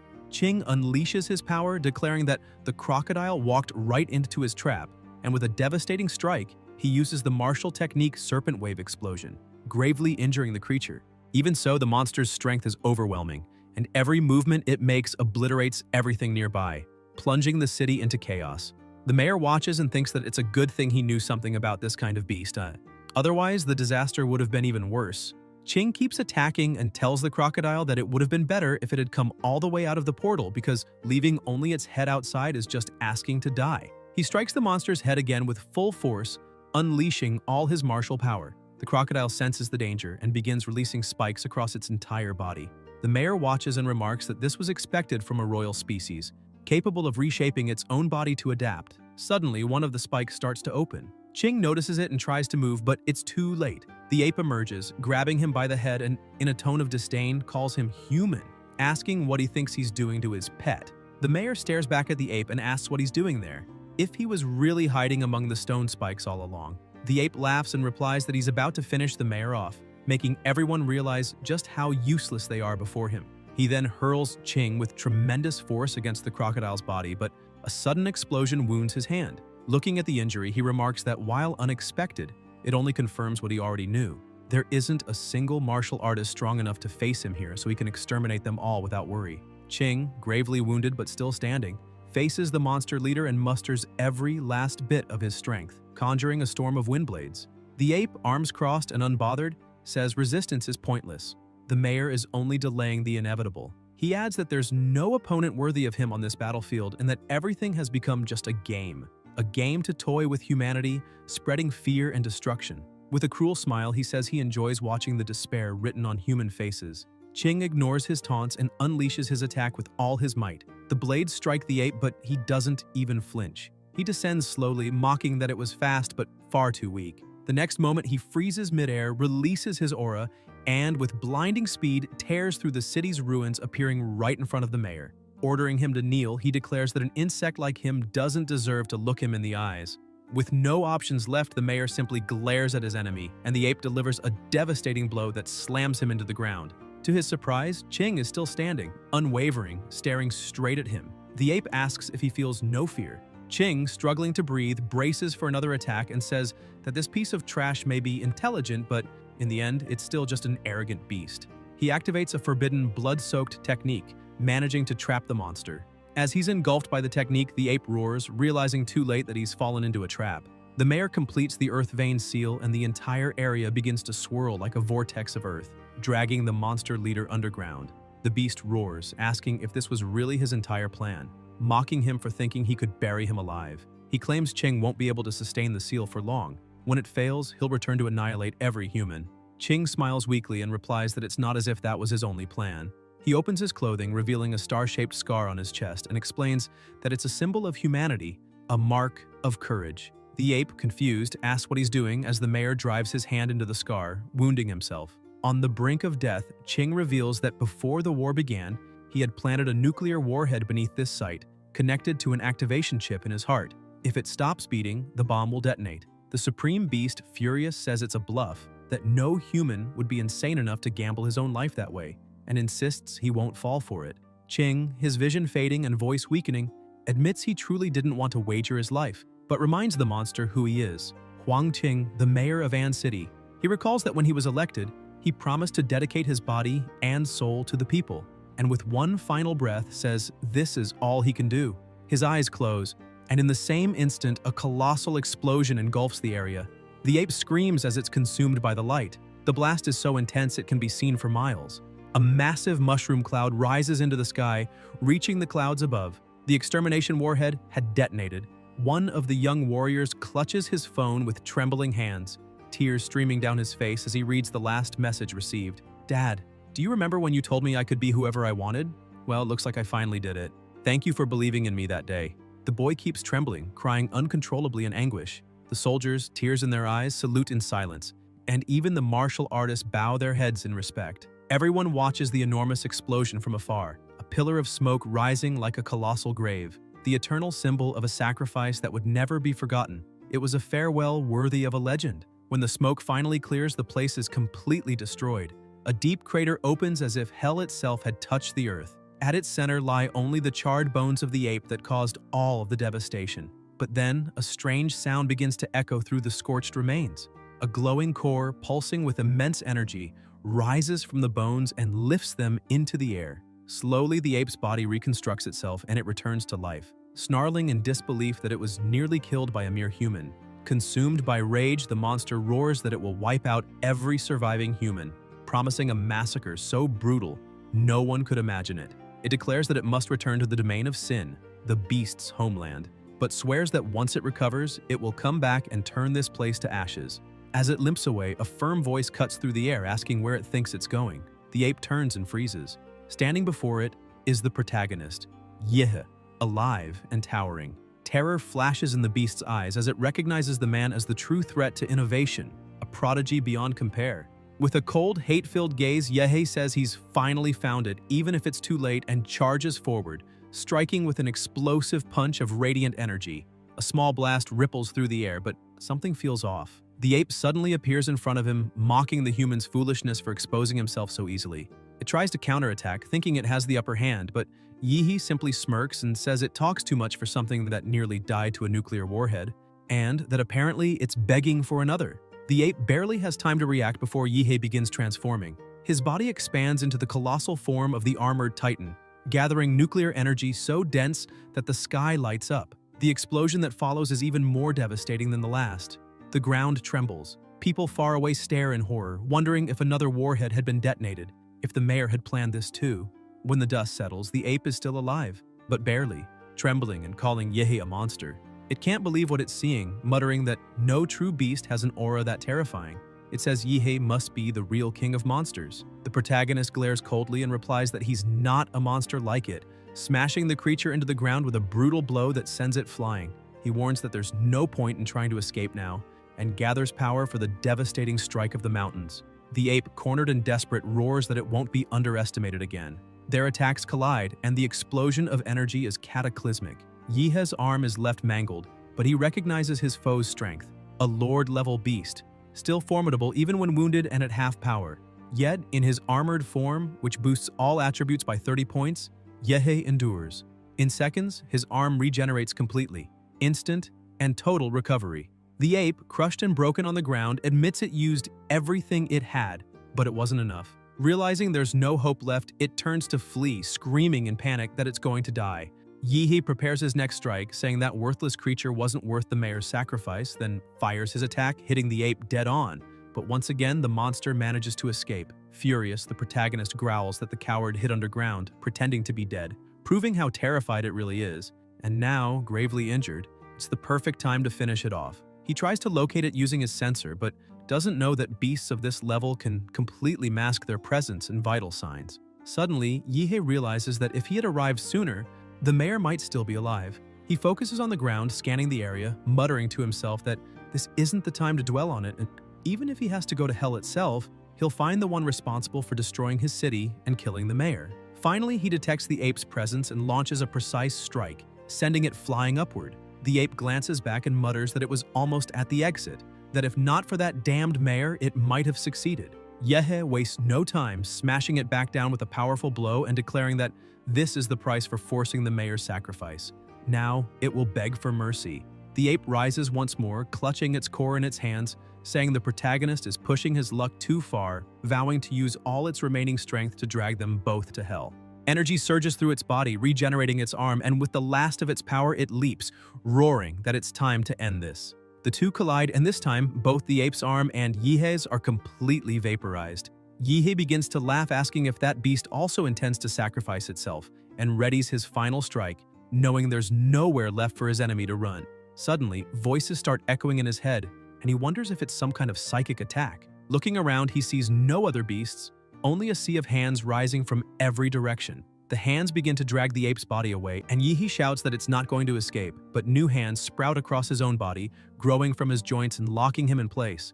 Enraged, he roars, asking if the ape really thinks that's enough to stop him. Then he releases all the radiation within himself, 200 degrees, 400, 600, 800, up to 1,000. incinerating everything nearby.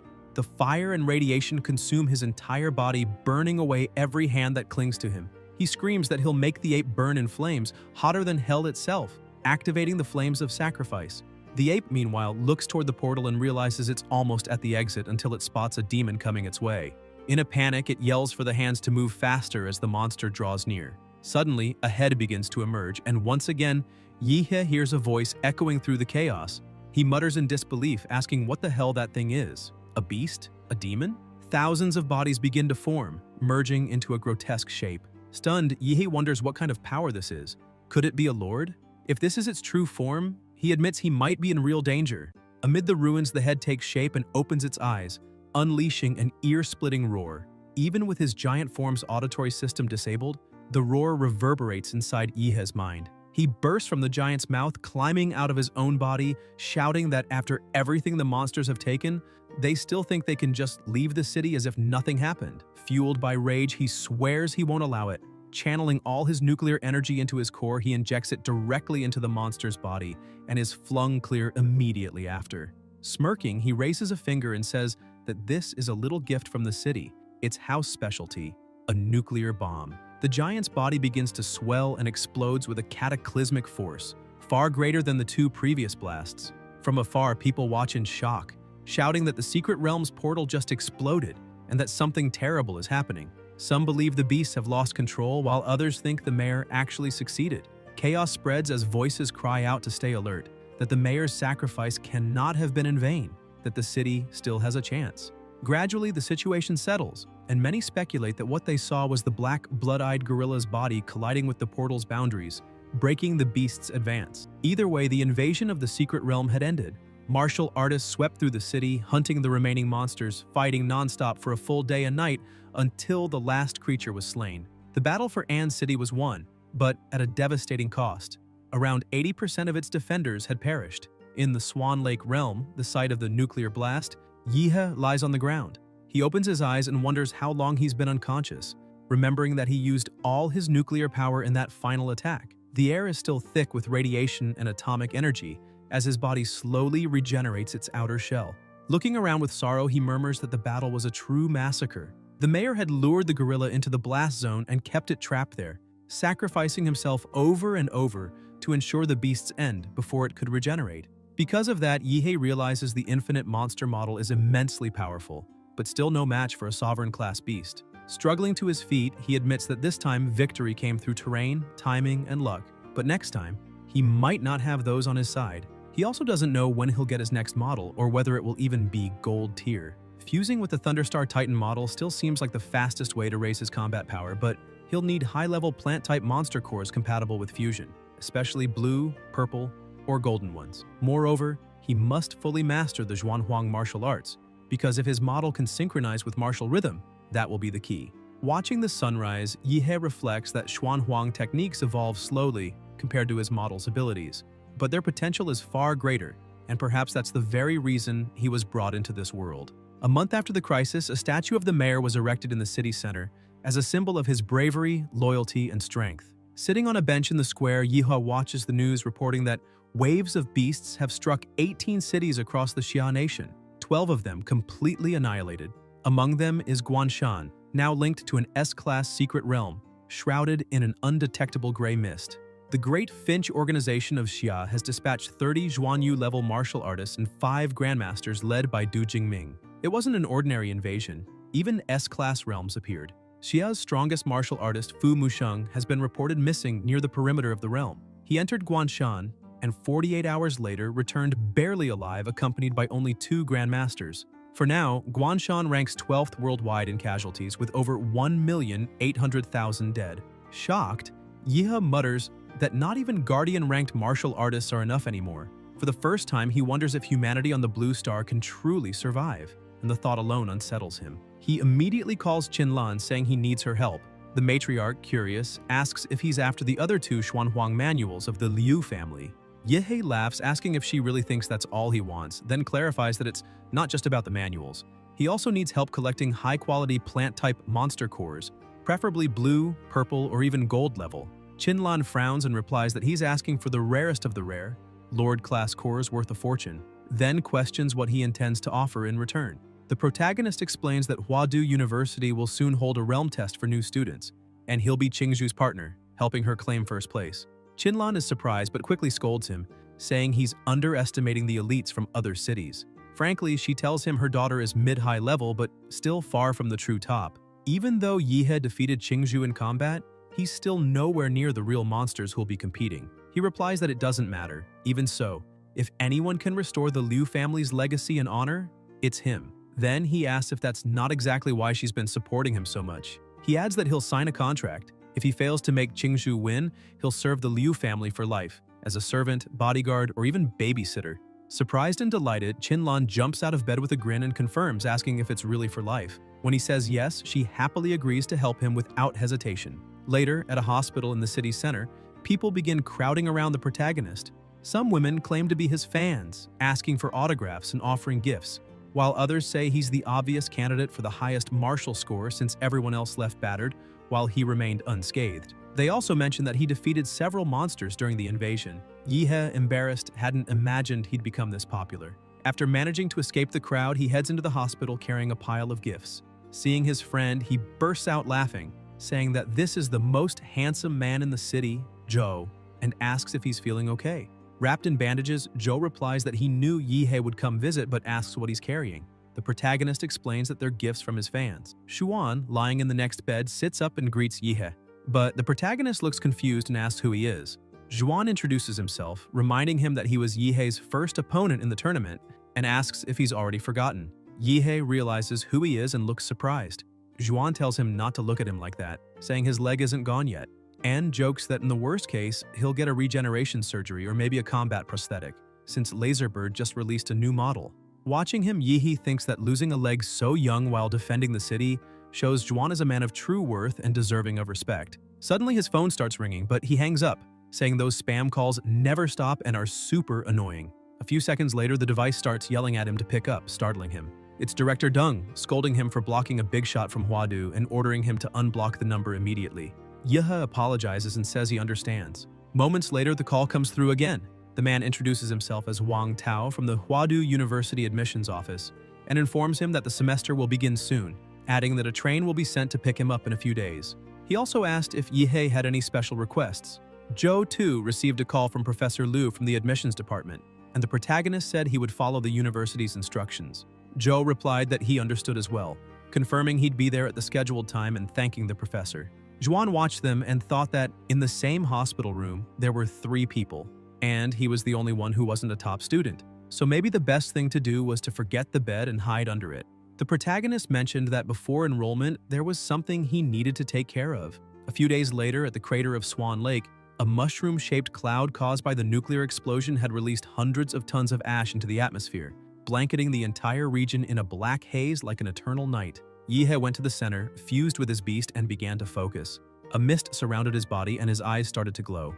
The system appeared, displaying Infinite Monster Model, Host Yihe, Base Physique 27.4, Model Damanra, Wild Trait Variation, Synchronization 38.9%, Titan Form, Synchronization 90%. He stood and noted that his fight with the blood-eyed gorilla had raised his Damanra synchronization by 1.5%, a great improvement. 3 more days of training raised it by another 6%, proving that this place was truly worth it.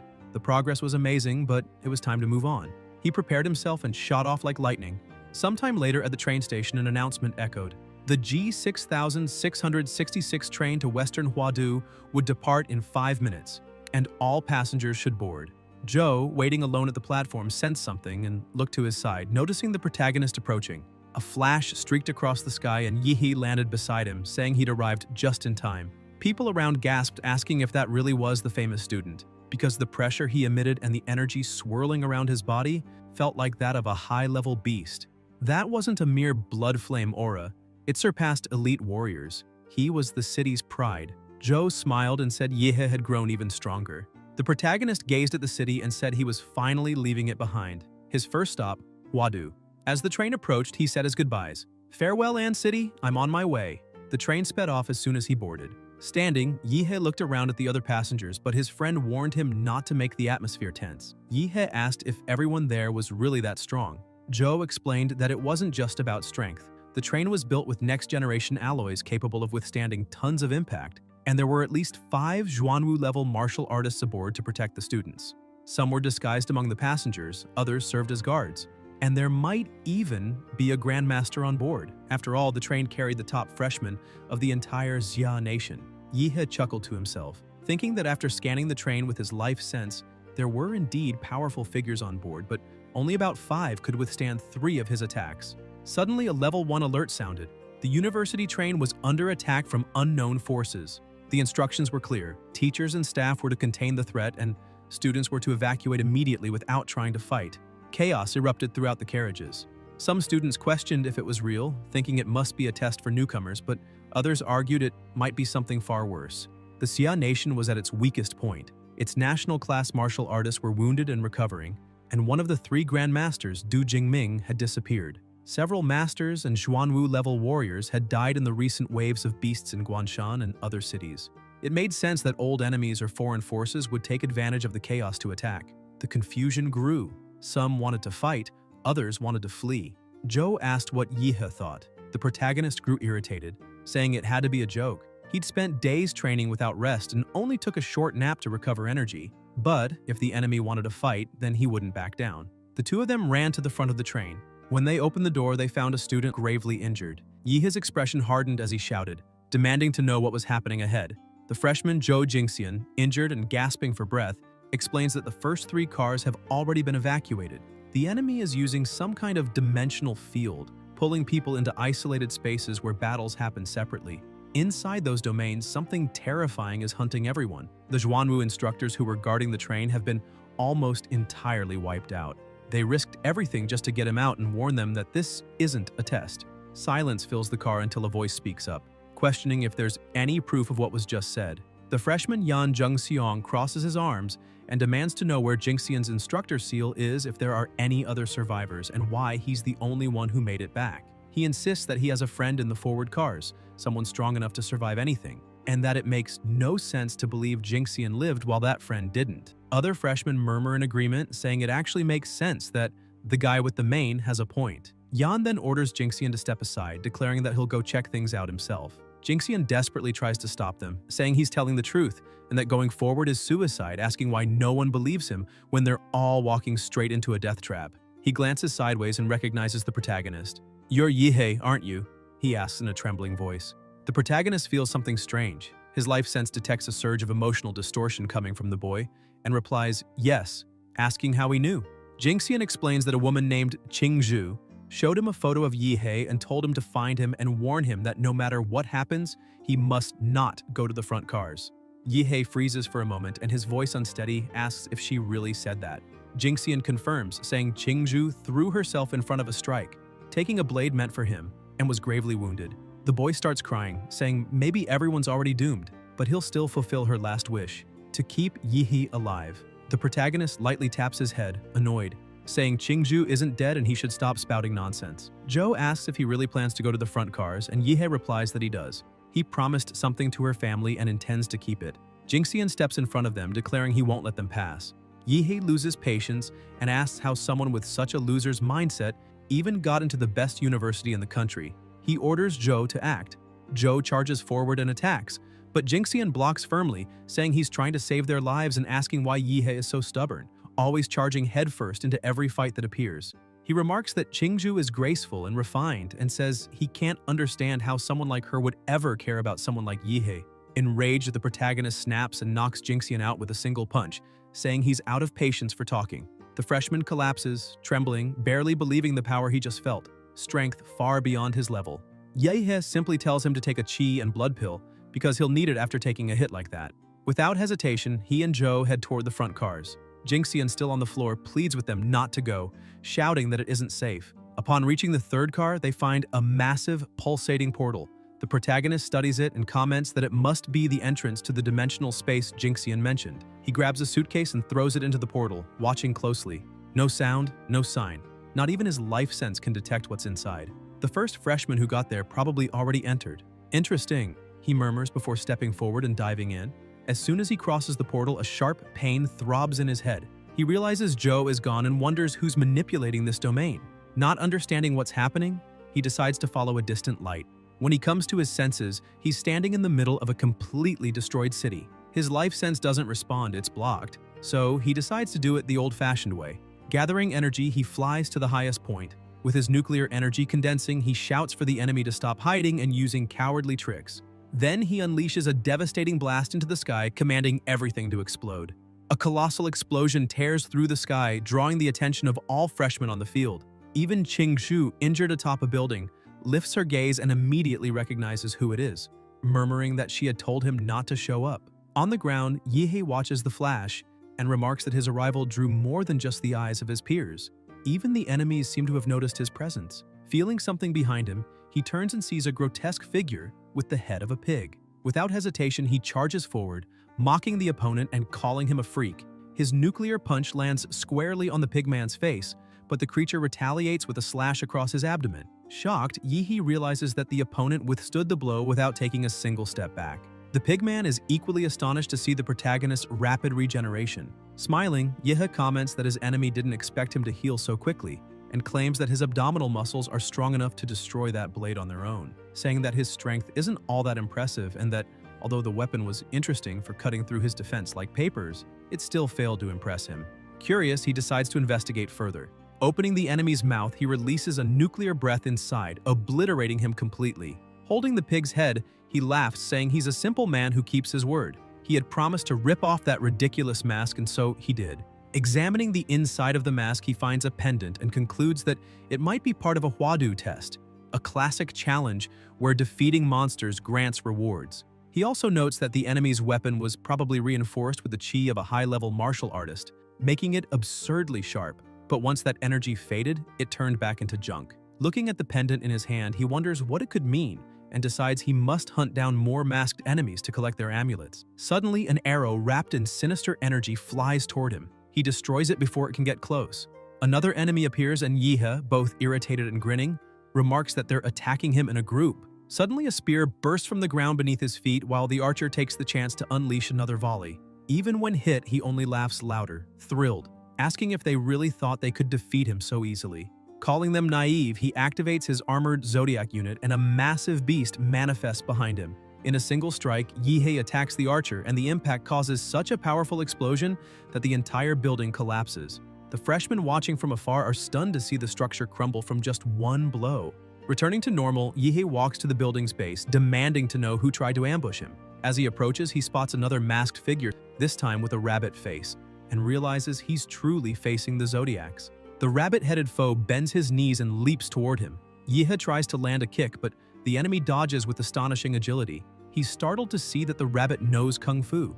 The strike is about to hit when a wall of ice rises up, blocking the attack. The rabbit man becomes trapped in the ice, and Joe appears, saying that was close and asking Yihei to leave that one to him. Joe advances, but the rabbit is incredibly fast, dodging smoothly and counterattacking, though Joe blocks and freezes his spear before landing a direct hit that sends the opponent flying. Yihei's killing aura flares behind him. Transformed once more with the Zodiac unit, he grabs the rabbit tightly, saying he finally caught that cute little thing. And in the next instant, another explosion lights up the battlefield. A few minutes earlier, two people were talking atop a building. The woman, watching the chaos below, asks the man why he's so quiet and whether the guy who made that flashy entrance has already been eliminated. The man replies that probably yes. Even their best fighters couldn't scratch the masked ones, since the weapons they wield can cut through anything, making them impossible to face at that level. The woman laughs disdainfully, saying the fool who showed up firing beams of light everywhere must be some lucky bumpkin who got into Huadu by miracle with no idea what he's doing. She adds that the gap between the talents of the big cities and the losers from the countryside is enormous. She's heard rumors that Yan and Ouyang-Ze from Modu, Lan Yusi from Chengdu, and Xin Chen from Luli Island have already started hunting masked enemies, though she still doesn't know how they managed it. The man comments that if those names are truly as strong as people say, the top freshman spot will definitely come from that group. The woman disagrees, declaring that the top always belongs to someone from Huadu, because before the monsters from that city, no student from the rest of the Jia nation stands a chance. The martial resources that Huadu's students grow up with are on another level. Suddenly, the sky is torn apart by a blue nuclear explosion, leaving the two completely stunned. The man's eyes widen as he says that beam of light is the same one they saw earlier, wondering if it could be an electromagnetic cannon. Trembling, the woman scolds him, calling him an idiot for thinking such a cannon could even exist there. Elsewhere, Yan and Young also witness the colossal blast. Yan asks what his friend thinks about it, and Young replies that the attack doesn't match the masked one's style, it's probably the work of a freshman. The horse-headed masked man had already been eliminated, and Young notes that, aside from the elites of Huadu, no one else could possess that level of power. Even so, he says it's better to check it out since they have already collected the pendants of the rat, dog, monkey, and horse. Lan Yusi from Chengdu should have the goats, Xinchen from Luli Island likely took the snakes, and the freshman Qingshu seems to have defeated the Minotaur, keeping the ox pendant. If the masked ones really follow the zodiac pattern, then only 5 remain: the pig, rabbit, rooster, tiger, and dragon. Young stresses that fighting the dragon is suicide. He's a boss, someone to run from, not fight. He concludes that whoever fired that blue beam surely already holds several pendants, and both Xinchen and Lan Yusi are bound to show up there. That means the game is entering its final stage, and if they want to win, they'll have to steal each other's pendants. Elsewhere, Yihe holds another pendant in his hand. Zhou, puzzled, asks what it is, and Yihe explains that before his companion arrived, he had already defeated a pig-headed masked enemy and pulled the object from inside him. If he's right, this challenge revolves around gathering all the zodiac pendants hidden within the enemy's masks. Zhou asks if that means they'll start actively hunting the masked ones. Yihe confirms, saying that someone attacked him from behind on the rooftop, but he managed to escape during this confusion. However, the enemy's arrow grazed him, which now allows him to easily track the archer. Shortly after, they arrive at another area and notice the ground covered in battle marks. The burn marks are still warm, a sign that someone was there just minutes ago. Suddenly, Zhou freezes, sensing an extremely dangerous presence beside him. He tries to react, but a woman retreats, wounded and surprised, asking how her optical stealth mode was detected. Zhou comments again that apparently the girl had been hiding and plotting something. It was the freshman Lan Yusi. Her partner tells her to step aside and, using the genetic art Flaming Demon Body, unleashes intense heat from his palm, melting the ice coming their way.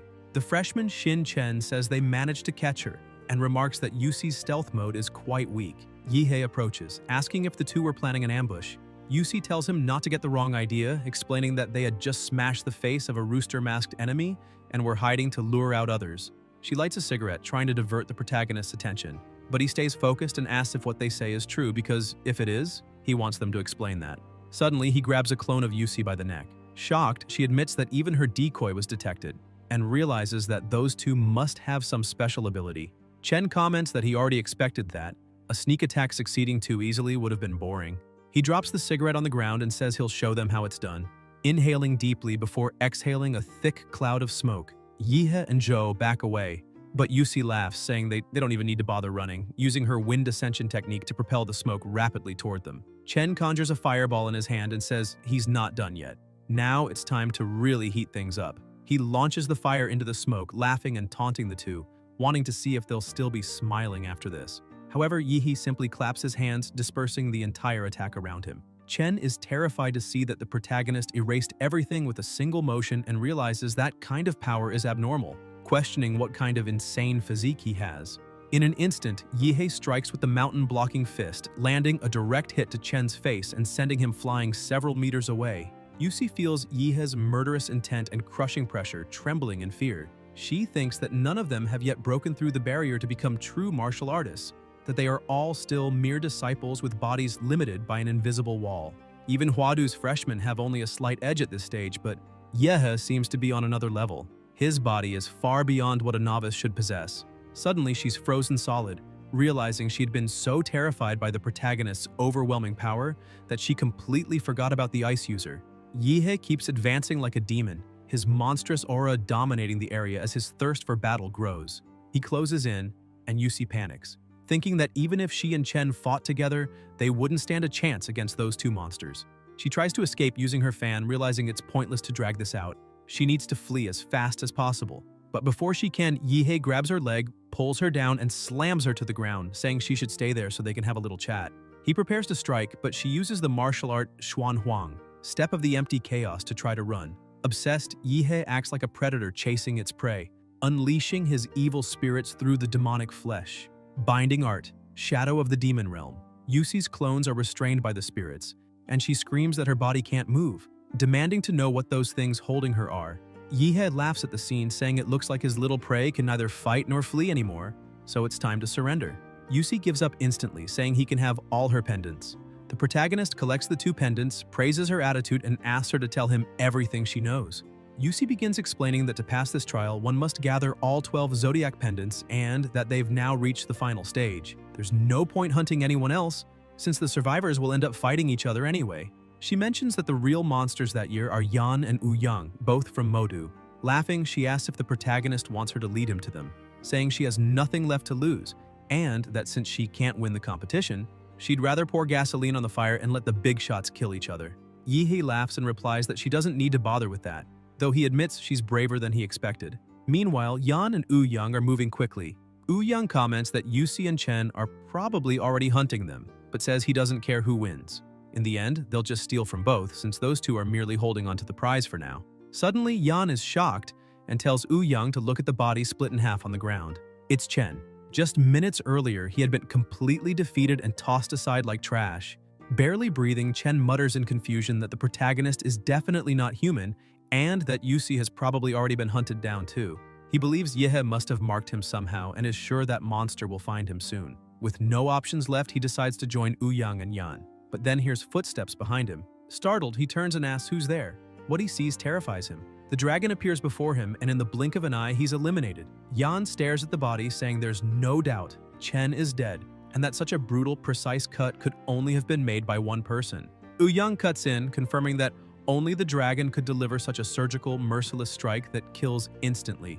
Yan finds it strange. The dragon was supposed to be sealed in the underground parking lot. Last time, over 20 people were sent to hunt it, and only 2 came back alive. He says he can't believe what he's seeing. This was supposed to be just a trial, not a massacre, but all that blood is far too real. Young starts to panic. Yan calls his name, asking what they should do since Chen's pendant has also vanished. Young replies that if the dragon is loose, then some condition must have been triggered, probably the one requiring all other zodiac masks to be defeated. And now the final boss is free. Just as the masked ones automatically hunt freshmen, the dragon must now be hunting whoever carries the zodiac pendants. Young awakens his bloodline, stating that facing the dragon would be suicide and their only chance is to gather the remaining pendants before it takes them. Sprouting wings from his back, he takes flight, saying they need to send a signal to lure the other holders and settle everything in a single battle. Meanwhile, in the dead city amid the ruins, Qingzhu is injured, leaning against a wall. She laments that it was supposed to be just a train ride to Huadu, but they ended up trapped in that cursed place where so many freshmen have already been slaughtered by the maniac in the dragon mask. She recalls that the professor found her, but only one of them could escape, and she couldn't bring herself to leave, and not like that. Looking at a photo of her and Yihei on her phone, she says she needs to warn that idiot not to get involved. Exhausted and sad, she wonders if the one who escaped managed to find him, and admits she doesn't have the strength to go after him herself. Still, she believes that with Yihei's absurd power, he'll easily survive, as long as he doesn't cross paths with the dragon. Suddenly, she feels a presence approaching and panics, realizing she's already been found. With her weakened body, she knows she can't run. They must have tracked her energy, and now they're coming for her pendant. In truth, Qingzhu didn't care about the pendant itself, but something deep in her heart told her the protagonist would need them. She knew she stood no chance of facing them head-on, so there was only one option left: lead them straight to him. At that moment, Young finds her. He remarks that he noticed her during the entrance exam and remembers she awakened the phantom bird bloodline, a legendary and extremely rare creature, and that she carries the ox pendant, something he says fits perfectly into his plans. Watching her, he realizes she's heading somewhere specific and deduces she's likely trying to lure him to the dragon's lair beneath the parking structure. Laughing, he calls it naive, knowing the dragon has already escaped and that place is now empty. Determined to act, Young rushes forward, telling Yan to wait for him. He's just going to pick up a little something and will be right back. He speeds down the building floors until reaching the lower level where he faces Qingzhu and declares that she won't get away. But before he can capture her, a voice echoes through the darkness. Young freezes. In front of him, a murderous aura flares so intense it steals the air from his lungs. Trembling, he asks if that could be the dragon, but quickly dismisses the idea, believing the dragon should be hunting other pendant holders. Then terror grips him. If the dragon's targets are precisely the ones holding zodiac pendants, he's in mortal danger. After all, he carries 4 pendants, making him the ultimate prize. He realizes too late that he was far too confident, and now his life hangs by a thread. The dragon locks eyes with him, and Young feels his entire body go rigid under that gaze. He tries to comprehend what's happening, realizing that the creature is using an absurd technique, one that drags its victim into a sealed space the moment eye contact is made. The only escape is to defeat the caster, and the dragon has clearly forced him inside. Within that domain, the dragon attacks, and Young throws everything he has into defense. But the power gap is overwhelming. Elsewhere, Yan begins to feel pressure as he faces Zhou and Yihe. The protagonist watches with boredom and asks what this is supposed to be, since Yan had opened the global chat earlier just to brag, yet now shows no strength at all. Zhou asks Yihe to step back, making it clear he wants to face the opponent alone to test his own ability. Enraged, Yan charges forward, shouting that they're getting too full of themselves. Zhou responds by activating the ice vein, but Yan shatters the ice with sheer brute force. He grins and says Zhou isn't going anywhere, attacking again. Zhou blocks the first blow but senses another coming immediately after. He manages to react and counter with his wind cut technique, a strike that slices both soul and blade as one. Both raise their power to the limit and an intense battle begins, shaking the surroundings. Yehe, however, just watches from a distance, sitting lazily and looking utterly bored as he waits for the result. In the middle of the clash, Yan suddenly senses something, a familiar presence, a cry for help. It's Yang. He instantly retreats, ending the fight and saying that if he didn't have something urgent to handle, he would have broken at least 8 of Zhou's bones. But before he can flee, Yihe slowly stands up and asks if he's done showing off, then adds coldly, "Who said you could leave?" In an instant, he moves at unbelievable speed. Yan tries to react but is sent flying like a feather. Even though he manages to block, the impact leaves him battered on the ground. Dazed, he asks what that was, if the blow came from a demonic beast. The protagonist calmly replies that it didn't. It came from him, and adds with the disdain that Yan's annoying yelling was getting on his nerves, so he ended up hitting harder than intended. Still stunned and unable to process what just happened, Yan asks if he was ambushed. Yihe sighs and answers casually that no, the problem is simply that Yan couldn't keep up. The punch was so fast that his brain didn't even have time to process it. Humiliated, Yan screams that the protagonist is too arrogant and that he'll be the one eliminated. 3 minutes later, he's completely destroyed. Beaten so badly it looks like 10 people attacked him at once. Yihe calmly holds Yan's sword and says he shouldn't feel too frustrated. Lasting 3 minutes against him is already impressive, especially since Chen went down with a single hit. Examining the blade, he remarks that it's actually decent, but that he's thinking of borrowing it. He asks if Yan would mind, though he knows the opponent is already unconscious. Then he adds that the sword still needs a few upgrades, and channeling his nuclear energy, he infuses it directly into the weapon, instantly transforming and amplifying it. Zhou approaches and calls out to him, saying that in Yan's spatial ring there weren't any masked pendants, but he did find something strange. He shows a pendant that's blinking repeatedly, as if transmitting some kind of signal. Meanwhile, inside the dragon's domain, Yang was still standing, though completely destroyed. He looked forward and said he never imagined that would be his limit, since he had used even the last sealing nail he recovered from that ancient ruin. If he had managed to drive one of them straight into the dragon's heart, he could have sealed its martial core and internal flow at once. However, even sacrificing his own arm, he still missed by a few centimeters. The dragon monster slowly approached, letting out a fierce roar. Yang accepted defeat, saying his only chance to beat that monster called Chenlong was gone. Suddenly, the domain began to collapse and Yang remained pinned to the wall with a sword through his body. Meanwhile, Qingchu kept climbing the stairs slowly, thinking she just needed to endure a little more because she was almost at the rooftop. That Chenlong was really on another level, and the horrendous ox she had defeated earlier did not even compare. As soon as Yang fell, she would be next. She looked out the window and thought that if she truly wanted to get out alive, her only hope was for Yihe to appear and get her out of there. That was the tallest building in the area, and when the protagonist fired the flare, she got an idea. She would answer with her own. Qingzhu activated the awakening of the phantom bird bloodline, releasing an enormous amount of energy, but she soon collapsed to the ground, having reached her limit. She begged for that signal to reach Yihe, but suddenly felt a massive killing intent along with a terrifying sound. She ran to the edge of the building, unable to believe what she saw. Chenlong was walking on the outside, heading straight toward her. Qingzhu froze in fear, wondering how that monster had already found her. Her first thought was that there was not enough time, and she needed to fire another flare to warn the protagonist that it was a trap and he needed to stay away. Chenlong once again used his domain expansion ability, creating a new domain on the building's rooftop. The moment he stepped into his own domain, Qingzhu fell to the ground, completely overtaken by fear as she watched that monster raise his sword to strike her. She thought it was the end and that there was nothing she could do. What she did not expect was that the real monster was outside. The shell of the domain began to crack and Yehe burst through with full force, shouting that he had made a promise to Qingzhu's mother, and he was not the kind of man who breaks promises. Qianlong and Qingzhu both looked up in shock. The protagonist gathered all his strength and shouted, asking what kind of abomination that monster was, while striking with such power that the blow split the building in half. He yelled for Qingzhu to head to the east side because his new recruit and the others were waiting for her in the alley. Qingzhu asked if he was not going with her, but Yehe replied that he was staying because it was time to have a few words with that maniac wearing the dragon mask. He immediately began descending in flight to face his final opponent in that place.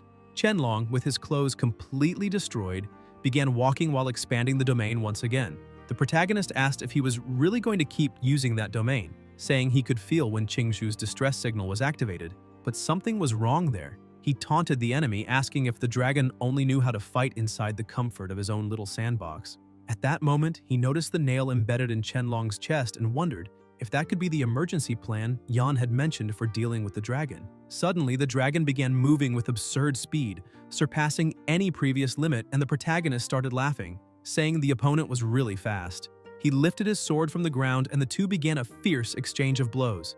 Yehe, completely excited, commented that this was great because he had finally found an opponent worthy of his level. Their power was so devastating that another entire building was sliced into pieces. The fight intensified to the point that the entire surrounding area was completely destroyed. Qianlong landed a direct hit, sending the protagonist crashing into the ground, but Yehe retaliated with his nuclear breath, blasting through countless buildings as the beast soul energy filled the environment. He got up laughing, saying the opponent was incredibly strong and the first decent person he had faced since arriving in that world. Qianlong also rose slowly with his mask almost completely destroyed, and Yehe smiled even wider, saying that now things were getting interesting because the legendary invincible boss Qianlong would not fall that easily. The dragon charged again and Yehe was surprised by the speed but managed to block the attack. He realized, however, that Qianlong had become even faster and stronger after the mask broke. With his eyes gleaming, the dragon continued its full-force assault. Yehe tried to resist, but his blade split in half, leaving him unarmed. Qianlong appeared behind him to finish the strike, but the protagonist, acting like a real monster, bit down on the enemy's blade, stopping the attack with his own mouth and laughing as he said he had him now. Without a sword, he charged in using pure brute strength. Qianlong tried to react but was hit directly by a nuclear punch to the face, almost being knocked out on the spot. Yehe grabbed the dragon's arm and said it wasn't over yet, calling him customer with ironic politeness. He prepared for another insane barrage of blows, saying he was technician number 23 and always at the customer's disposal. The punches fell like a storm, and Yehe laughed in a crazed way, completely overtaken by adrenaline. He thought he had already hit every vital point: temple, throat, heart, arm, groin, and that thanks to Ouyang's bronze spine, the dragon's meridians were blocked and his chi flow had been interrupted. Now, every strike was aimed at causing devastating internal damage. Qianlong reached his limit and dropped his sword, but that was just a trick. He tried to counterattack, and Yehe, still laughing like a madman, said he knew the dragon wouldn't give up on such a good fight. The protagonist opened a fan in one hand and used it to defend himself, saying that the only chance Qianlong had to win was catching him off guard at the start, since the power difference between them was colossal. Even then, he estimated the dragon's chances of victory at only 30%. Yehe then transformed the fan, saying it was time to show who the real boss was there.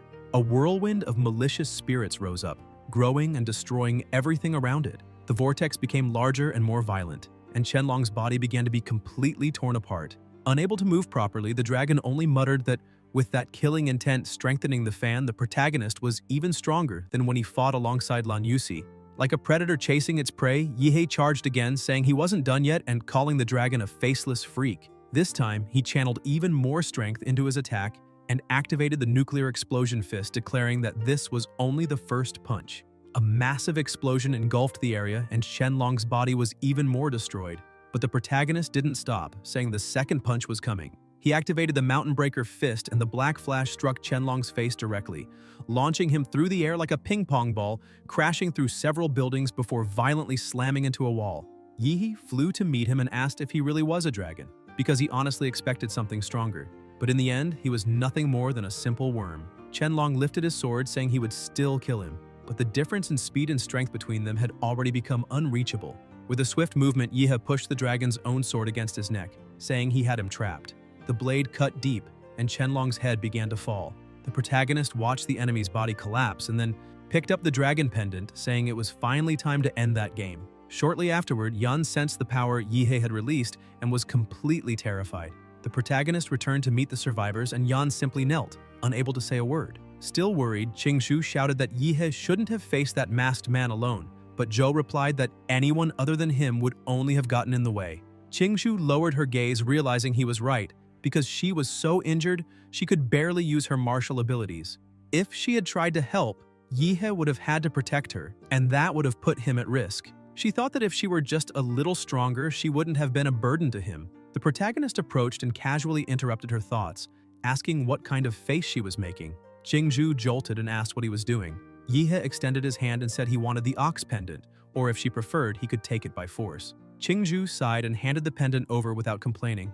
Zhou commented that they needed to arrange the pendants in the order of the zodiac from rat to pig, but as soon as Yihei aligned them, nothing happened. Zhou was confused, thinking he had messed up the sequence, and the protagonist didn't understand either, simply staring at the pendants in silence. Yan then approached and explained that the dragon pendant was different. It wasn't created just to represent a masked enemy, but to act as a hunter, a weapon specifically made to eliminate pendant bearers. That meant they didn't need the dragon pendant to complete the sequence. As soon as they removed the dragon pendant, the entire place began to shake. Qingzhu jumped in fear and asked if it worked, while Yan, equally confused, wondered if they had activated some kind of mechanism. Suddenly, a colossal energy began gathering in the sky and descended toward the ground. The protagonist noticed it and told everyone to look up, asking what that thing was. A massive eye appeared among the clouds, watching the group. Yihei stared back, asking what the hell that was. But before he could react, he started being pulled toward the eye. He was swallowed by the light, and when he woke up, realized he was inside the train car again. Everyone else had also returned, confused but unharmed. Soon after, a voice echoed through the car, asking all students to remain calm and informing them they had been temporarily transported into a magical illusion created by the eye artifact. That had been the imperial test for that year's freshmen, so there was no need to worry. The voice then gave a special announcement saying that first place in this year's test went to the team from An City, formed by Yihei, Zhou, and Qingzhu, who managed to gather all 12 zodiac pendants. Among them, Yihei's exceptional performance earned him the grand prize, which would be delivered at enrollment. The students were confused. One of them asked who that guy in first place was, since he had been eliminated early on and didn't see what happened afterward, wondering if Ouyang hadn't been the winner. Other students who didn't even know An City were surprised that kids from an unknown place managed to surpass those from the capital, who had incredible support and structure. Many were impressed to learn they collected all the pendants, which was insane, since most couldn't even defeat a single masked enemy. While rumors spread, the protagonist didn't care about any of it, only staring at the system with sparkling eyes, thinking he had finally completed the requirements for a draw. The system congratulated him, saying the host had surpassed all freshmen in the Imperial Eye Test and earned a model draw. Before starting, the protagonist asked Zhou for a wet wipe, wanting to clean his hands thoroughly. He began spinning the cards and said there would be no manipulation this time. Suddenly, a terrifying monster appeared before him. The system announced, Level 13 Model, Vampire Rankud, Bloodline Traits, Corpse Infection, Blood Manipulation, and Immortality. Synchronization Rate, 1%, Evolved Form, Rakud the Zawarudo. As the train sped forward, Yihei trembled with excitement, thinking a vampire was incredibly rare. The bloodline itself wasn't grand, but the evolved form had the ability to stop time, which was simply absurd. Ouyang and Yan approached, and Ouyang asked if he was Yihei, wanting to know if he was the one who defeated the dragon. Yan tensed up, thinking his friend needed to calm down because if he caused trouble with that protagonist, no hospital could help him. Yihei looked at the two and said he wanted to clarify something, that hadn't just been a victory, he killed the dragon. Ouyang was astonished and shouted in front of everyone, telling the protagonist he was planning to create a new club at Wadu University, something different from the student council, and wanted him to join, offering him the position of president. The students were stunned, and Ouyang continued explaining that every year the best freshmen and the council president were always local Wadu students. Smiling, he extended his hand to Yihei and said the strength he displayed made him believe he could break that tradition, asking again for him to join the club. The students became even more excited, commenting that the arrogant Ouyang was personally inviting Yihei, and another pointed out he even offered the presidency. A girl shouted enthusiastically, saying this could be the start of a legendary organization in Wadu, and they were witnessing a historic moment. But the protagonist simply apologized, saying he wasn't interested in fighting the council or leading a club, because he preferred to work alone. The girl reacted in shock, saying he really refused and that it was a historic rejection. Others commented that even Young had been turned down and that it was a waste. Young only smiled and said it was fine, handing Yihe a card and saying he would still look forward to working together someday. A short time later, at the end of the day, Joe looked to the side and said they had arrived. When the protagonist looked as well, he was completely stunned by the buildings and lights of the city. That was Huadu, a colossal metropolis. The students began exiting the train, and an attendant pointed toward a passage explaining that all new students of Huadu University should follow her until they reached the institution. As they walked through the corridor, everyone was surprised to see a gigantic ship waiting on the other side. An employee asked everyone to board in an orderly manner, checking their seat numbers with those from the Huadu Express. Yihe saw Qingju ahead and approached, calling her Little Juju as he lightly poked her back. Qingju jumped in surprise and immediately remembered her mother's warning that she should keep her distance, since even though she and the protagonist were technically engaged, they were not married yet. Therefore, he couldn't take advantage of her in public. Irritated, she turned around and yelled, asking what he thought he was doing, reminding him they were still outside. The protagonist, confused, asked why she was saying that, not understanding the drama since he only wanted to know why they needed to take a plane. Qingju let out a long sigh, muttering about how her mother had the nerve to promise her to a country bumpkin like him, and explained that they had to take the plane because the university was in the sky. Yihe lifted his head, seeing nothing, and asked if she was being serious. Qingju answered yes. The university was literally a floating city among the clouds, protected by a massive magical barrier. The plane began passing through that barrier, and Yihe, curious, wondered if that electromagnetic net was meant to keep demon beasts away, since even the range of life force detection seemed weakened inside. But coming from an institution like Huadu, that was expected. Upon reaching the landing platform, everyone disembarked, and a woman announced that the students must always keep their student ID cards with them. After everyone received their cards, the organizers instructed them to head toward the magnetic station and take the train that would lead them to the dorms. Amid so much technology, the protagonist pointed to the side and declared that they had arrived at the highest city in the world, leaving some classmates confused and thinking he had lost his mind. Inside the elevator, Yihe commented that his room was on the 42nd floor, Unit A3, and asked about Joe's, who replied that his was in Unit B7 on the 45th floor. Yihe laughed and said it looked like his friend would be getting off after him. When he reached the dorm, the protagonist was impressed. A 100-square-meter private room with a flawless modern design. It showed how much Huadu valued its students. Exploring the place, he found a state-of-the-art computer fully equipped and a bathroom with a hot tub. Surprised, he said no one could resist that kind of comfort, and lying on the bed, he realized how soft it was, feeling like he was in a 5-star hotel. But instead of resting, he started laughing, saying he first needed to take care of what really mattered, performing the full upgrade of the Rakud vampire model. He grabbed his phone and commented that while he was on the train, he had figured out how the student card worked. He just needed to scan the QR code to access the university's exclusive app, the Huadu Pass. Inside it was the academic city's shop, where all purchases were made with study points, Huadu's digital currency. Yihe then converted all his more than 30 million Xia Empire coins into study points. Moments later, a notification appeared on the screen. Updated balance, 322.43 points. Seeing that, he was outraged, shouting that his over 30 million had turned into just 322 points. Even so, he kept exploring the app and realized that the academic city shop really sold real items, things that couldn't be found anywhere else, and that kind of access was one of the university's privileges. He said he needed to buy all the magic cores with the blood attribute, believing that would be enough to fully unlock the rocket model, since not even ultra-rare humanoid models required more than 10 million to surpass 90% compatibility. Shortly after, a drone appeared at the window with a delivery, thanking the protagonist for his purchase and wishing him success on his cultivation journey, also asking him to leave a 5-star review. Yihe was impressed by the delivery speed and the fact that it was done by drone. Without wasting time, he opened the package, saying it was time to put everything inside. However, after consuming it all, his body began reacting strangely, his muscles trembling, and he said he was not handling it well. The system appeared, stating, Vampire Model Rakud, Compatibility 100%. Notification, Rakud Zawarudo unlocked. Unlimited Demonic Model, Host Yihe. Overall Physique, 29. The protagonist went to the mirror and observed the transformations. He said the effect was insane. Even his teeth had become sharper, and now there was literally a blood bar on his back. If he bit someone, drinking their blood would be as easy as drinking milk tea. Looking at his own hands, he saw his nails had become claws, and with a smile, he said he had just thought of a bold idea. Without hesitation, he attacked himself, causing massive bleeding. He began losing strength and balance, his throat and mouth filling with blood, but the liquid disappeared shortly after and the wound closed completely. He thought his regeneration was much faster than before, proving that vampiric healing wasn't bad at all, though the physical changes weren't the most important part. The real highlight was his new power, Zawarudo.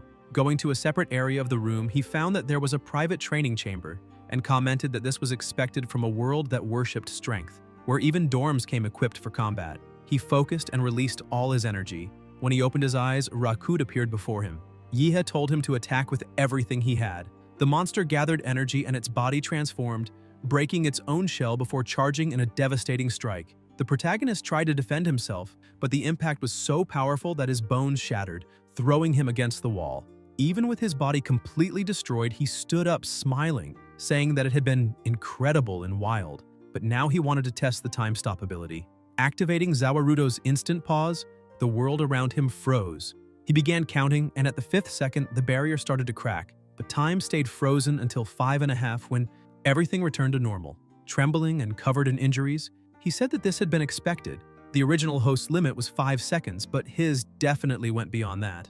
The next morning, Yihe and Joe walked through the city and the protagonist commented that the sunlight was too aggressive. Joe found it strange, asking what he was talking about and if he was serious. Yihe confirmed, saying that ever since he fused with the vampire model, he had grown to hate sunlight. Not enough to burn, but enough to be irritating.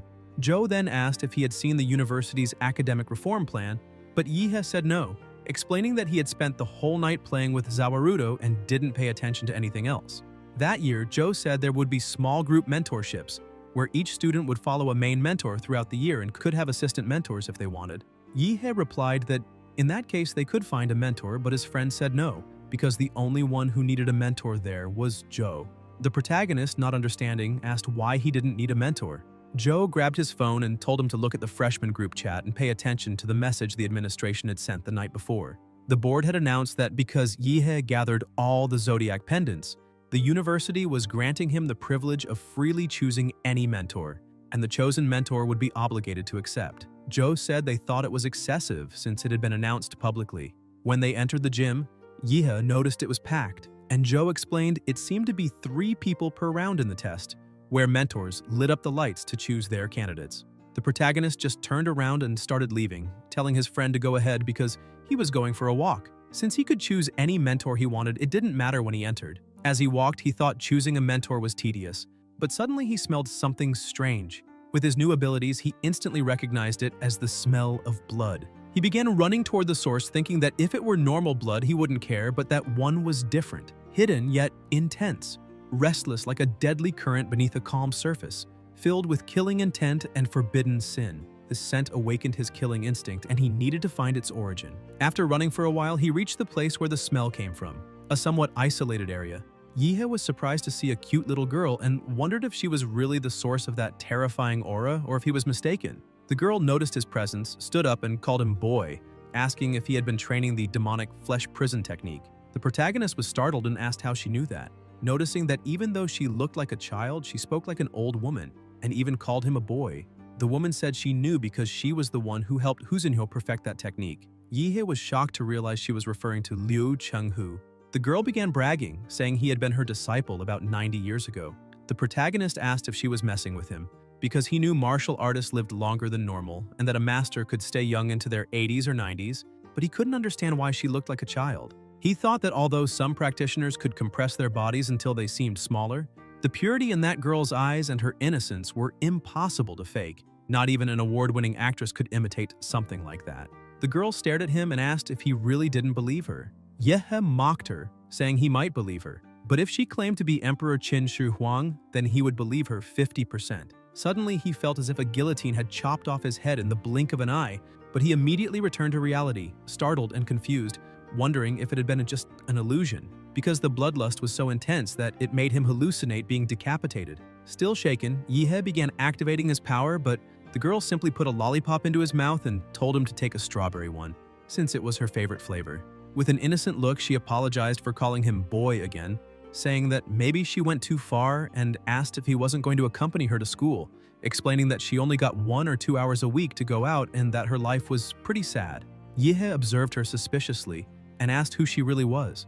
The girl then introduced herself as Gongke, an extremely powerful master, saying that she once even made the university president, Shi Jingwen, cry when he was little. The protagonist dropped to his knees before her, overwhelmed by a mixture of shock and hope. He thought that if she really was the one who perfected the Xuanhuang technique, she might be able to help him advance in his cultivation, since she was a killing-type master, which suited him perfectly. Without hesitation, he shouted that he had searched the entire program for a real master and found no one worthy, but that now things would change. He declared he wanted to become her disciple and begged her to accept him. Gongke was surprised, not really understanding what was happening. Meanwhile, in the gym, the students were in an uproar, saying they couldn't believe the 5 university directors would be mentoring freshmen that year, because if anyone could become a disciple of one of them, their future would be guaranteed. Another student, however, deflated their excitement by saying it was just a dream, since the 5 directors would never waste their time on ordinary students. The discussion continued until someone asked why everyone was there, whether it was some kind of visit or sightseeing, and the first student answered that they were there because of the freshman Yihei, the boy who completed the Zodiac Challenge. The directors were present precisely because of him. What the freshman didn't know was that the Zodiac Challenge had been broadcast live and the viewers were none other than all the teachers of Huadu University. Since the transmission on the train at the start of the test, the evaluators had been observing how each student reacted to sudden crises, with an AI system analyzing micro-expressions and behavior patterns. Every action was scored. Those who ran into the Zodiac City unprepared received low grades, while inside the main criteria were combat intelligence, practical technique, and teamwork against the Zodiac masked ones. Even without killing anyone, good performance in any of these areas was enough for a high score. But the abnormal Yihei was the only one to achieve full marks in absolutely every category. Even so, what truly shocked the directors wasn't that. It was the fact that he defeated a boss he wasn't even supposed to face, the Dragon of Certain Death. One of the directors commented that Yihei himself might not even know who that dragon was, since it was a battle model created by the National Superintelligence NUA based on data left behind by Fu Hongsheng, a national-level martial artist who studied at the same university. Even though not all of Hongsheng's abilities, such as his god-tier divine eyes, could be fully replicated in the virtual world, he was still considered the strongest martial artist in the country's history, perhaps in the whole world. His university records had remained untouched for over 100 years. The fact that Yihei defeated a model based on him, even an imperfect version, was proof of the absurd talent that boy possessed. If everything continued on the right path, he was destined to become a grandmaster or even an archmaster.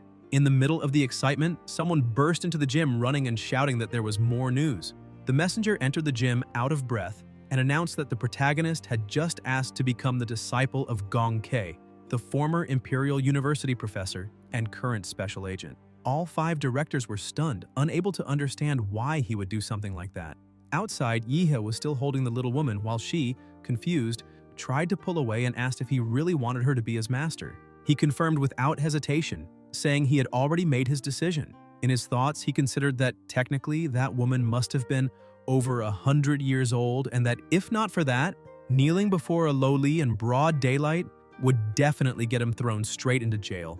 Gongke said that in truth, she believed she had been expelled from the Imperial University, but Yihei, firm in his decision, replied that she had said she could only go out for 1 or 2 hours a week and promised that if she accepted him as her disciple, he would find a way to secure her freedom within 2 years. Gongke's eyes sparkled instantly, and she accepted with a smile. Yihei celebrated, saying he finally did it. But before he could relax, an immense pressure of energy approached. The 5 directors arrived flying almost at the same time, shouting for him to stop. Gongke huffed irritably, saying the meddlers had shown up. The stern-faced director glared at her and said they had agreed she couldn't have contact with the students while outside, especially in her current mental state, which was not suitable for guiding anyone. The mustached director agreed and ordered her to return home. Gongke sighed and asked if she really had to go back, then turned to Yihei and asked his name. He bowed respectfully and answered, "My name is Yihei, master." She smiled and said all right, telling him to come with her. At the Huadu Research Institute, Gongke walked excitedly beside her new disciple. They entered the elevator and Yihei asked if she really lived there. She confirmed, saying she had spent a few decades with certain issues and that sometimes she accidentally hurt others, so the people at Huadu installed her in the institute's underground. With a carefree tone, she said that luckily she had learned to control herself in recent years and now they let her go out occasionally to stretch her legs. Yihei then asked if that meant he was her first student after all that time. Gongke was surprised and said he thought in a strange way because he should be afraid. He made a face and asked if he should be afraid of being bitten or cut into pieces. At that moment, the elevator stopped on floor -666 and the doors opened. The protagonist looked at the narrow hallway and asked why it was so cramped in such a large institution. His master explained that it had been built specifically for her. Yi had noticed a digital number blinking on the door and asked what that timer was for. But Gongke suddenly panicked, started running, and shouted that there was no time to lose, that they needed to get inside immediately. Still confused, Yihe insisted on knowing what the counter meant, and she answered desperately that every time she went out, the clock started counting, and if she didn't return before it reached 0, the alarm would go off in the Huadu leader's office, causing the entire university to begin hunting her down. Yihe dove through the door seconds before it closed. As soon as they passed through, the door locked and a luminous barrier formed. Gongke took a deep breath and said they made it in time. Yihe noticed some kind of magnetic field in the air since his martial energy wouldn't properly gather outside his body, which meant any technique used there would be drastically weakened. Gongke explained that the place was her containment cell, built to prevent her escape. She said Shi Jingwen himself and his team designed that 3-story underground house, equipped with absolutely everything: training rooms, leisure areas, plenty of comfort, and several layers of magnetic suppression capable of distorting all martial energy. All of it was made to keep her from getting bored and trying to run away. Yihe looked around impressed, thinking that his master called it a cell, but it looked more like a luxury suite, spacious, well-lit, and full of resources, more like an altar prepared specifically for her. Meanwhile, in the main building of Huadu University, President Shi Jingwen was at his desk when the phone rang. On the other end, one of the directors warned in a desperate tone that Yihe had just become the disciple of Gongke.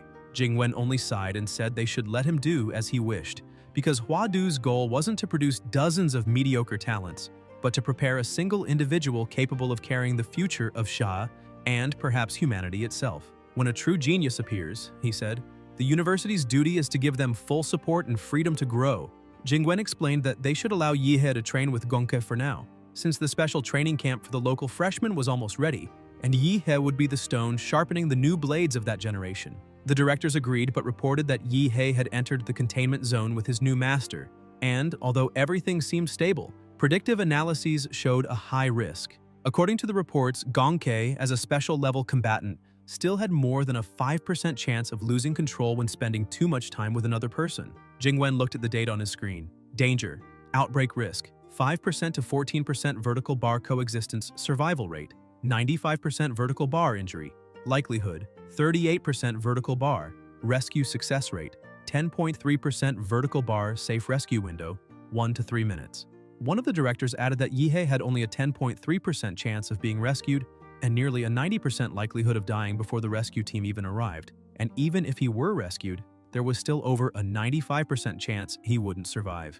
Ending the call, the president stared out the window and murmured that special class combatants were usually doomed people, either those who possessed overwhelming strength or martial artists with uncontrollable power. In times of peace, the state kept them contained, but when Xia faced real crises, they were deployed to the front lines as human weapons. To face someone like that, Yihe needed to be prepared to die. Without that resolve, he could never walk the path of slaughter. Jingwen concluded by saying that Xia was running out of time. The lunatics from the Northern Bitan Federation and the fanatics of the Divine Descent Nation were on the move with their secret realm technologies, and the new generation needed to mature quickly.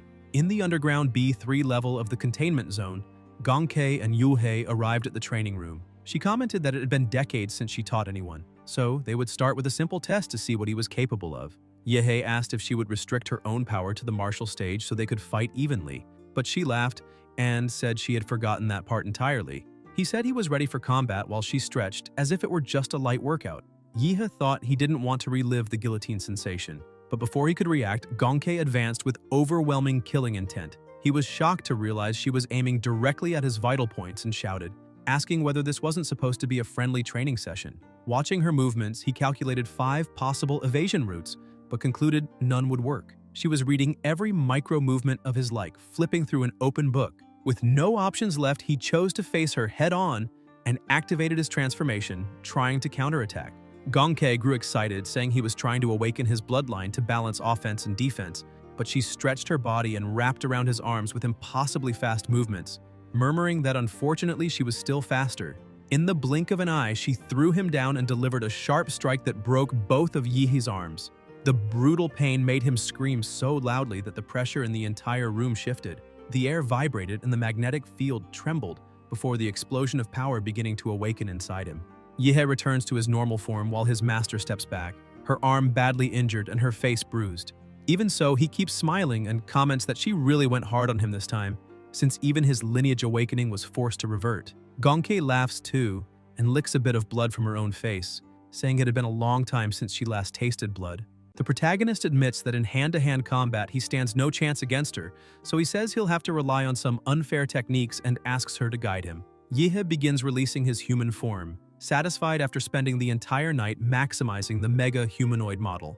On the other hand, his master Gonke mirrors his excitement, smiling wide as she realizes that for a mere martial disciple he's displaying absurd strength. Wondering if she accidentally took in a little monster as a disciple and thinking she'll need to take this more seriously, Gonke makes the first move and attacks. An explosion erupts on impact, but Yehe manages to complete his transformation and charges forward using his armored ancestral humanoid split form. She reads the collision route instantly and inhales, activating the special crushing fist, and the strike completely destroys the monster's arm.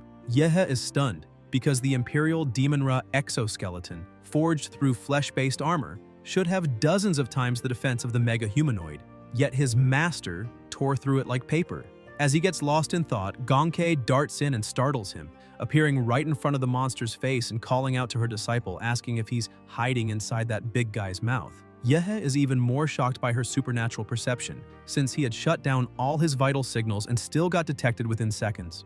Gonke prepares to strike, telling him he'd better come out, but the protagonist responds by using the Zhuanlin Horn Spike Meteor Humanoid split form, forcing her to retreat. He then starts concentrating nuclear energy in his mouth and comments that her cuts are insanely sharp, maybe sharp enough to slice through that, but he wants to see how she plans to block it.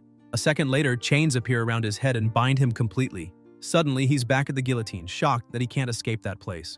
The blade starts to descend and Yehe screams for Zawarudo, who appears and, following his master's order, stops time. The protagonist realizes he might have gone overboard because his master dragged him once again into that domain of murderous intent, a mental illusion created by her bloodlust rather than the real world. And now he has to fight back with pure willpower if he wants to break free. With time frozen, Zawarudo unleashes countless strikes until the blade cracks and shatters completely, freeing Yehe and pulling him back into reality. When he opens his eyes, Gonke is standing in front of him sucking on a lollipop and asks if he's awake, commenting that his turtle shell was pretty tough. Yehe gets up thinking she must have forcibly ripped him out of his humanoid form and casually destroyed the hardened layer he had crystallized to protect his real body, something a mere martial disciple shouldn't be able to do. Yehe stares at her and asks if she cheated, but Gonke, pretending innocence, asks what he's talking about and claims she won fair and square. Unfair, but still fair. The protagonist presses, asking if she's serious, and Gonke finally admits she may have used a tiny bit more strength than she should have, explaining that she sometimes miscalculates the first hits. Yehe keeps staring, and when she notices he isn't pleased, she instantly changes her expression, bursts into tears, and begs him not to be mad or leave, saying it's been decades since she had anyone to play with. Yehe gets flustered and asks her to stop crying, but she keeps asking if he's going to leave. The protagonist smiles and asks if she really thinks he'd give up after everything he went through to become her disciple. Gonke stands up, wiping her tears, and claims she wasn't crying. They head to the fridge, and she comments that now she understands his level, far below where she was at his age but far above the other students, so they can start training.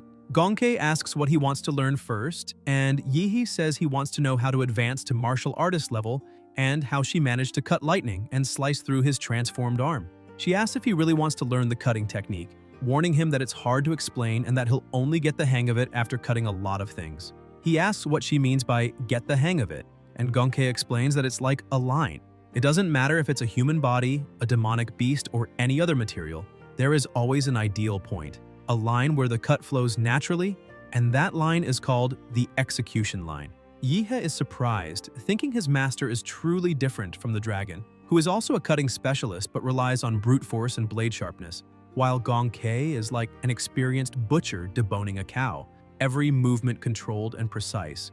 Sitting on the bench, she continues explaining that mastering this won't be easy, and recommends that he first become a true martial artist, because if his cultivation doesn't evolve, there's no point in trying to learn most of her techniques. Gongke asks if he knows the difference between a martial apprentice and a martial artist.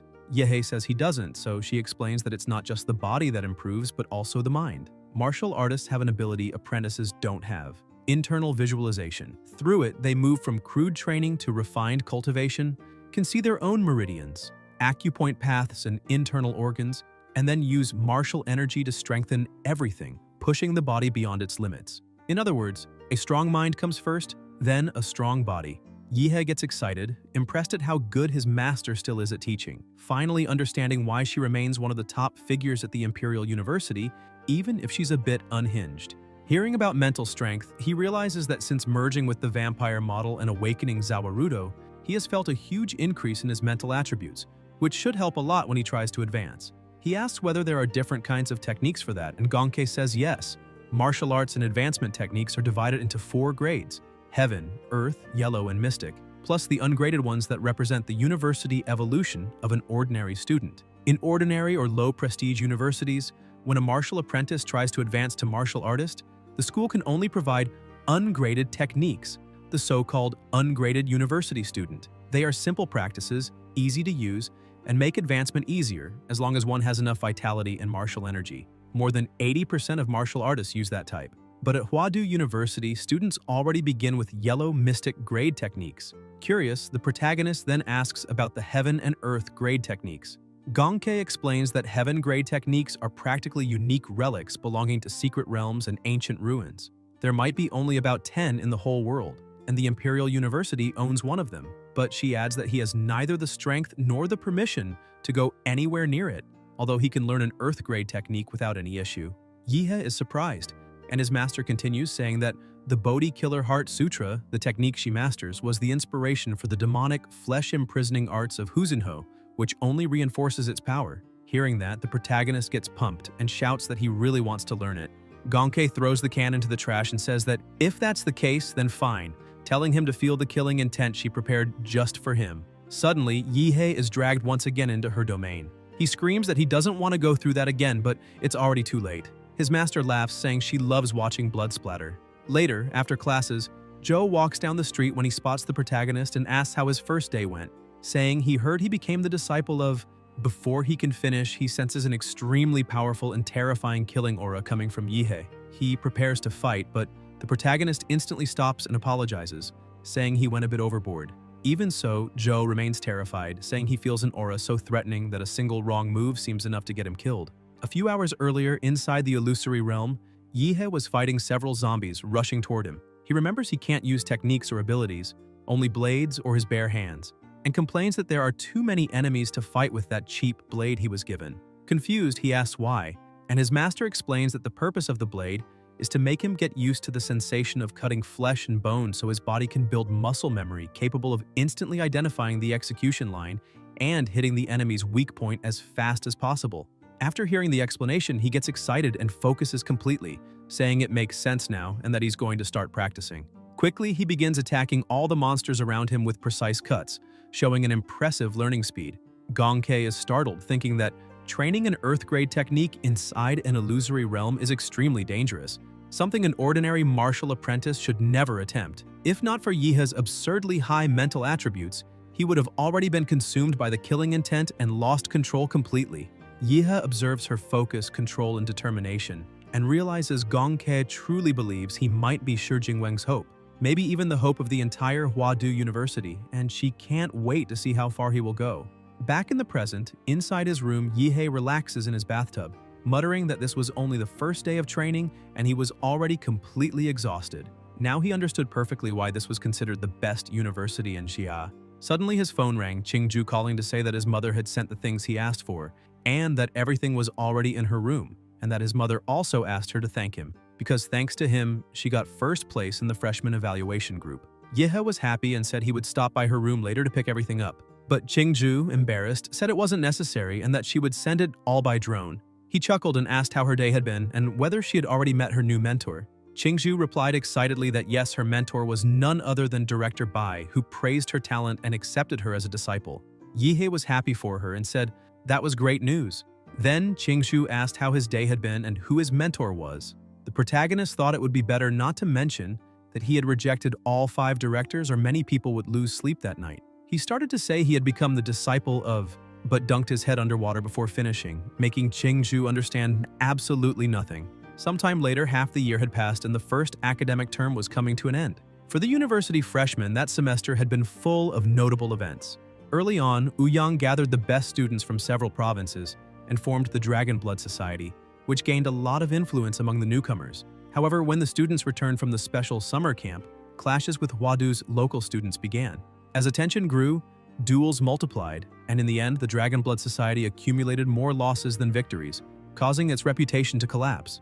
The most famous freshman at the moment was Xiang Jianhui, perhaps the most well-known in the entire country. He achieved the highest score in the university's entrance exam and during the live stream of the test impressed everyone with his strength. Rumor said that even Fu Hongsheng praised him as a future national-level martial protector. Meanwhile, the protagonist, who had once been at the center of attention, had completely disappeared from the spotlight as he hadn't been seen outside the Research Institute grounds for more than 3 months.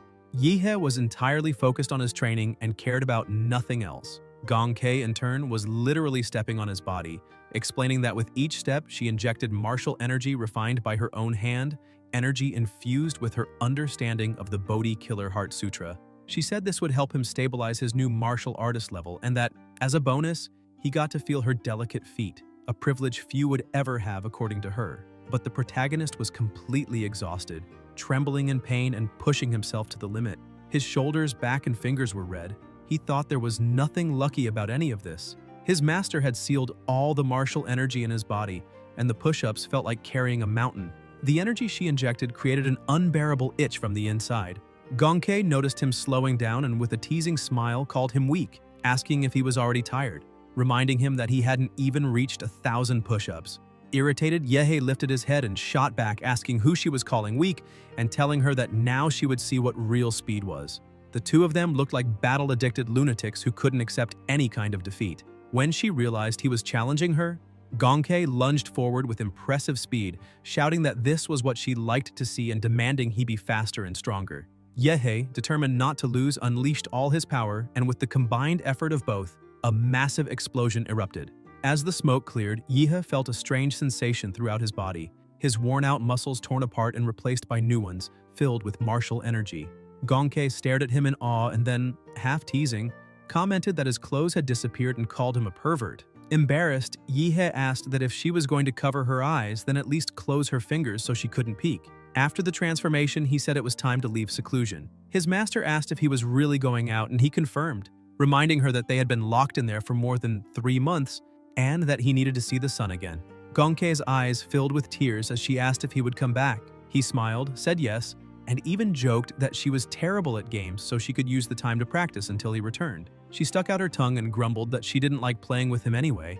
Yehe looks up at the sky and comments that even though he was never a big fan of sunlight, he actually missed it after so long underground. As he walks, he says he spent so much time in seclusion that it feels like he lived another life. But he knows he didn't come out just to stroll around. He has a goal.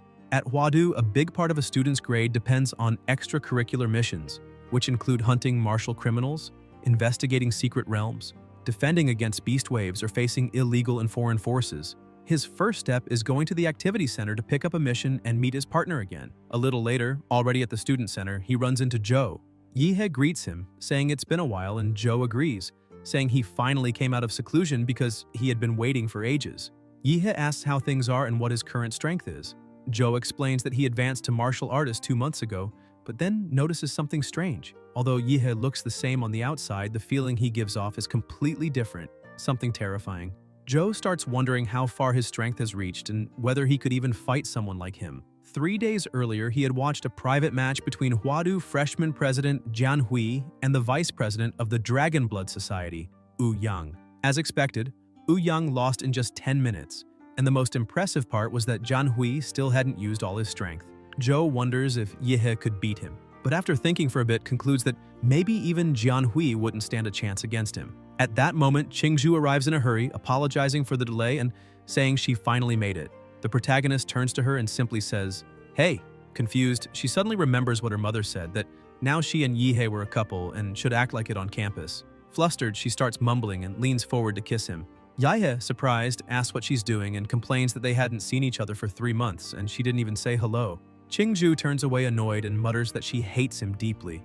Joe then tries to lighten the mood and explains that the screen on the wall shows the most popular missions and highlighted achievements. He says that he and Qingju already completed 3 above-average missions and that today they were just there to form a team with the protagonist. Qingju picks 3 options and says those suit them perfectly. The first is Hengcheng serial killer. Location Hengcheng, where in May the first case of extreme torture occurred, a married woman was skinned flawlessly and turned into a human coat hanger. Since then, the deaths have passed 40, including a 7th-level martial artist. The goal is to capture or eliminate the illegal martial artist, difficulty level 2. The second is investigation of the anomaly in lineage beast waves. Location the abandoned city of Liancheng, where, for unknown reasons, beasts began returning en masse to the secret realm. The opposite of what happened 2 months earlier when they advanced outward. The goal is to investigate the cause with the Dragon Guard Special Unit, difficulty level 2. The third is anomaly in Lingshui County, location Lingshui, where 2 weeks ago a group of tourists reported that the locals were acting strangely, craving raw meat and sleepwalking in large groups. The government denied everything, but a day later the tourists were killed one by one.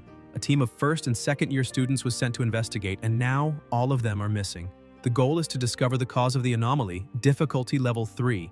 Qingju explains that all 3 were originally level 2, but the Lingshui one had just been raised to level 3. Off-campus missions in Huadu range from level 1 to 5, and the higher the level, the more dangerous. Freshmen usually take level 1 missions, and the only level 2 she took involved a team of 10 people. A team of 3 freshmen would never be approved for something like that.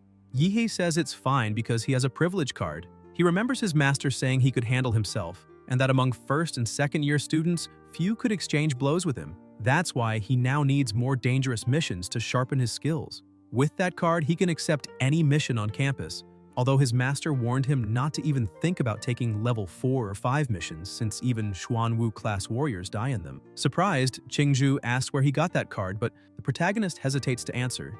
Joe senses the mood and changes the subject, asking which of the 3 missions he prefers. Yihe says risk and reward go hand in hand, but welcomes the topic change. He analyzes each one. The first is hunting a target, which will be inefficient since the police have been searching for him for months, and tracking him down will be harder than eliminating him. The second is an auxiliary investigation with the Dragon Guard, which will leave them with only unimportant tasks, no real combat or worthwhile loot. The third hands the entire process to them without any safety net, and the variables are massive, but the greater the danger, the greater the reward. He concludes that if someone fears risk and wants to live protected, then they shouldn't call themselves a martial artist, and for that reason, he chooses the third mission. The other 2 agree, and he says it's perfect because they will leave immediately. When they head to the reception desk, the instructor scolds them, calling the whole thing absurd. She asks if they didn't see that a second-year team was completely wiped out there. And even so, 3 freshmen dare to accept a level 3 mission, asking if they think too highly of themselves. But the protagonist calls her over and says he has a privilege card, something extremely rare. The instructor asks if he learned how to lie now and says she will call the dean to expose him right away. As soon as she makes the call, she returns completely calm, wishes them good luck, and says she prefers a stricter approach. After receiving permission to leave on the mission, the protagonist says goodbye to them and tells them to grab their gear because he needs to go back and retrieve something. At the College of Mechatronics, Magitech, and Foundry, Yihei reaches the door and his identity is quickly confirmed. When he enters, he tells the director he came to pick up his weapon, the reward for placing first in the freshman evaluation. The president comments that giving up a technique of any grade to choose a weapon shows great insight, though it's a shame Gongke got to him first.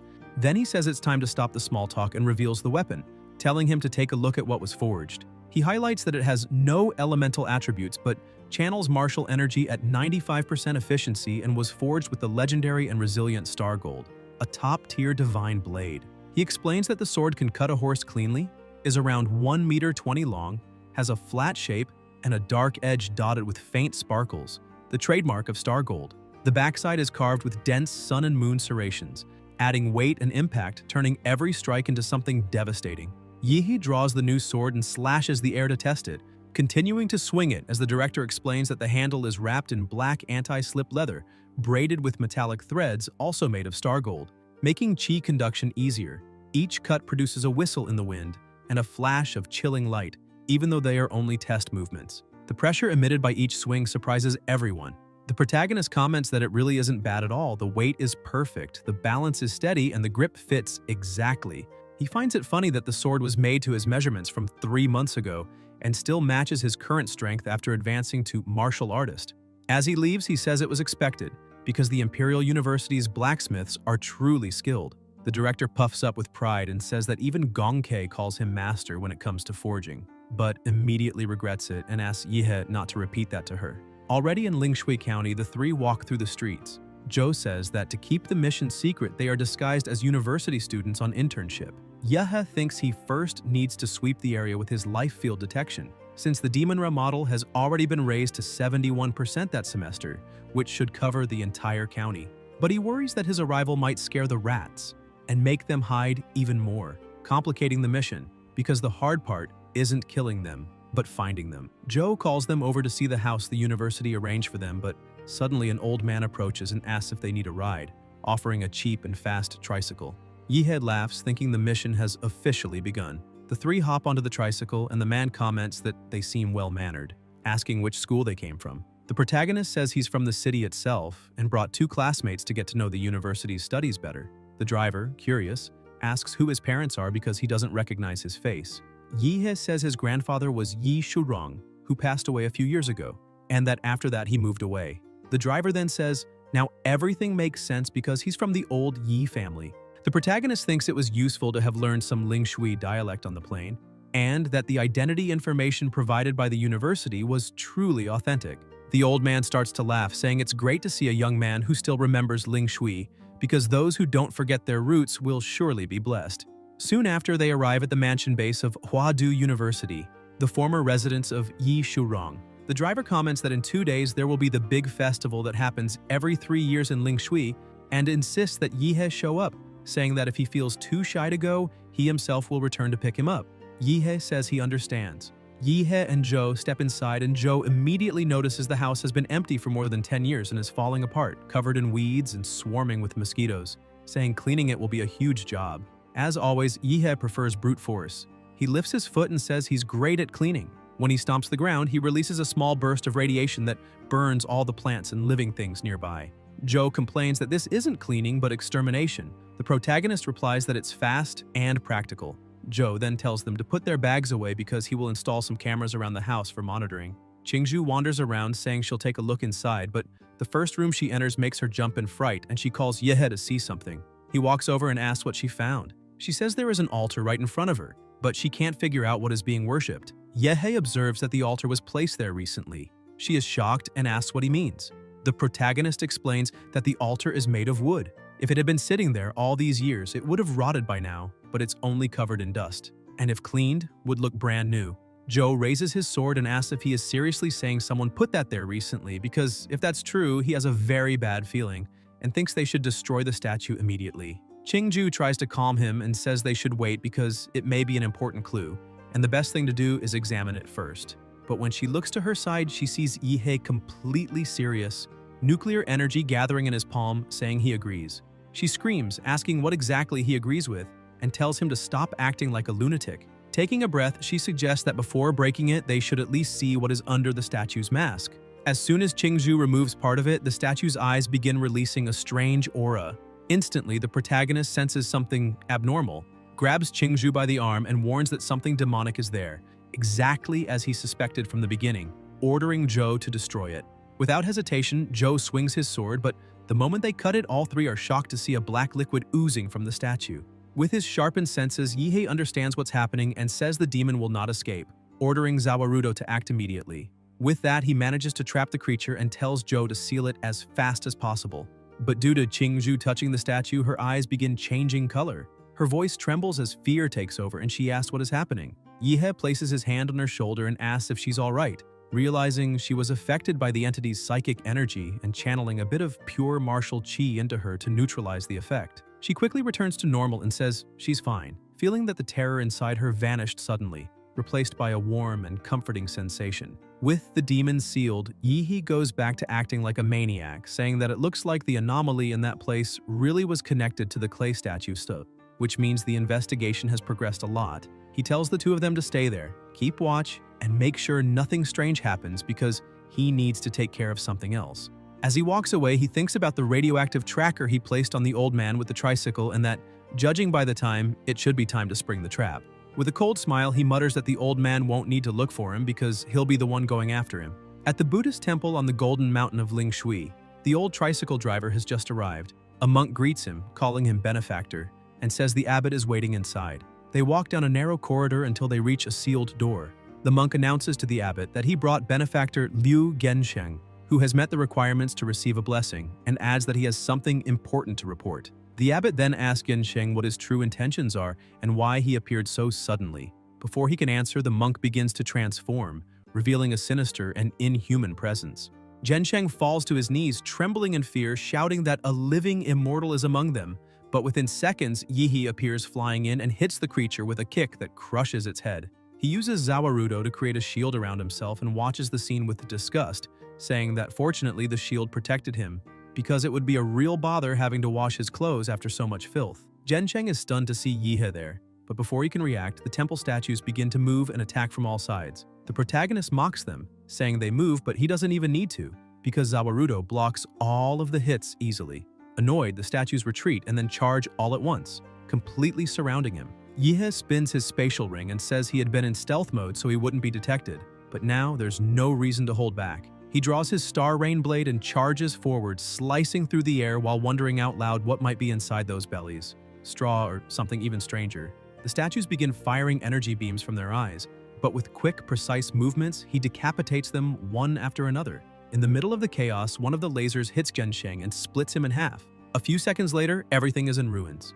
Yihi sheathes his sword, looks over the debris, and says those statues were never living beings, since from the very beginning his life field detection had never sensed any aura in them. Even so, he's intrigued, wondering how a small and backward place like Lingshui County could possess such advanced technology. He stares at the sealed door ahead and thinks all of the answers must be inside. He mutters that, since he's still a university student, he should at least be polite enough to knock before entering, then orders Zawarudo to knock on the door.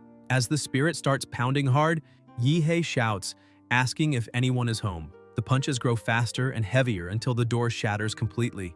When he steps inside, he is stunned by what he sees, a colossal statue towering before him. He comments that this is truly another world entirely, never imagining a gigantic underground palace would exist here, much less a monumental Buddha. He shouts that the guest has arrived and asks the little rat if it will keep hiding. At that moment, another Buddha slowly begins to move and speaks in a deep voice, saying it bears no grudge against the protagonist, calling him benefactor and asking why he has invaded. The monk keeps talking, saying that yesterday there were no disagreements with the MC and questioning why he insists on causing trouble. But Yihei asks the monk if he's going to keep this little act and cuts him in half. Yet the monk appears behind him, saying that the blood sins he carries are deep, so the MC turns around, shouting for him to stop talking and start fighting. But when he steps a bit harder, he notices the ground cracking and suddenly begins to fall into a hole. When he stands up, he realizes the place looks just like a sewer and wonders if one of the 18 portals could be some kind of floodgate, but the monsters start to appear and he notices it's the same lizard monster as before. However, this time there are way more of them, and all of them carry the aura of first or second level martial artists. Besides that, their vital energy is almost identical, as if they had been mass-produced. He questions whether they might be some kind of artificially created robots, but if they think they can defeat him just with numbers, they're all wrong, because the people who tried are already 6 feet under. He prepares himself using the Xuan Huang blade technique, and a terrifying amount of energy begins to surround his sword. He uses the first form and cuts everything around him. More monsters start appearing, and the MC smiles, asking what kind of decent temple breeds this many freaks in its basement. They rush forward, but every one of them is completely wiped out. The MC stands over a pile of bodies, even including one of the monks from the surface, and the robot head he was holding keeps repeating that the blood sins he carries are deep. Yihe realizes it's just a dumb robot, since even with its head torn off, it keeps repeating recorded lines. He yells, asking the puppet master if he's really not going to show up. Suddenly, everything starts shaking and he hears a voice laughing, saying that it looks like they've poked a heavy enemy this time. But that's all it is. A giant statue begins to move and charge energy as it stands up, looking at the MC, saying that he has no salvation anymore. Yet Yihe keeps mocking it, asking what he stole from the council to even transform like that. The statue starts attacking, saying that it's time for him to return to the cycle of reincarnation. Using all of its strength, it slams the ground, trying to crush the MC beneath it. But Yihe starts releasing his radiation, telling the statue to come at him with everything and not get anxious. As it hits the ground, something strange begins to happen. The robot's defense system warns that there is an energy surge beyond parameters and that the right arm is overheating. Then, several errors begin to appear, stating that the energy level keeps rising. The statue questions what that could be. The MC had fused and rises from the ground, landing a punch right in the robot's face, immediately grabbing its head, saying it's not over yet, and hits it with a knee strike. The robot's head is completely deformed, and another critical alert appears saying that multiple damages were detected in the head. Trying to defend itself, the giant statue releases the rosary funnels, firing lasers at the MC, and then launches all its projectiles, causing another explosion. The statue becomes irritated, asking what kind of monster he is, since he's forcing it to use every type of weapon to try to contain him. Yihei walks out from the smoke, saying that, to be honest, those little toys are just thermal weapons, and against a martial artist they are useless. The robot realizes nothing worked, and tries to use its secret weapon, saying the MC is a stubborn insect, and that's why he'll go straight to hell. But before it can do anything, Yihei uses the embodiment of the meteor, creating multiple spikes from the ground that pierce the robot's body entirely. With an absurd amount of nuclear energy gathered in his mouth, he says it's time to disconnect that lying monk, and after destroying it completely, he apologizes for breaking the biggest puppet in that place. By destroying the floor, he ends up falling into another area, and when he looks around, he realizes that people have dug a huge cave inside that mountain, and that there might be even more lizard men or giant Buddhas in there, and that whoever is behind all this must be some kind of mad scientist obsessed with experiments. After walking a bit, he finds an opening just like he imagined, and now he can finally discover what is really hidden beneath that lotus pedestal. Half an hour earlier, some people were inside a control room watching everything that was happening. One of them tells the doctor that the man defeated the mechanical bodhisattva guarding the temple entrance. But they can relax because he will never get through the main gate they built using the most modern materials and design. However, the MC breaks the entrance with ease, and the doctor begins to feel afraid, saying everything is still under control because they still have a cyborg army of tens of thousands that can face even a grandmaster, and that they will wear that boy down until he drops dead, while also helping to clean out the stock. But the MC had already eliminated the entire army. The frightened man screams to the doctor that they still have the secret weapon and must trust the project. That Mecha Buddha was built precisely to face sovereign-level demonic beasts, and a martial artist should be no problem at all for it.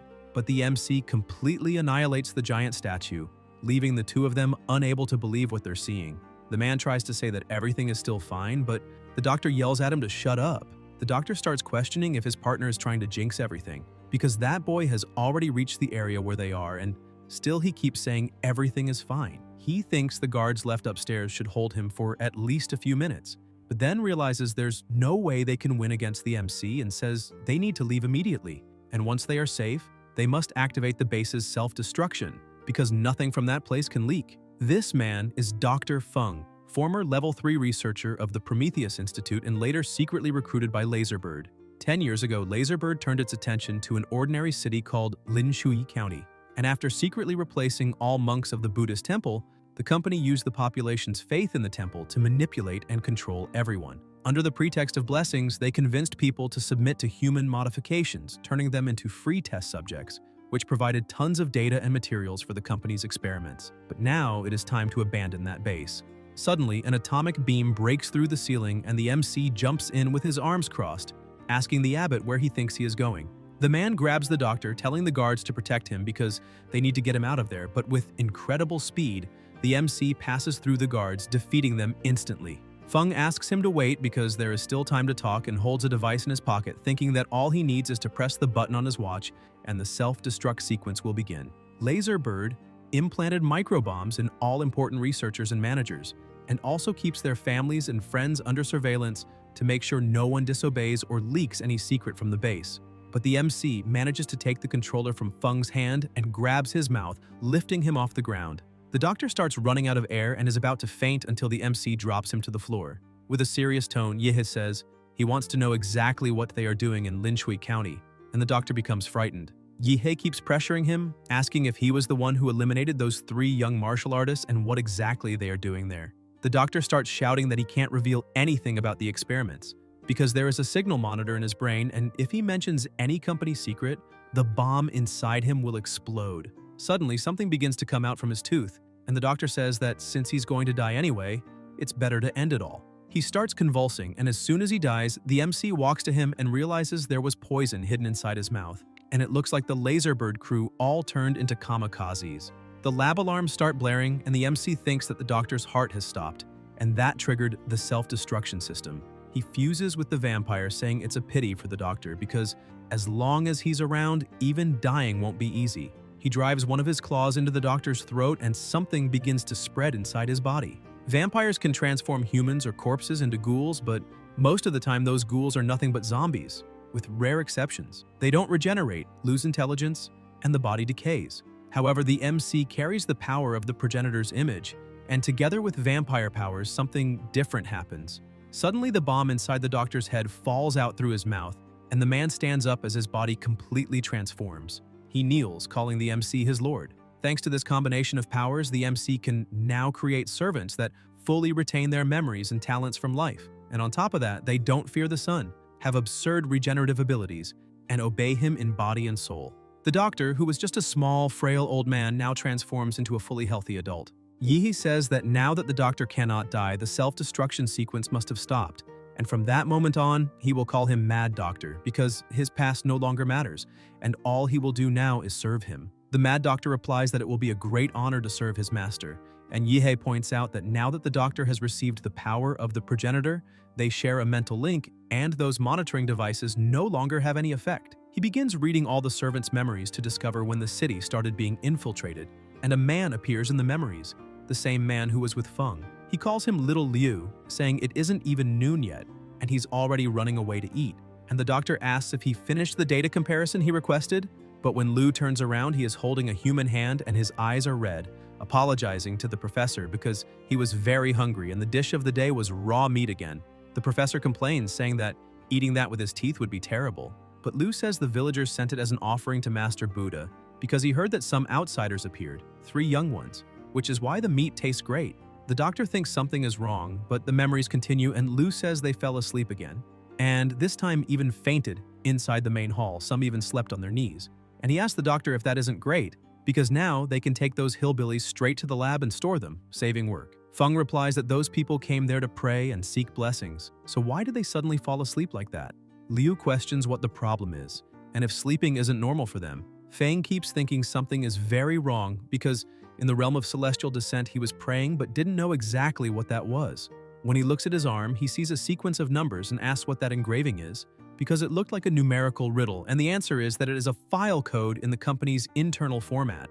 By using the code on the computer, he realizes that something is indeed wrong with his memories and perception because they were altered. He starts screaming, asking who did that to him because they are using him as an experimental subject. Only when he sees the data on the computer does he realize that the numerical riddle was a clue he left for himself before being manipulated, as he trusted that even if his mind was altered, he would still have enough curiosity to solve the enigma on his own body and believe what he discovered.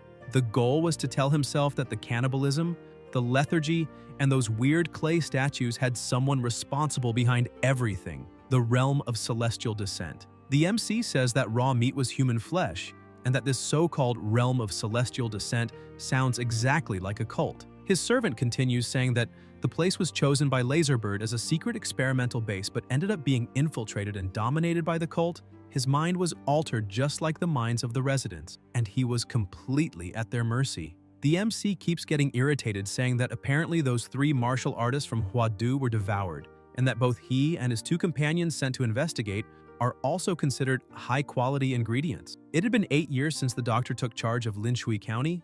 The Buddhist temple base was completely finished, and the cyborg modification technology was already advanced and ready for mass production, marking the beginning of a new era where martial artists would be replaced by cyborgs and much more efficient and powerful combat machines because Prometheus's path was the right one. After identifying the anomaly, he discovered that the outbreak in Linshui began in February of last year. The first sign appeared in March, and they organized a team to investigate, but day by day, his mind was being altered until it was fully assimilated. Amid all this, he tried using his researcher's logic to find flaws and regain consciousness a few times.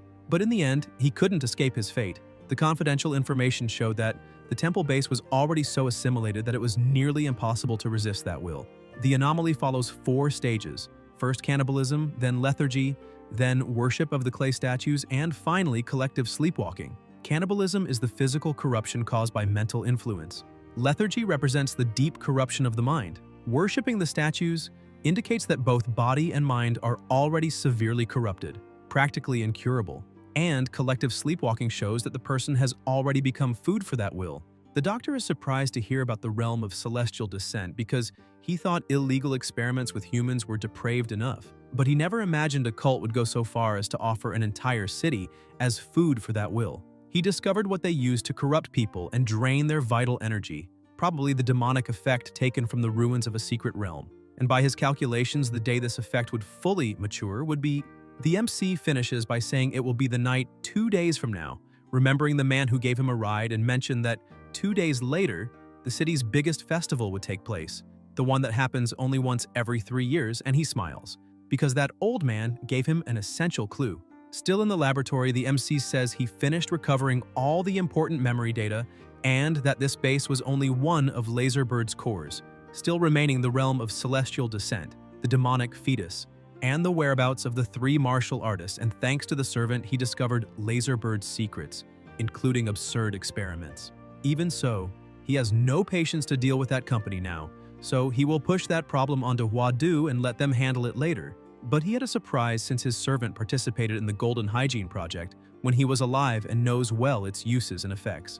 So they will deal with it after solving the city's anomaly. The mission was completed because, according to the university's rules, he could end it now that the truth was revealed. But what really interests him is not the reward, but rather stealing the victory from the realm of celestial descent. He tells the servant that he will have to hide within the county and says he will give him some of his blood, and that the servant needs to find a way to release it into the city's water supply system, because, in short, he will have to spread the contamination as much as possible. The mad scientist is impressed, saying that this is completely insane, but acknowledges that he understands because his lord wants to compete with the demonic fetus from the realm of celestial descent for followers. The MC says that apparently the county's residents are already in the 4th stage of contamination and there is no turning back for them. It is true that he has personal interest in converting them, but after everything is over, he will do his best to help them recover their lives, because at least under his control they won't be a threat to society. Back at the base in the old residence, he enters saying he has returned and asks his companions if they are eating that food because of the county. When he looks at Qingzhu's expression, he realizes they already know what is being served there in the city, and Zhou, slightly disturbed, says that he and Qingzhu went to investigate earlier and that the residents seem to be eating human meat, then asks if the MC already knew that, because it's quite obvious that for everything to be like that, the entire county must have had its perception distorted and is being controlled by something. Yahe is impressed by his friend's precision because she is completely right, and after hearing the whole story, Qingzhu becomes frightened, asking if an illegal experiment laboratory really infiltrated the county for years, and questioning how the city became so messed up like that. And Zhou also asks if he is saying that even a powerful biotechnology organization fell victim to an anomaly. Qingzhu points out that this is already going far beyond level 3 difficulty and asks if it wouldn't be better to request reinforcements from the university. But the MC becomes annoyed and thinks if that girl is joking, because if she calls reinforcements, then how will he steal all the rewards generated by the anomaly?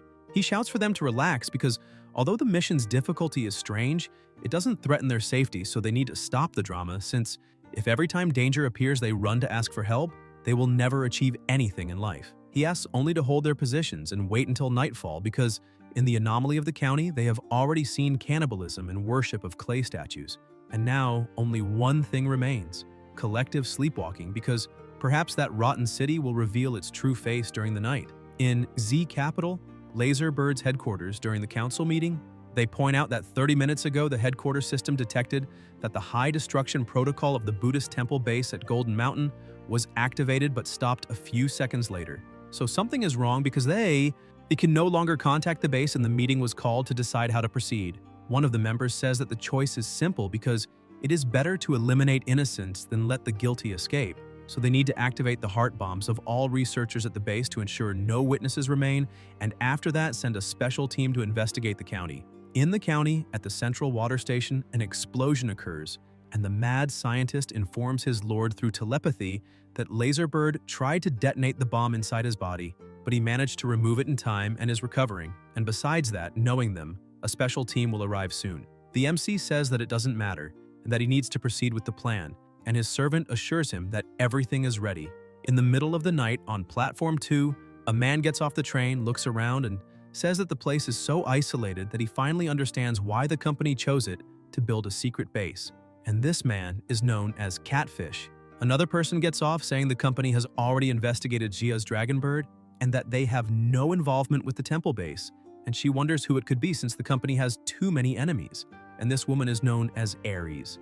Other people start getting off, a man called Golden Serpent and a woman known as Bluebird, and another man comes after them saying they need to take a look at the base first. This is Black Lion, and he emphasizes that the entire team needs to destroy all equipment and data they can find. Catfish asks the captain if they can eat something first because during the trip they only ate instant noodles. And Golden Serpent says they should find a place to feed the baby first, but Ares tells him to stop being such a pervert, and Catfish says it's dark so she can feed the baby right there because he won't look. And the leader says the two of them don't resemble professional assassins at all. Catfish asks if the great captain of Laserbird's third unit, the feared King of Assassins, is also just a regular programmer. The captain says those guys in suits and dark glasses are pure theater because true professionalism lies in them, who can pass unnoticed, and says it's time to stop the idle talk because they need to split tasks, emphasizing that Golden Serpent and Bluebird must investigate the county's situation while Catfish, Ares, and he go straight to the temple. In the middle of the county, the two begin analyzing things and say that the city is way too strange because there are people eating people and nothing human remains. Bluebird says that this mission won't be simple at all. She keeps looking until she finds that clay statue and immediately starts acting strangely. Meanwhile, Golden Serpent receives a call saying that the cause of the incident at the Buddhist temple base has been detected. A powerful martial artist destroyed the facility alone because there are more than 10,000 dead cyborgs scattered around the base. Even a combat mecha was destroyed with brute force, and because of that, no employee survived. The base director and head researcher, Dr. Feng, is missing. His body wasn't found in the base or nearby.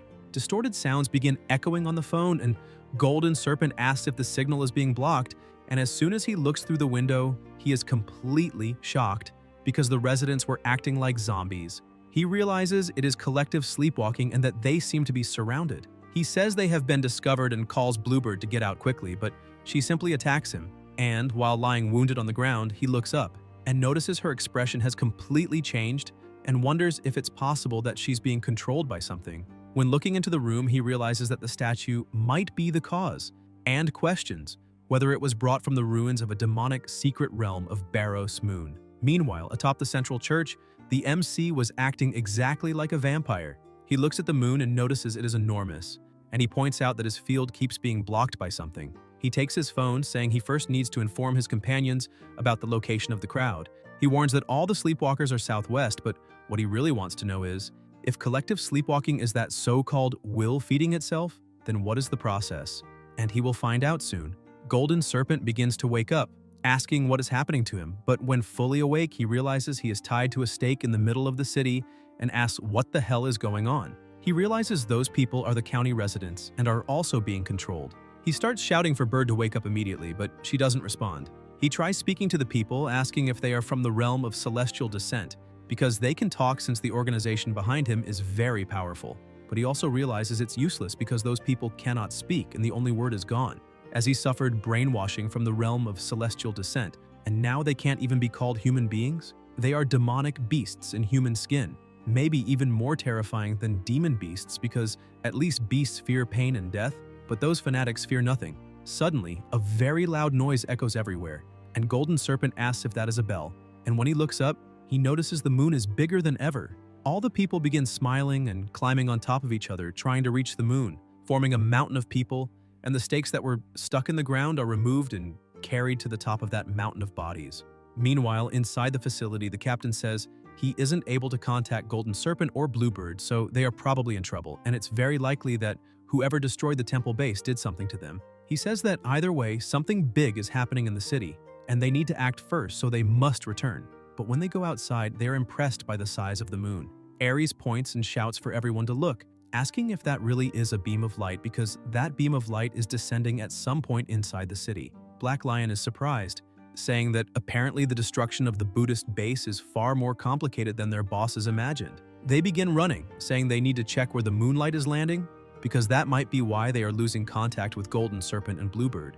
As they run through the city, the captain notices someone nearby and attacks, but the attack is easily blocked. He realizes that Umbrella is a magical item, and that the person approaching them is not an ordinary one. Qingju asks who they are and why they are attacking. The captain starts laughing, saying that judging by their clothes, it's obvious she isn't from there, and asks if they are the worms who destroyed the Buddhist temple base.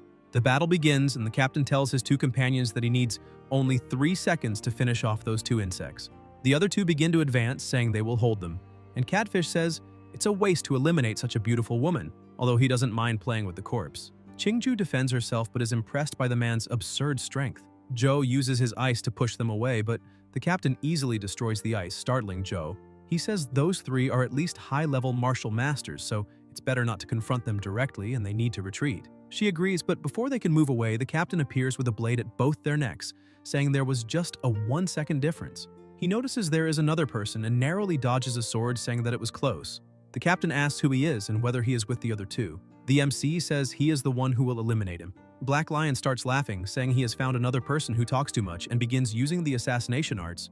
12 phantom forms and countless clones rush toward the MC, saying it's time to die. But Yihi uses Zawarudo, identifying exactly where each clone is. He says that a warrior at the martial grandmaster level, protected by martial chi, wouldn't even be scratched by a cannon shot, but could still die. He starts hitting all the clones quickly, saying that the phantom clones of the assassination technique are truly incredible since it's impossible to tell which one is the real body. He begins channeling energy into his hand, saying he doesn't even need to find out which is real. And while looking at one of the clones, he says that this is Black Lion, true name unknown or discreet, the King of Assassins. The MC attacks him, landing a direct blow to his forehead. He falls to the ground and Yihei says he is already dead. He picks up the body from the ground, saying it's better to take it while it's still warm because that opponent's blood will help him advance to the next level. He quickly begins to drain all the vital energy still in the body, and as he turns the man into a pool of blood, he says it's not bad at all because he just reached the 8th level of a martial artist.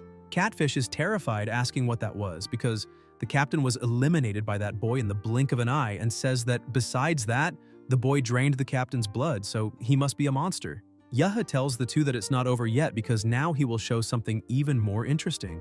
He uses the demonic art of imprisoned flesh, blood demon puppet, and a hand begins to emerge from the pool of blood. They are completely terrified, asking what that thing is.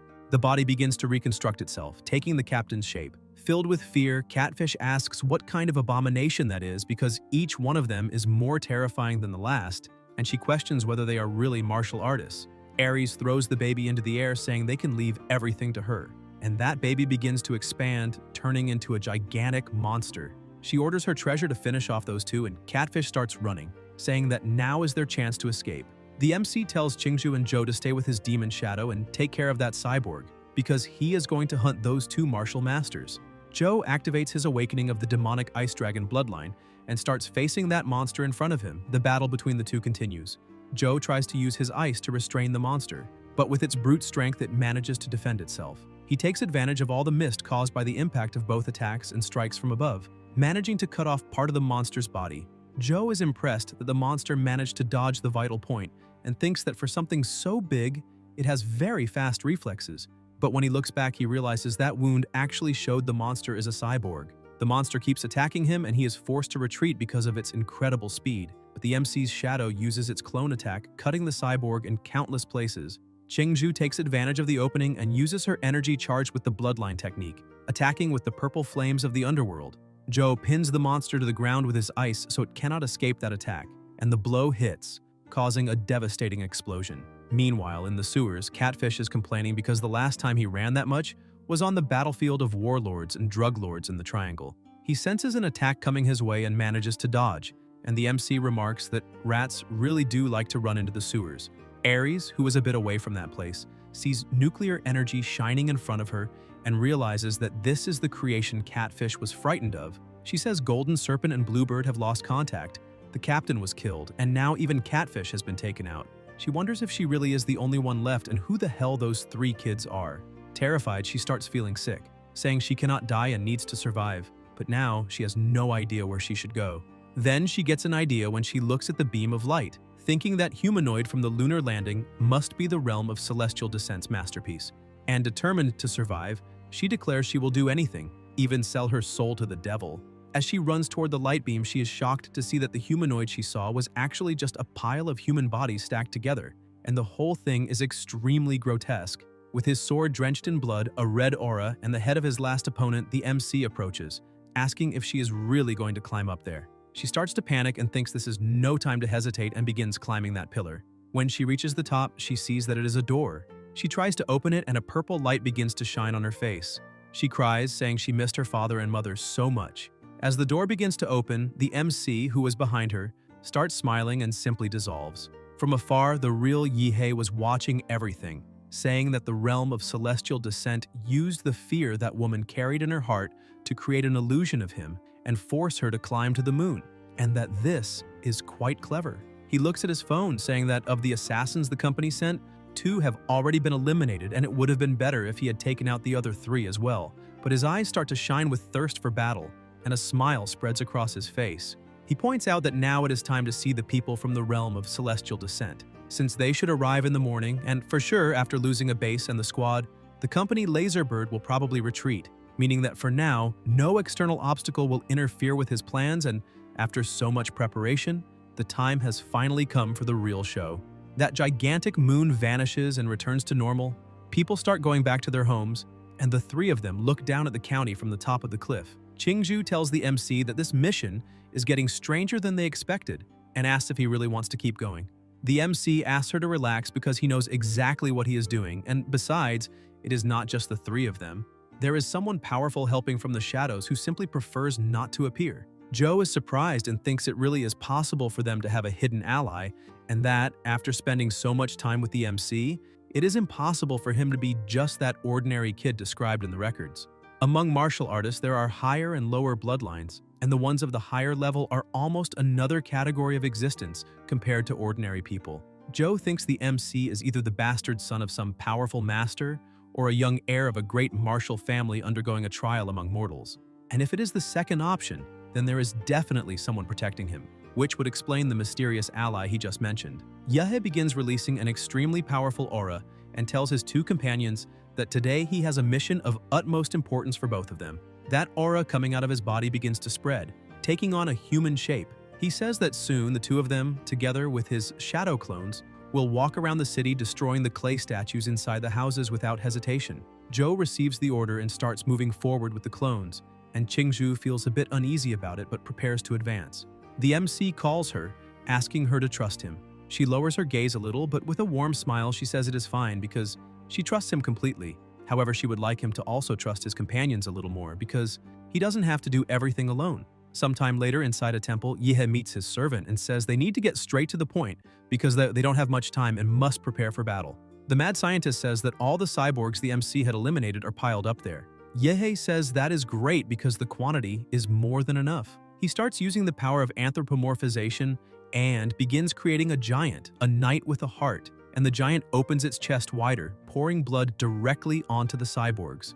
They start waking up again, and the MC remarks that first, he will use the vampire virus to gather those biological bodies, and then, with the power of primordial anthropomorphization, he will grant that power to them, and at the right time, they will transform into a gigantic army of undead completely under his command. The mad scientist tells his master that the biological mosquitoes have been released and are heading toward the county seat. Yihe says this is excellent because those mosquitoes are carrying vampire blood and they will enter the houses and spread his warmth to everyone. And when the infection is complete, his subordinate needs to go and fix that mecha first. He points out that the giant Buddha was practically destroyed and asks if it can still be repaired and adapted with some weapons. His servant says yes and asks his lord to leave everything to him. He smiles, saying that now everything is underway and that he would like to see how his opponents from that so-called realm of celestial descent will act. In the past, the realm of celestial descent was known as the Humanity is Doomed faction, which appeared with the first invasions of the secret realms. With a mysterious religious leader wielding terrifying power taken from the ruins of one of the secret realms, this group grew at an absurd speed, and their doctrine was to create a demonic fetus from a secret realm and feed it with human bodies and souls, thus creating a temporary vessel for a god to descend to Earth. The idea was to guide that doomed civilization as if it were a true celestial kingdom, and the leader said that territory had been the hardest to conquer so far but was about to become part of the realm because the divine fetus was about to be born. Still on the bus, the people tell the bishop that the county is just ahead and that it was there that the archbishop planted the divine fetus 4 years ago. And one of them says it is a tragedy because the archbishop did so much for the sect and ended up being ambushed and eliminated by those fools from Dragonbird. And in the end, he did not even live to see the fetus he cultivated with so much effort reach maturity, which shows how cruel and harsh that world is. Another says the archbishop was a merciful, generous, and upright man. So how could he be eliminated like that when not even his body was left for them to bury? And the man among them replies that this is exactly why they cannot let his sacrifice be in vain, because they cannot just sit and watch that world sink even deeper because of a bunch of reckless people. And if nothing is done, it will become another domain of sin. Everyone on the bus begins praising, saying they must welcome the coming of God, the child, that this is their salvation and the salvation of humanity, asking for God to descend to the world and for paradise to form on earth, while a leader shouts for them to fight for God, marking the arrival of the night of the second day. When they arrive, one of the members says, "This moment is thrilling, because in the entire history of the sect, only 2 divine fetuses have truly been born, and now their names will enter the sect's sacred records. The first one born in the realm of celestial descent caused climate changes, tsunamis, volcanic eruptions, and other disasters, and hundreds of millions died, were injured, or were forced to flee, and all of that happened in just 1 minute of God's activity. The second appeared on the continent and soon formed a dense, recurrent, and dark fog over the surrounding sea, completely isolating the region. And after that, all contact with the continent was lost. To this day, that place is a black hole on satellite maps, and the united forces of several nations have suffered massive losses since then, making the Black Forest Sea classified as an S-level forbidden zone where no one is allowed to enter. The man cut his wrist, letting a drop of blood drip onto the ground, and it began creating something strange as all the other members did the same, and their blood started gathering, giving even more strength to that strange thing. And they said that now it was time to welcome the third god. Chanting a strange incantation as the bishop climbed the mountain of bodies to reach the gate, he also began offering his own blood to the god of the heights, asking him to accept it, and the door opened, calling him forward. Upon entering, he saw the divine platinum coffin and the divine fetus he had cultivated, fed by the energy of the entire population of the county over 4 years, and the fetus was about to mature. The members continued the ritual, and now it was time to begin the reception of their god, as the bishop descended the mountain with the coffin on his shoulders and carried it to the center of the ritual. He said, "O great moon, demonic god of the realm of dreams," the being he faithfully served by invoking him and claiming the sacred name, the moon demon Baros. The mountains sustained by human bodies began to unravel as if the souls of those people were leaving their bodies, and a wave of energy spread through the place, contaminating those souls, while the bishop asked what was happening, because the spirit, once completely white, was beginning to turn blue. He says it might be because of that roar that happened a while ago, and wonders if that could have contaminated the spirit, but soon thinks it makes no sense because how could the spirit of the divine fetus have been corrupted by an unknown roar, and who could be behind it?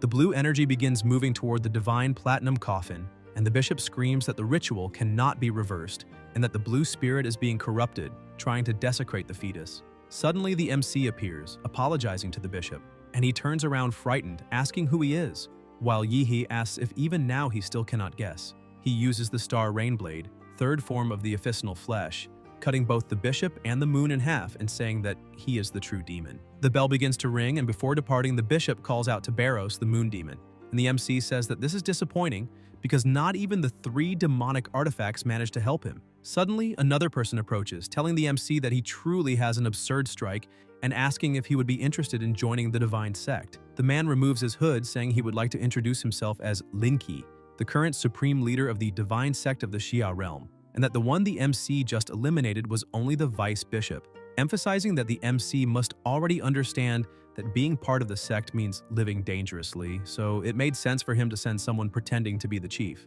Yehe realizes that the one he eliminated was just a pawn and charges at the true leader, but Linki begins using his abilities to restrain the MC, saying that the place was a sacred ground prepared to receive a god, and therefore not somewhere he could just enter and leave as he pleased. Yehe begins to feel something binding him, but cannot see what it is, and wonders if it could be some psychic power. He uses the power of Zawarudo and easily breaks free from the restraints. Linki is surprised and takes a devastating blow that sends him flying through several houses, leaving his body almost completely destroyed, but He begins regenerating, saying that he had already warned that the MC would not be able to hurt him because he was someone blessed by the gods. Yihe asks if he also has a fast regeneration because that is truly a headache, and suddenly countless people begin chanting that God descends to the world and paradise forms on earth, and he realizes that everyone had already surrounded the area. Yihe says that for a moment he even forgot about them, as all the members raise a dagger, shouting that they are justice and that they will now give their own lives. The MC asks if they know how to do anything other than these stupid acts because the minds of those cultists are a real mystery, but he is curious to see what kind of trick those lunatics are still preparing. He says that something is coming because he can feel a cold, sticky spiritual energy, and a monster begins emerging from within those people's bodies. Yihe starts laughing, saying that in the end, it was just another demonic aberration, and it looks like they are still trying to give birth to more troops. An overwhelming force begins to rise, and the MC says it is a pity, but now he can also summon his own troops as giants start appearing in the area, and Yihe points out that he did not bring the lizard men back for nothing, because they would serve as vessels for those humanoids. The demonic beasts begin attacking, but they are completely torn apart by the attack of the humanoids, crushing them as if they were mere ants. Another member of the sect begins to panic, saying that the bishop was wiped out of nowhere and now a bunch of giants has appeared. He begins questioning who the hell these people are and where that young man leading this attack was, and that he needs to use his spiritual vision to find him as fast as possible. When he manages to locate him, he realizes that the MC is beside the coffin, because his true target was the divine fetus. But before he could do anything, Qingzhu and Zhou arrive, saying that his opponents have just arrived. The man is completely terrified, thinking that these people clearly came prepared and asking if they are some kind of dragonbird agents who already knew about the divine sect's plans, because from the initial attack to the demons being blocked by the giant and now not even fleeing is possible, and it seems that the divine sect's mission will fail.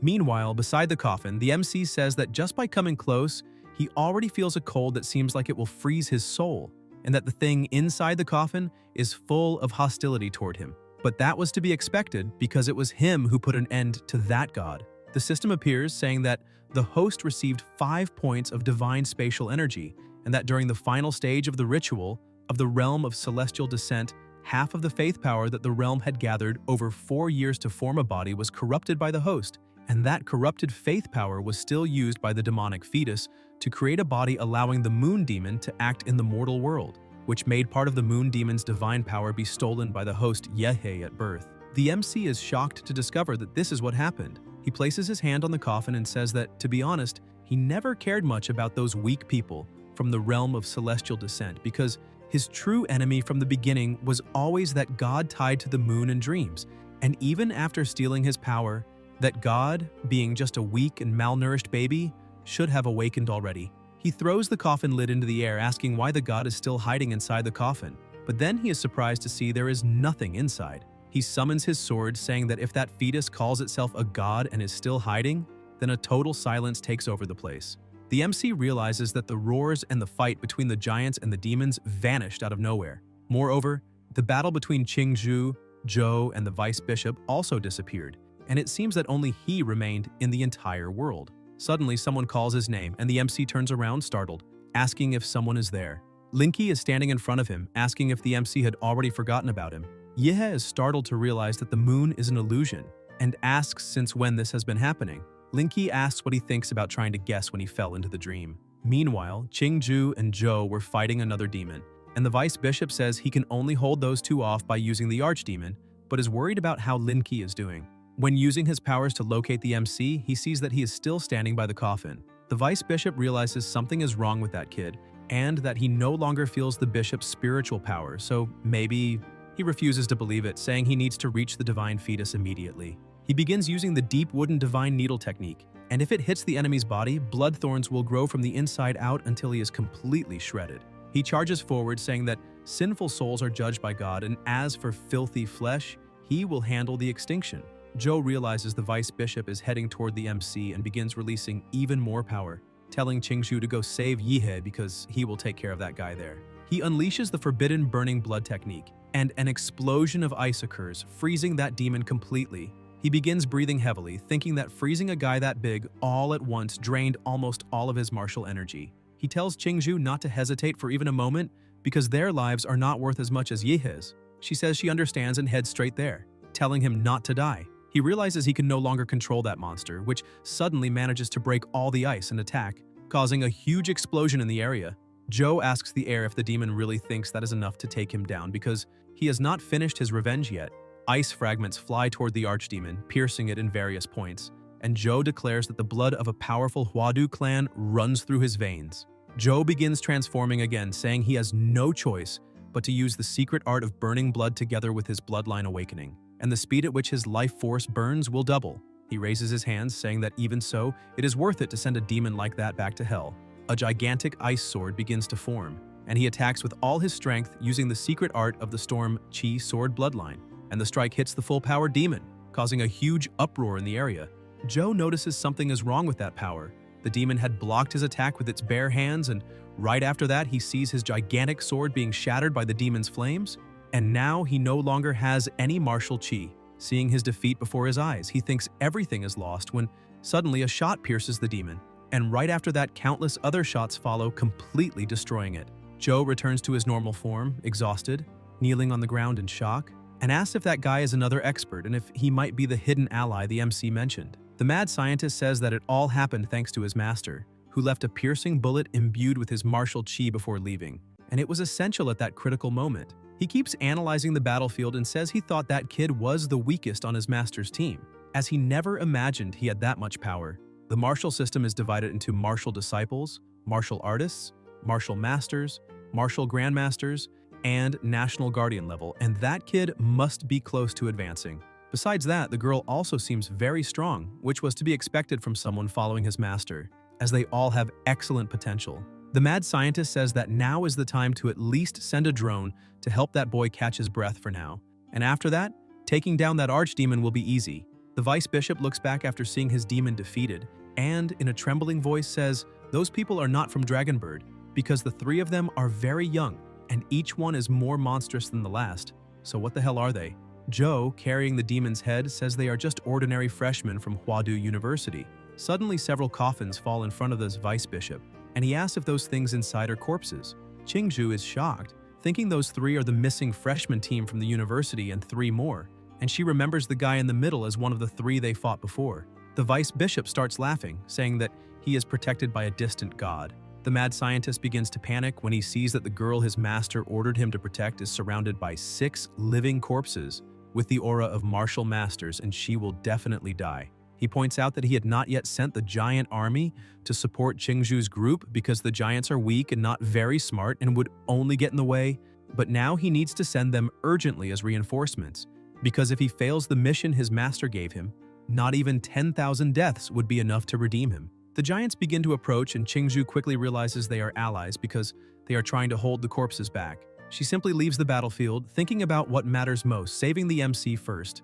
The vice bishop shouts for his corpses not to let that girl get near the divine fetus. The undead try to stop her by launching their attacks, but the giants move in front of her, preventing the strikes from reaching her. She keeps flying as fast as she can, telling Yihe to wait for her, but a bloodthorn manages to hit her in the shoulder. As she falls, she gathers the strength she has left, saying that things cannot end like this. She takes flight again, thinking that this cannot end like this, and stretches her hands out despite the intense pain in her shoulder. The vice bishop feels that everything has gone wrong, and she manages to grab the MC, saying that she finally caught him. Qingzhu starts flying, saying she needs to get him out of there immediately, but the arm where she was hit by the bloodthorn hurts too much, and for now she has to use the purple flame to contain the spread of the thorns, so it will not interfere with her movements. As she flies over the battlefield, she realizes all the giants are already dead and all 6 corpses are still standing, so she cannot stay there and needs to leave fast. Suddenly, she hears a deep, terrifying voice telling her to put the MC down. She panics and shouts, asking who is talking. The moon looks at her with a smile, saying that she has already done enough and the MC will not blame her for it, so she can leave the rest to him. She tries to steady her breath and says she will not do that and lets out a powerful scream, telling the moon to get out of there. However, she starts feeling something very strange and asks if that is a psychic attack because her head hurts so much, and the laughter she keeps hearing is incredibly irritating. As she starts losing consciousness, she refuses to let Yihe get hurt, and holding him tightly, the two of them begin to fall. The corpses of the undead martial artists stare at them as they fall, and their heads start to move and their necks stretch, suddenly turning into spikes that shoot straight at the two of them. Yihe activates Zawarudo, stopping the attack, and Qingzhu starts waking up in the MC's arms. He apologizes to her, saying that he ended up waking up a bit late. Qingzhu, with her body limp and drained of strength, says that he woke up and that is great because she did not pass out again, but right after that she falls into a deep sleep. He tells her to rest and leave the rest to him. The vice bishop starts shouting in anger, asking how that guy managed to escape a god's illusory realm. But even if he escaped, he will not be able to face 6 apostles of the moon, God alone. The vice bishop orders his apostles to attack together with him because the MC will not be able to defend against 7 people at once. Suddenly Qingzhu disappears, and the MC says he moved her to a safe place and orders Zawarudo to release everything. The vice bishop, who is trying to kill him, begins to panic, and the MC merges with humanoid giant one and stomps on his opponents, asking what that annoying barking is. Meanwhile, a bit farther away, Linky is sitting on the ground, groaning in pain and trembling, with tears streaming down his face, begging for that torture to stop because he cannot understand it. He was the one who created that realm in the eyes. So why can the MC massacre him there however he wants? Every time he dies in that place, he feels the pain of being quartered, and he begins seeing Yihei's image right in front of him and wonders how he escaped the dream dimension. Or maybe it simply does not work on the MC because that boy seems more like a demonic god, as not even a real god would be able to contain him. Linky looks at the moon and begs its forgiveness because the only thing left is to close the dream domain himself and expel him. The moon god tells the bishop to lie down in the divine coffin. He hesitates, but the god says there is no choice but to use his lower body as a vessel. Meanwhile, the MC is finishing cleaning up the mess and remarks that in the end, even after gaining power, those people are nothing more than a pile of corpses, and now he has already wiped out all the followers of that cult. But suddenly something approaches, saying that there is still one left. A being with an extremely powerful aura begins drawing closer and stares directly at the MC, who starts smiling excitedly, saying that he, the moon god or moon demon or Baros whatever, finally decided to show up. The moon god begins descending, but suddenly the MC realizes that the place he is standing in has become the moon. However, he thinks that cannot be the real moon because it does not have that overwhelming space cold and he is not running out of oxygen. So it must be something like the Master's Massacre domain. A domain is not like an illusion that messes with the mind, it overlays reality, and any damage it causes is real. In other words, inside it, his invincible golden body from the system does not work. The moon god tells the MC that he admires him, that in a way he is the most impressive human he has ever seen, especially because he managed to steal part of his divinity, and their compatibility is over 96%. He is simply the perfect half he needs to complete himself. Yihei thinks that the god can keep talking because it does not matter. His plan to steal is already complete, and now he just needs to buy time. The god continues, saying that after he uses the MC to complete himself, he is willing to let Yihei keep his consciousness, and with that he will transcend mortality and step into the world of gods. The god emphasizes that the MC may not yet grasp how immense that world is, whether it is the blue star or the domain of sin, which are those secret realms they talk about. He has only seen the tip of the iceberg, and thanks to the talent he possesses, he can ascend to a higher plane of existence. The god extends his hand, inviting the MC to ascend to the moon and rule at his side above the heavens. It is an invitation and a promise made by a god, something maybe not even 10 humans on Blue Star would refuse. The MC gives him the middle finger, saying he refuses, because he really thought those mysterious, unreachable gods would have a bit more class, but in the end they are just intelligent life forms from a higher plane, and since the god could not threaten him in his incomplete form, he used whatever trash he could find to complete himself and now comes in with all this gloom and all these promises. It is all the same as always. Deep down, they are no different from humans, and he was foolish to think they were anything more than that. The god says he would forgive his insolence for being human, even after using a body with only 20% compatibility to complete himself. Yihei has no chance against him, and the god emphasizes that he only asked for his opinion out of respect and formality, but the opinion does not matter and will not change anything in the end of that battle. The god moves just one finger and completely tears apart the giant's body, leaving the MC surprised and exposed, and as the god approaches, the MC is unable to move his body. The moon god touches his forehead, saying that he is nothing more than food waiting to be devoured. The MC begins to roll his eyes, and the god becomes confused, asking why he cannot sense Yihei's consciousness. The MC starts laughing and asks if the god noticed it. Because he cannot touch his soul, he may be physically superior, but when it comes to the mind, the one in control is the system panel. From the start, he knew he could not face a god with brute strength. So he used the absurd regeneration of the vampire model and left half of his body with Dr. Feng, and the MC emphasizes that he cut his body in half, so if the main half is destroyed, his consciousness wakes up in the other. The moon. God cannot believe what he just heard, and suddenly something begins to cut through space-time. An immense sword splits that place in half, and a man enters saying that he is the chief of the 1st Division of Dragonbird. The National Guardian, Qinglong, has just arrived to teach a lesson. The MC starts smiling, thinking that they finally arrived because he reported that infernal place to Dragonbird, as he already assumed he would not be able to defeat that moon demon Barrows, and he only wanted to steal the divine energy it used to descend into the human body. The god stares at the chief of the 1st Division, impressed with his body, and asks if he is really human because maybe they need to review the potential rating of the human species.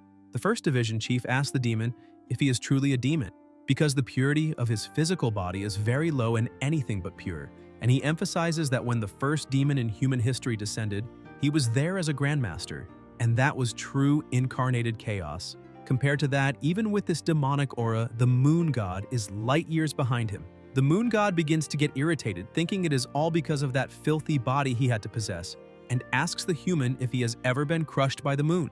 He pulls the MC, saying that now that body belongs to him, and he will not let it be damaged by that fight, then throws him far away. The 1st Division chief begins asking why that demon is trying so hard to protect that boy's body and valuing it so much, but decides to ignore it for now, because first, he needs to seal that demon, and after that he will go after the MC to better understand the situation. Since before leaving, Shi Jingwen had told him the boy's name is Yihe. The two begin their battle, and the demon asks the 1st Division chief to show what he is capable of.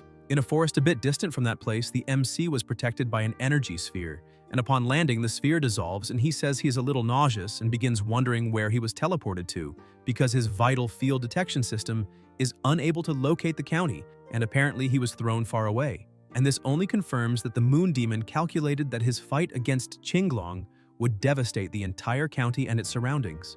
And luckily, he had already sent the doctor to flee with Qingzhu and Zhou, who were injured. However, he truly did not expect that demon to have an instant teleportation ability, and if he uses it to find him, it will be a problem because when the moon demon observes a person both in dreams and under the moonlight, he may end up seeing the moon and Nightmare Master. The MC begins mocking, saying he feels like a maniac is watching him, which is terrifying, and that they need to protect themselves while on the streets. He keeps looking at the system, saying that now that he is far from the battle, it is time to finally study this so-called divinity a little. The system shows that he has 5 divinity points, and he only needs to click to distribute them. He emphasizes that it was a lot of work to obtain them, so he really hopes it will be worth it.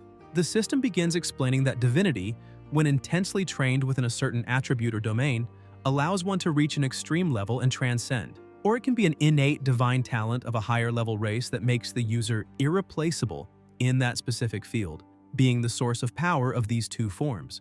Analyzing this, he points out that now it makes sense why that silver-haired lunatic went crazy after he stole the power. The system says that he currently has 5 divinity points related to the moon, dreams, or illusions, and if used in a compatible model, they can make him evolve in that area. If used in a model that does not have those attributes, there is a chance he will gain observation. The host model related to the moon and illusions is Zawarudo. Yihe says he really did not expect divinity to be so powerful. In summary, it enhances a model's potential. However, he has not even properly explored Zawarudo's abilities yet, as until now he had only been using it as a rational talent unconsciously. However, if he combines it with the moon demon's divinity, the Zawarudo model will evolve directly in the moon and illusion areas. The Emperor model already has its own mutation path, so enhancing it would not interfere. And the Giant model, besides not being compatible with those attributes, is only support for the Vampire model, so it is not worth investing.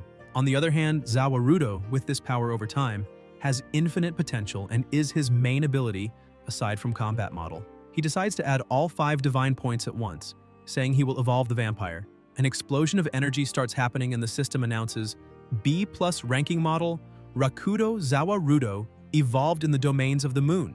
At each stage, the vampiric bloodline is transformed into the moon demon's bloodline. A ranking model, domain of the moon, Rakudo Zawarudo. The host's powers over the moonlight are enhanced. Moon demon party bloodline.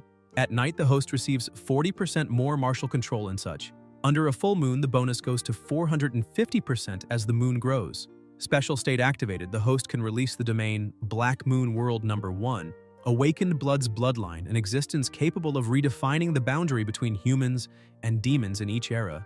Blood completely altered, organs contracted, vitality and muscular coordination ability increased, senses expanded, and if the host uses moonlight, the blood control can last longer. Eyes can see in the dark under moonlight, and that is reinforced. Number 2.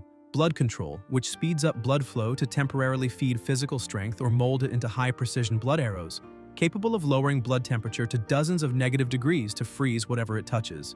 Number 3. Zawarudo. The host's normal strength and speed are tripled under moonlight, multiplied under a full moon, and the boost goes up to 8 times. Special abilities time stop. Under moonlight, the cooldown time is reduced, and under a full moon, the duration of time stop can double. The MC is impressed to see how powerful it became, and even though the main abilities depend on conditions like night and moonlight, the bonuses they provide are absurd.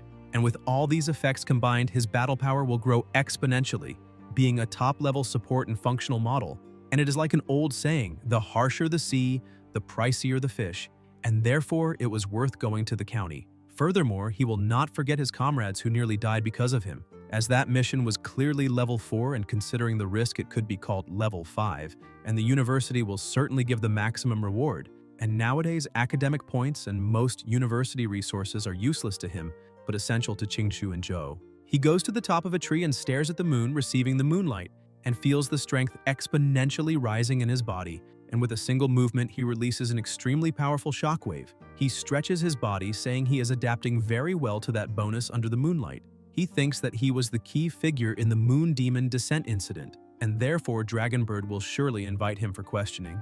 However, he has too many secrets that cannot be revealed, and in an investigation carried out by professionals, any poorly told lie is easily discovered. He transforms, saying he must first speak to his old acquaintance in Huadu, because that is what connections are for. Upon arriving at the university, the president was already waiting for him and introduces himself, saying his name is Shi Jingwang, the university president. Yihe greets him, saying he's an inspiration to everyone there, and that it is an honor to meet him personally, but the president smiles and asks the MC to stop, as there is no need for so much formality, and he can feel at ease.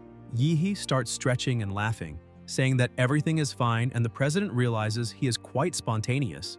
The MC asks if he is there because of the incident that happened in the county, and Jingwang says no, because he is actually there to tell him that the MC's team completed the anomaly mission in the county with excellence, and he can leave the rest to him. Yihe wonders how a case involving a cult, sacrifice, and even a moon god ends so easily like that, and asks the president if there will be no investigation.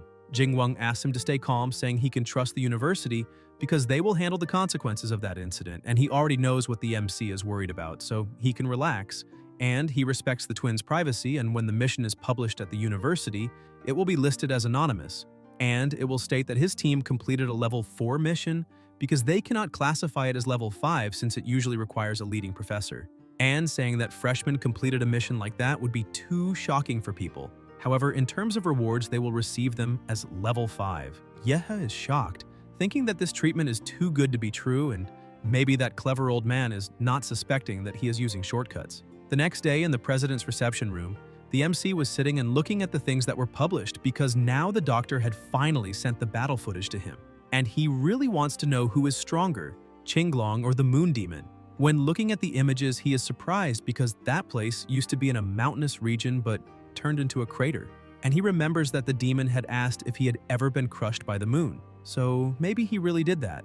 Yihe begins trembling, saying that the martial fantasy world is truly too dangerous, and in his current state he still cannot relax because that pervert even said he would keep watching him, and because of that, he has not slept since then, afraid of encountering Barros in his dreams. The MC remembers that he spoke to the president about everything that happened, and he said that Qinglong has a way to seal the moon demon's gaze that is on him. Moreover, they told the MC to come there that day to wait for Qinglong and also take the opportunity to learn something from the second strongest warrior in the Xia realm. As soon as the door begins to open, the MC gets excited, saying his senior has arrived, but when he sees the condition he is in, he realizes that he does not look well at all.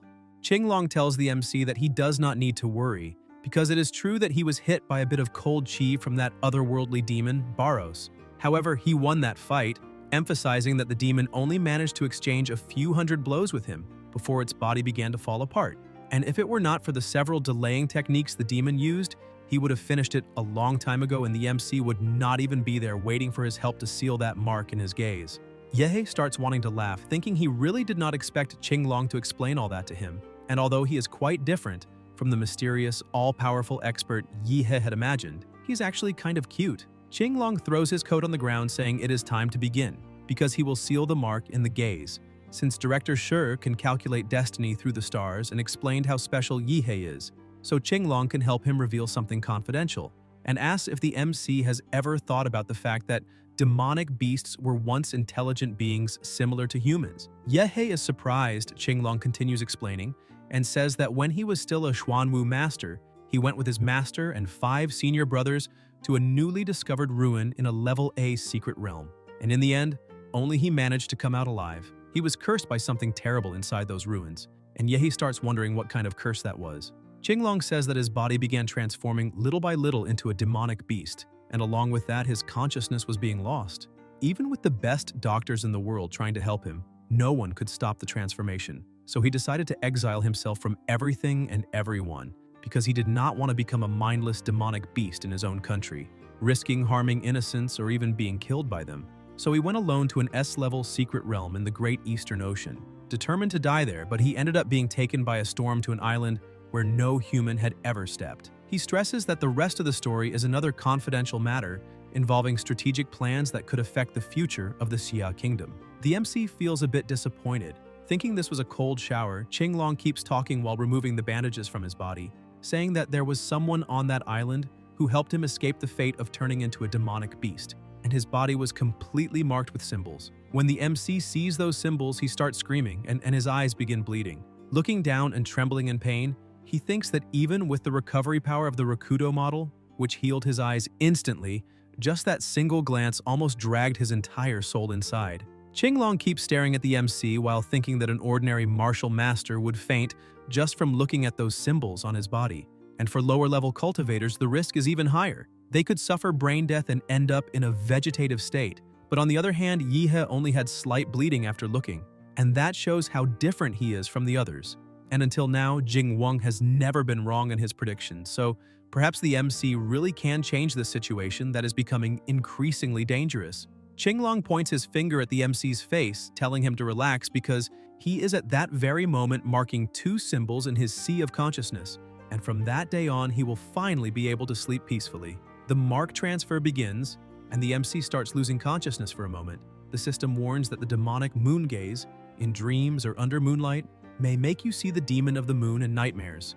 However, those phrases start fading away. Qinglong gets dressed again, saying the work is done, and the MC thanks him. Qinglong changes the subject, asking if his master is Gong Kei.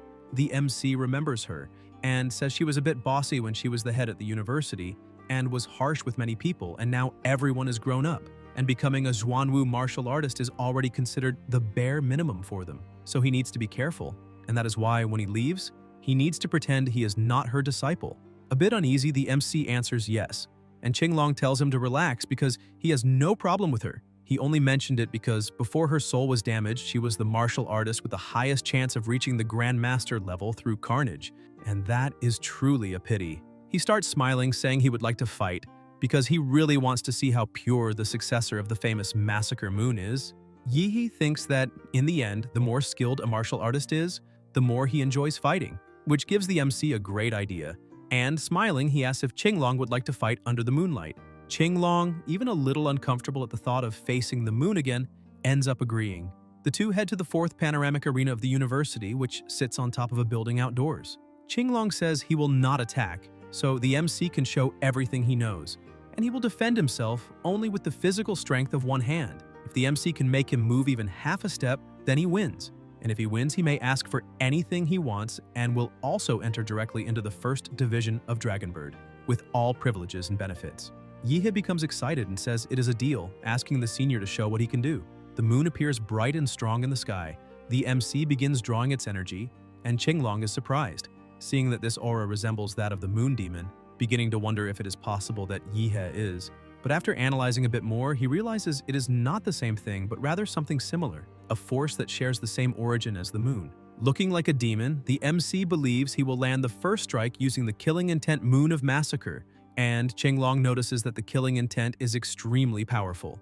Meanwhile, Gongke was calmly lying on her couch, but suddenly feels something strange and becomes startled, asking if that killing intent is coming from her disciple. However, she has no idea how he could have accumulated such terrifying energy in only 3 days. And worried, she wonders if something went wrong in his cultivation and he ended up massacring an entire city. At the university hotel, a girl was in bed with Jian Zhuang and asks if something is happening, and if it is more important than their fun. A bit uneasy, he says it is nothing serious. He just sensed an absurd killing intent. He points out that he really did not expect that person to reach such a distance, because he bets more than half the campus felt it, and it is quite a flashy way to show off. Back at the arena, Qinglong was still using only one hand to defend himself, the ground around him completely destroyed, and the MC thinks that compared to his style, Qinglong's punch is direct and without exaggeration. No wonder he is one of the strongest in the country. Unlike Master Gongke, he was not looking for openings to take him down instantly. He came straight from the front, a pure confrontation, a raw and direct charge. And it is that kind of overwhelming presence that carves a path through brute force, where strength surpasses technique. While the MC was thinking, Qinglong was preparing to attack and unleashes the military fist. Yihe watches and thinks here comes another attack. The blow is so strong it hits the MC directly, throwing him backward. Qinglong realizes the MC used a forbidden technique with a very high price just to try to win. And seeing that he was falling off the arena, he yells that it would be a great loss if someone like him, with so much potential, ended up harming his own martial foundation. He runs over and saves him. Yehe starts laughing, pretending to be emotional, saying that now that Qinglong moved more than half a step, the victory is his. The MC thinks it worked. The hallucinogenic effect of the blood demon art was activated when Qinglong inhaled the blood mist, scrambling his senses, and the moon demon's curse drained his energy. Qinglong accepts defeat, saying that the boy, besides being talented in martial arts, is also very clever, and praises him, saying he did very well. He points out that the MC really won and asks what wish he wants to make. Yihe says he would like to save that favor for another time, and Qinglong says that is a wise decision and that he was not bad at all. He continues praising him, telling Yihe that the mastery of killing aura and techniques is great, and apparently his master trained him very well. However, one thing is still missing. He says that killing intent alone is not enough. Without a body strong enough to sustain all of that, it ends up being only for show. Yehe asks if he means that he needs to train his physical body. However, he starts thinking that he has not even used the Demon Emperor model yet. And Qinglong says yes, but the most important thing is who he will train with. He needs to build a solid physical foundation without shortcuts, and having a master with a powerful physique to guide him is essential. Yihe becomes excited, saying he understands everything, and emphasizes that tomorrow morning he will look for the director of the Body Cultivation Academy to guide this special training. Qinglong feels disappointed because he wanted the MC to accept him as his master, since he had made that so obvious. However, it seemed that the MC, who was usually so clever, had suddenly become very slow. He closes his eyes trying to remember when exactly he, the great Qinglong, ever offered to accept a disciple, but Yihe truly has extraordinary potential. He takes an item and tells the MC that the medallion contains a top-tier physical cultivation technique, and he obtained it years ago after defeating a Western expert. They say it is considered a national treasure in that expert's homeland, and today he is giving that technique to Yihe. He emphasizes that he truly hopes the MC will study and train with dedication until he fully masters it. Yihe becomes very excited and thanks his senior. Qinglong starts smiling, thinking that technique is actually extremely difficult to practice, because that martial rhythm space coming from the West does not accept Easterners, which is why he had to wait until reaching the Grand Master realm to forcibly seize that martial rhythm space and take its inheritance. And now that he has passed that technique to the MC, he knows Yihe will have a very hard time learning it, and when that happens, Yihe will end up coming to him for help, and then it will be done. He will naturally become the MC's master without forcing anything, and afterwards he only needs to formalize the master-disciple bond and everything will be settled. Later, inside his room, he looks at something in his hand and says that in these past 6 months at the Imperial University, he spent more time locked underground with his master than inside his own room. He starts wondering whether he should try using the sleep cultivation method to train the technique he received from his senior. Suddenly, someone rings the bell. He opens the door asking who it is at that hour, and Ouyang asks if he can come in. Yihe is surprised to see Ouyang, says he can enter, and as they walk in, the MC wonders what he is doing there, and whether he is going to try recruiting him again. As soon as they close the door, Ouyang prepares himself and drops to his knees begging, saying that outside there were many people, but inside they are alone. And that is why he is kneeling and begging him to become the president of the Dragon Blood Association. He starts pulling at the towel the MC was using to cover himself, and Yahe says it has been a while, but apparently Young has changed a lot and asks where that spirit went, that strategist full of ambition who wanted to split the world with the local Huadu students, and how he ended up becoming such a failure. He also asks how Young even knew the MC had returned to the dormitory. Young says one of the society members saw him arriving. Yahe becomes irritated, asking if that is true or if he saw it through the hidden cameras they installed. He starts dragging Young into the training room, saying they will train together.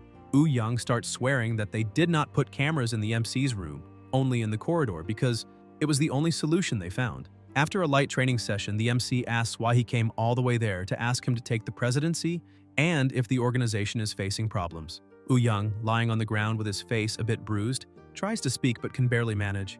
Yahe tells him to stop for a moment and hands him a recovery pill, saying he went too hard on him, and explains that this is a blood transformation pill with which he will be able to recover and speak properly. After taking the pill and returning to normal, he explains that the organization can no longer function, and that is why they are begging for his help. At the university, students can freely create clubs, but the school only gives funding if the group provides some special contribution. When the Dragon Blood Society was created, the freshman students were still in their summer training phase in the capital. The group caught attention for a while and received sponsorship from several martial organizations. With him in leadership, they managed to close partnerships with various businesses that offered discounts to members, which attracted even more students. The increase in members made the group go viral even more, attracting more resources, sponsorships, and even more people wanting to join. The idea was for everything to function like a healthy, self-sustaining cycle. But as the society grew, it began being sabotaged by the student council, dominated by local Huadu students. The result? Under Jiang Jianzhuang's leadership, the society was defeated several times, and with that, the market value kept dropping, investors pulled out, and deals with businesses were canceled. When members saw the society sinking, they started leaving as well, and no one wanted to join a declining group. In the end, the Dragon Blood Society ended up in an unsustainable situation. Yahe says he understands, and apparently, in the end, Young lost to Jianzhuang. Young says that to put an end to Jianzhuang, he could ask a senior student for help. But there is an unwritten rule among students. Fights between freshmen must be resolved between freshmen, and if he asks a strong senior for help, tomorrow Jianzhuang might just call even stronger seniors and destroy the Dragon Blood Society. He bows even more, shouting that there is only one person who fits perfectly, the MC, and that is why he is begging Yahe to save the Dragon Blood Society. The MC agrees, and Young grabs his hand asking if he is serious, because on behalf of everyone in the society he is grateful. But the MC interrupts, saying he is not done yet, because this is not inviting him to be president. This is basically hiring a bodyguard to protect the society, so they will cut the nonsense and go straight to the point. Yahe asks what exactly Young wants him to do, and Young says that the reconquest plan of the Xia Kingdom, something a professor explained, is not really a secret, so he can speak. The MC tells him to stop stalling and get to the point. Young explains that this plan is a national mobilization to reclaim the 12 cities and surrounding areas that were completely taken by demonic beasts. Universities across the entire country will participate, and the senior students of the Imperial University will fight directly on the front lines. Meanwhile, the freshmen will not enter the war zone itself, but will stay around the surrounding areas.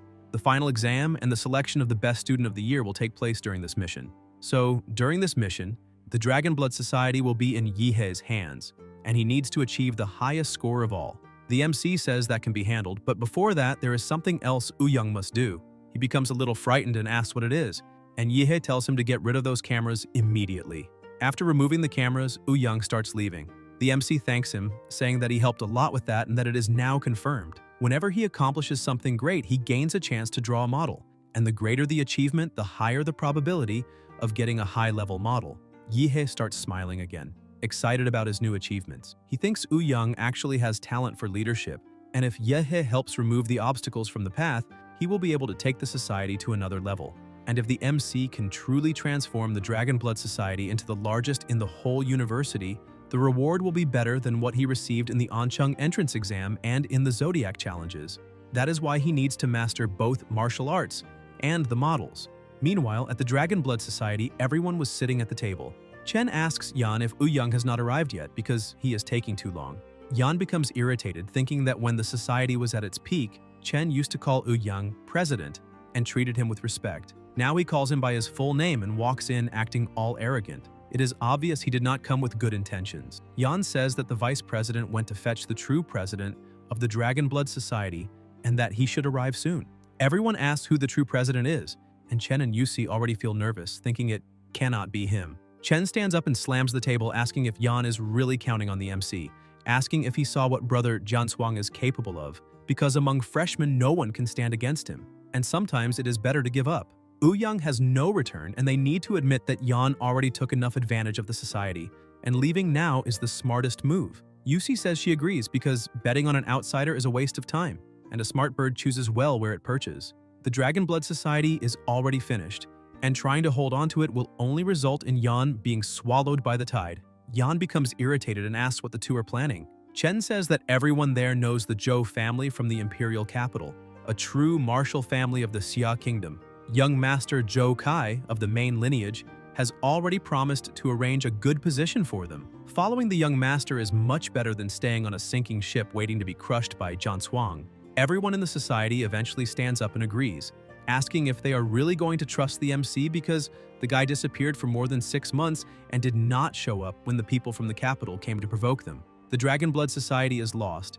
It is not as if they never helped before. But now, with everything sinking, no one owes anything to anyone, and leaving to look for something better is not wrong. Chen starts smiling, thinking it was very good to have prepared some actors because those big shots have already been in his pocket for a long time. Yan begins to speak, but is interrupted by someone kicking the door open. It is Zhou Kai. He tells Chen that they were taking too long and that he was almost losing his patience downstairs. Chen greets him, saying everything is already settled and they were just about to leave. Yan starts losing control and shouts that this is the Dragon Blood Society Hall, so how did he get in? Kai starts mocking him, saying he fought his way in and tells him to relax because after he pays for the damage and gives them some cultivation resources as compensation, those guards at the door will receive more than they earned in years. They should actually be grateful. Yan charges forward, but a woman steps in front and blocks him with just one hand. He is surprised to see she is not weak. Kai begins shouting, calling them useless, saying they could not even take down that brute. Chen, Yusi, and everyone wanting to go with him must beat that brute until he ends up in the hospital. And if they manage that, their oath of loyalty will be sealed. Everyone stands still, not knowing what to do, and Kai starts yelling, asking why no one is going, because if no one does it, they will not walk out through that door. He questions whether they truly think Zhou Kai's territory is some kind of shelter for stray dogs, because what good is a dog that does not bite when he orders it? Suddenly, they feel a crushing presence and an overwhelming killing intent. Yihe appears holding Kai by the hair and asks Yang if he left that trash for him to deal with because he heard the commotion from the second floor. Yang apologizes, saying it must have been embarrassing to witness that, but the Dragon Blood Society truly needs a good cleaning. Kai starts screaming for the MC to let go of him, demanding to know how he dares pull his hair and whether he knows who he is dealing with. But the MC throws both him and the woman out the window as if they were nothing and says that with silence, everything becomes much more peaceful. He looks at the people around and asks what they are still doing there. One of them apologizes to the true president, saying he had a moment of weakness and ended up listening to that villain Chen's nonsense.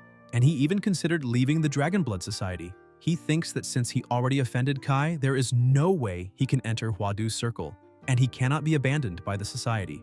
Yang says that this time he will not expel anyone from the Dragon Blood Society, but the officer positions will be under evaluation. If they are not up to standard, they will lose everything. Besides that, they are forbidden from participating in any society activity during that week, and he asks if they accept the punishment. People hesitate to answer, and the MC looks at them, saying Yang asked a question, whether they accept or not. Everyone panics in fear and shouts that they accept. The MC says they may go. After returning to the table, Yehe says that now he understands the Dragon Blood Society's situation a bit better. In the end, the real problem is the lack of money and investment. Yang says that is exactly it, and that is why the Kingdom Xia reconquest plan next month is the best chance for them to shine. However, 1 month is too long, and he has a faster and more direct way. The MC starts laughing, saying that ever since he returned to the Imperial University, he has not stopped hearing Jianshuang's name. So, if he challenges the root of the problem and defeats him, this ends for good. Everyone is shocked. Yang says that this morning he announced he will enter seclusion to attempt a breakthrough to the martial master realm. The MC becomes disappointed, asking if they really cannot call that guy for a fight, But the MC thinks that if the point is to show strength to attract investment, he does not need to limit himself to freshmen. He says attracting investment means making noise, making the name spread, and if he challenges fighters across the entire university, the impact will be even greater, and because of that, he already knows what to do. He asks how much they know about the first division of Dragonbird. Yan becomes excited, saying Dragonbird is the strongest martial organization in the Xia Kingdom, and the first division is the elite of the elite. Members of the other divisions are called Dragonbird agents, but those of the first division are known as aces. Yihei asks if Yan is thinking of joining them, and he says yes.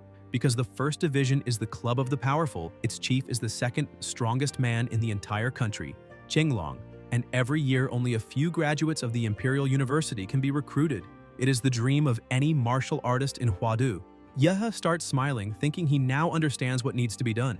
They need to put the news team to work and spread the information. He raises his hand and declares that he, Yihei, president of the Dragon Blood Society, and current sometimes agent of the first division of Dragonbird, challenges all martial artists of Huadu University below the martial grandmaster level. He asks what they think of that because this alone is enough noise and donations will rain down. Yan is shocked and asks if the MC is really an ace of the first division of Dragonbird because that is impossible, not to mention the strength. Yihei cannot even take the recruitment exam before graduating. The MC asks what exam, pointing out he never took any exam. He cannot give details, but he was recruited directly for the official position. Wu Yang asks if he is joking and emphasizes that this is not something to joke about.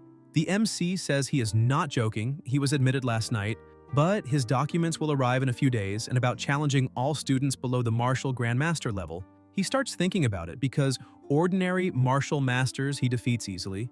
Talented ones might make him spend a bit more time, and it is a shame. If it were to fight a true martial grandmaster, he would probably have to use his secret card to stop time. But that only works with the element of surprise and is not worth revealing just to attract investments. And if not for that, he would challenge the entire university.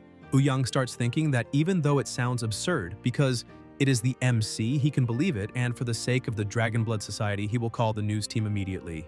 Not long after, the news team starts their work and announces that something shocking has happened. The #1 freshman who disappeared for half a year, Yehe, has returned as an ace of the first division of Dragonbird and is challenging the entire Huadu University. They ask who the lunatic challenging the whole university is. They ask if anyone has heard of this Yehe because they heard the freshman highlight this year is Jianzhuang of the Xiang family of Huadu. Others say they have heard of the MC, saying he was first place in the reformed admission exam and attracted attention from many directors at the time. So why was there no news about him for the past 6 months? Some people say they should forget it because whether he is arrogant or not, challenging the entire university? How did he even enter the first division of Dragonbird when graduates say the exam was extremely difficult with a 99% elimination rate? Apparently, he did not even take the exam and was accepted directly. And not only accepted directly, he received an official position and passed with just an innocent, pure smile.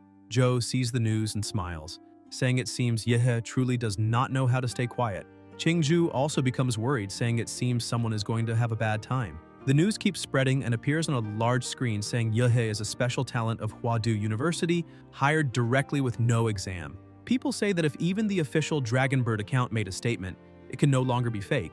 Others say maybe he got in through connections. Maybe he has no strength at all and does not deserve the ace title. Ouyang says that now the hype and audacity are ready and it is up to the news team. They must make the noise grow even more. They start saying that if everyone wants to know whether Yehe is really all that, they just need to watch the Imperial University tournament live stream, because they bet he is all talk and must have struck some backroom deal to enter the first division, and they want to see how long he can maintain the farce. Instead of arguing about his strength, they should just watch the stream. The truth will appear instantly, and they truly believe in the MC. If he had the courage to challenge everyone and even stream it live, the reason must be real. Ouyang starts getting excited, saying the fake accounts were created with different profiles, some supporting Yehe, others insulting him and wanting to see him humiliated, and others pretending to be neutral. But regardless of the type, all of them talked about the same thing, watching Yehe's live stream. With a push here and there, the buzz around the live grew non-stop. Large streaming platforms even began competing for exclusive broadcast rights with the Dragon Blood Society, and with such massive viewership, sponsors also began to appear, throwing money at the society. As expected from the MC, in a single day, he lifted the Dragon Blood Society from the bottom of the pit and filled its coffers once again. Meanwhile, in Special Class 17, Kai, completely beaten up, says he never imagined that before he could even find someone to teach the MC a lesson, the MC himself would organize a tournament to challenge the entire university, because that is basically an invitation to die. Fighters battle in arenas, but blades and weapons have no eyes, and if someone dies accidentally, it is considered normal. The day of the event finally arrives. The arena is packed, people filming everything with their phones, and a helicopter begins circling the area. The MC opens the helicopter door and the announcers tell everyone that the long-awaited Huadu University tournament has officially begun, and now they will welcome the star of the night, Yihe. He jumps from the aircraft like a bolt of lightning using nuclear energy, and upon landing in the arena, he creates a massive explosion. People say it was incredible, the most epic entrance of the year, and it seems that tonight, no one will sleep.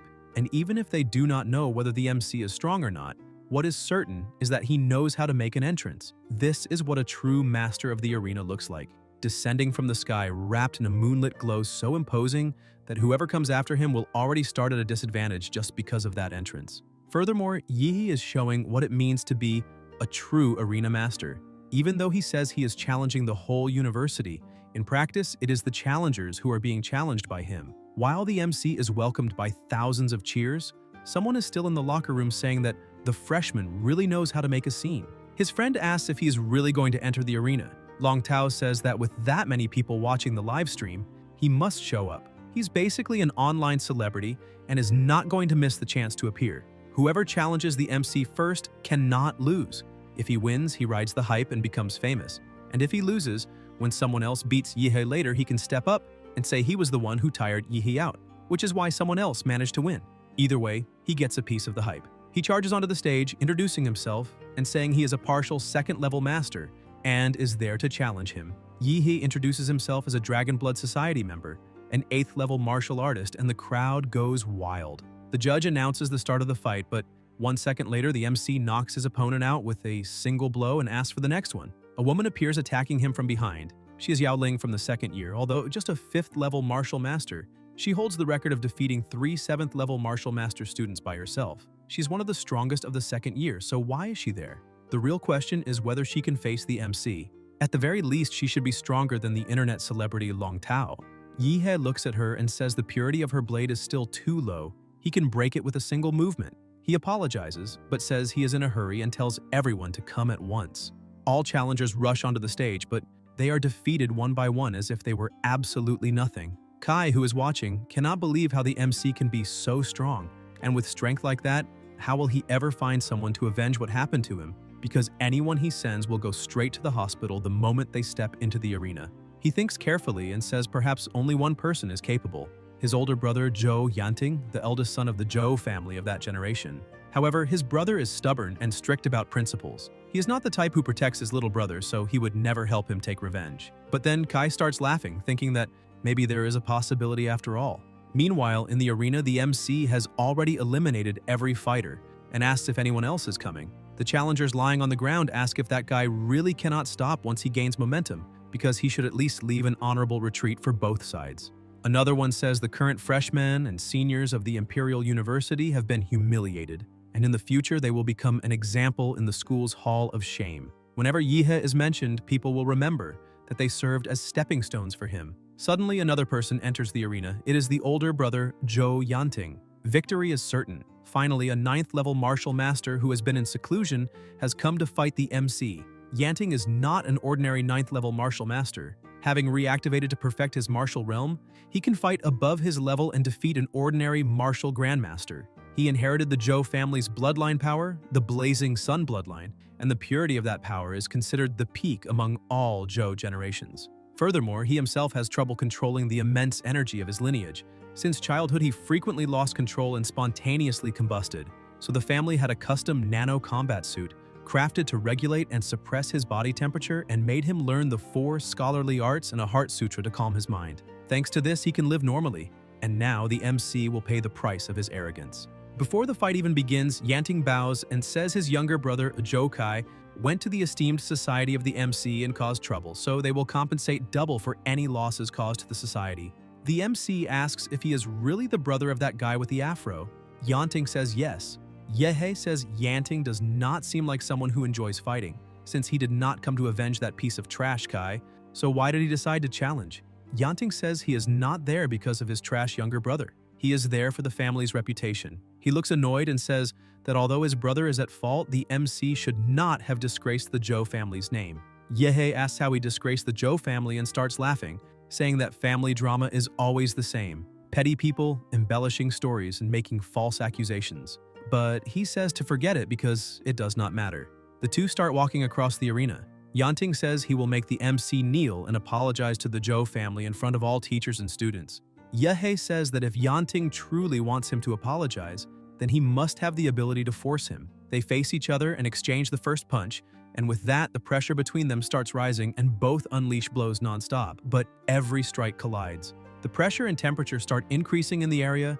The MC notices that the nano combat suit is releasing its limiters and Yanting's temperature shot up suddenly. The commentator says Yanting's arm is starting to look strange. That is the blazing sunblood, and now the MC is in danger. The crowd is stunned by how strong the two are. The battle begins to emit a frightening amount of energy.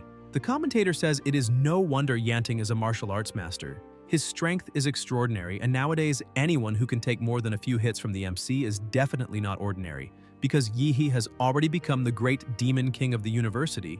Yanting notices the MC is merging, and asks if that is Yihe's monster form because he looks more like a demonic beast.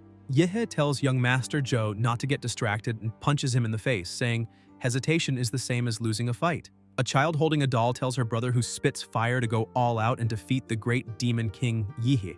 Yanting wipes his face, which had just taken a blow, and asks how the ghost bird fell in love with someone like the MC, since his fighting style is completely wild. He begins observing the MC and asks why he has the feeling that the boy is getting bigger. Or maybe it is just his imagination. Yehe tells Senior Zhou to have a little more confidence, because he really is getting bigger. Instead of releasing all his strength at once and creating an external body, he is using a vampire's superior bodily control to increase his power little by little from the inside out. That way, besides gaining almost instantaneous agility and reflexes, he increases his physical strength multiple times per second. And now, winning that fight is the same as an adult fighting a child. He attacks once again.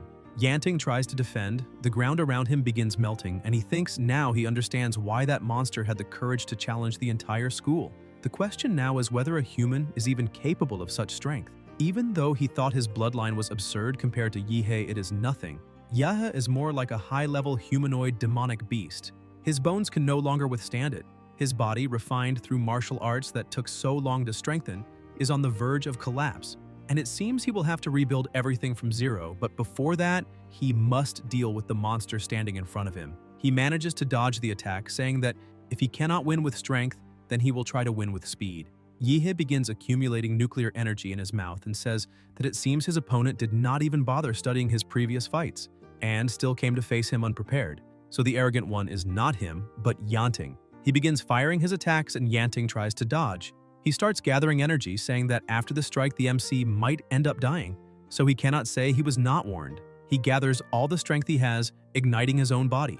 The crowd goes wild, saying the heat is absurd, and is changing the temperature of the entire environment, and this is exactly what one would expect from the Zhou family, specialists in flame martial arts. A massive fireball forms above Yanting, and he shouts that it is the infernal, martial art-burning sun demon hand. He throws the sphere at the MC, who becomes excited, saying he will finally be hit by a decent attack. However, he asks whether Yanting thinks he was the only one capable of firing energy blasts, because this is great. Now he will test a new technique he developed himself. His arm begins transforming into a dragon's head, and he becomes excited to see the damage it can cause. He shouts that this is the heaven-rending dragon cannon. A powerful beam of nuclear energy is released, completely destroying his opponent's technique, and Yanting wonders if he is really going to die there. The beam of light tears through the sky. Suddenly, someone appears saying the MC is being far too reckless.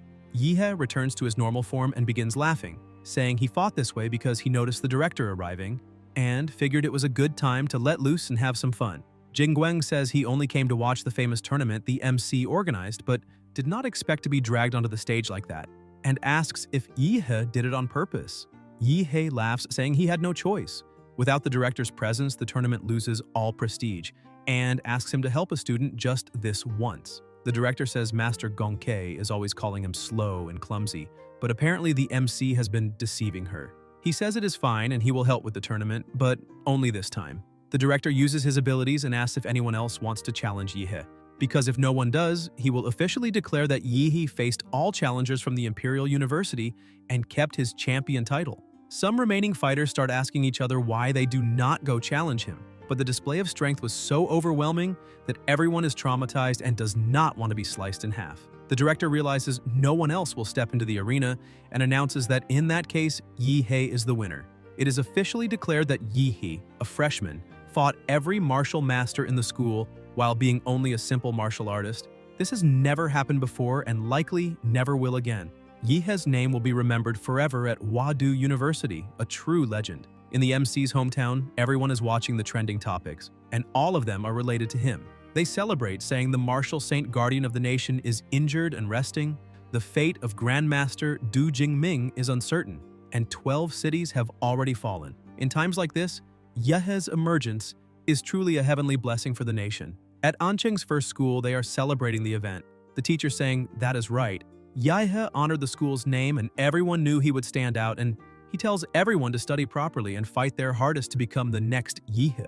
Online, comments keep appearing, people asking why the Imperial University director personally announced the MC's victory, why the rector of a university would get involved in a private event, and what exactly the relationship between the two is. Or rather, the question they should be asking is, who is behind Yihe? Because of the director's attitude, the MC's name is now in the crosshairs of various organizations and powers. Perhaps this student is not as simple as he seems, for his file states he is an orphan with deceased parents. The official Dragonbird account posts that Yihe's identity involves a top-level Dragonbird secret, and all parties must cease public speculation immediately, or Dragonbird will take drastic measures. Meanwhile, inside the society, everyone is celebrating, saying Chen and the others must regret everything down to their last strand of hair because the Dragonblood Society will rise. While they celebrate, Young asks where the great hero, President Yihe, went. Yan says he mentioned having something urgent to take care of and ran out. Meanwhile, in the MC's dorm, he is sitting on his couch when his subordinate reports that he managed to retrieve the golden gene hidden in Ancheng. The MC asks the mad scientist if he can open it. His subordinate says yes because when he was alive, he was one of the chief engineers of Project Golden Genesis, but emphasizes that the container has an embedded electronic transmitter, and as soon as it is opened, Yihe will be marked with a traceable signal, and Laserbird headquarters will hunt him using it. The MC asks if the signal can be blocked. His subordinate says yes, and that he has already begun gathering materials to build a room with electromagnetic shielding. Yihe asks how long it will take to finish. The mad scientist says about a week should be enough, but breaking the container's complex mathematical password will also take at least that long. The MC says it is fine and asks him to hurry because the most important thing is his safety. The MC thinks that he has just reviewed the mad doctor's memories and never imagined that Prometheus had such a close connection with the realm of heavenly descent. Back then, Prometheus used its vast resources to secretly cultivate a demon fetus for the realm of heavenly descent. But when the fetus was almost ready, Prometheus betrayed them. Those mad scientists added several extra substances during the long incubation, causing the extra-dimensional demon to be born weakened. In the end, Prometheus managed to capture the first living extra-dimensional demon in human history. They then dissected the demon piece by piece and experimented on the organs. With a living being far superior to any blue star creature as raw material, Prometheus advanced bioscience like a Formula One car, similar to Max Verstappen. Several breakthroughs came from the demon's body, such as the shocking Eden Project. In that project, Prometheus's mad scientists wanted to create a god on Earth with their own hands. This artificially created god would not only protect Blue Star from invasions and descents of demonic deities, but also eliminate the existing political and ethnic system, unifying all humanity under a single command. It would be the brain of a god, above any organization, managing all the planet's resources. The goal was to create a form of absolute justice and transform Blue Star into the legendary Garden of Eden.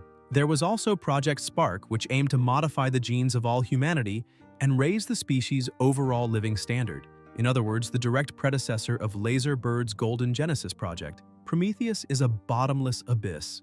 Merely mentioning the term genetic darkness already associates someone with them. And now he feels that sooner or later he will be dragged into the storm called Prometheus. He remembers he was so busy helping Young that he did not even have time to study the medallion Qinglong gave him, and now it is time to prepare the sleep cultivation method.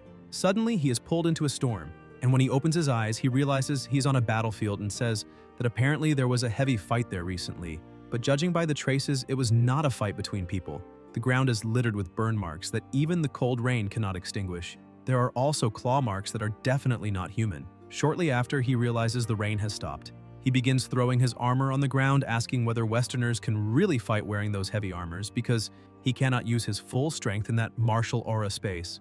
For now, he will have to make do with their weapons, and it is almost time. The owner of that martial aura that feels like a quest NPC should appear. Suddenly, a giant carriage appears before him. The man inside notices and swerves away, surprising the MC, who asks why he is leaving.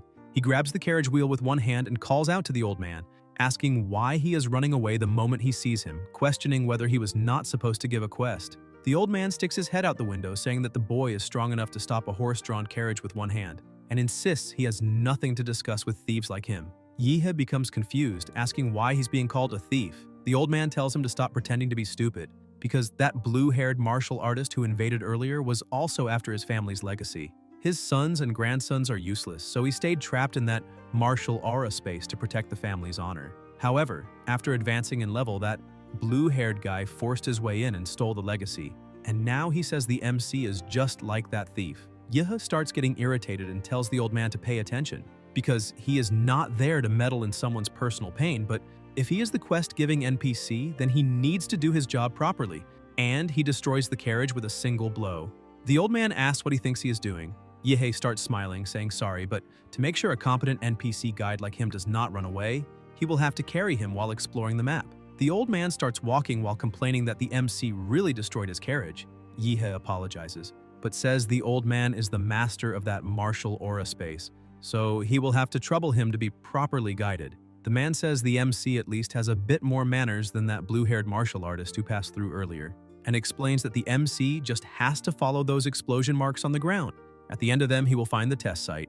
They continue walking, but the marks suddenly disappear, and the MC says that this is a problem. The old man begins laughing to himself, thinking that the kid actually believed he would lead him straight to the test site, which is pure naivete, and now Yihe will be lost in that martial space forever. The MC looks up at the sky and notices a bird flying overhead, saying that if there are no tracks on the ground, then maybe he went by air. The old man is shocked, thinking it never even crossed his mind that the young man would find the main clue so quickly.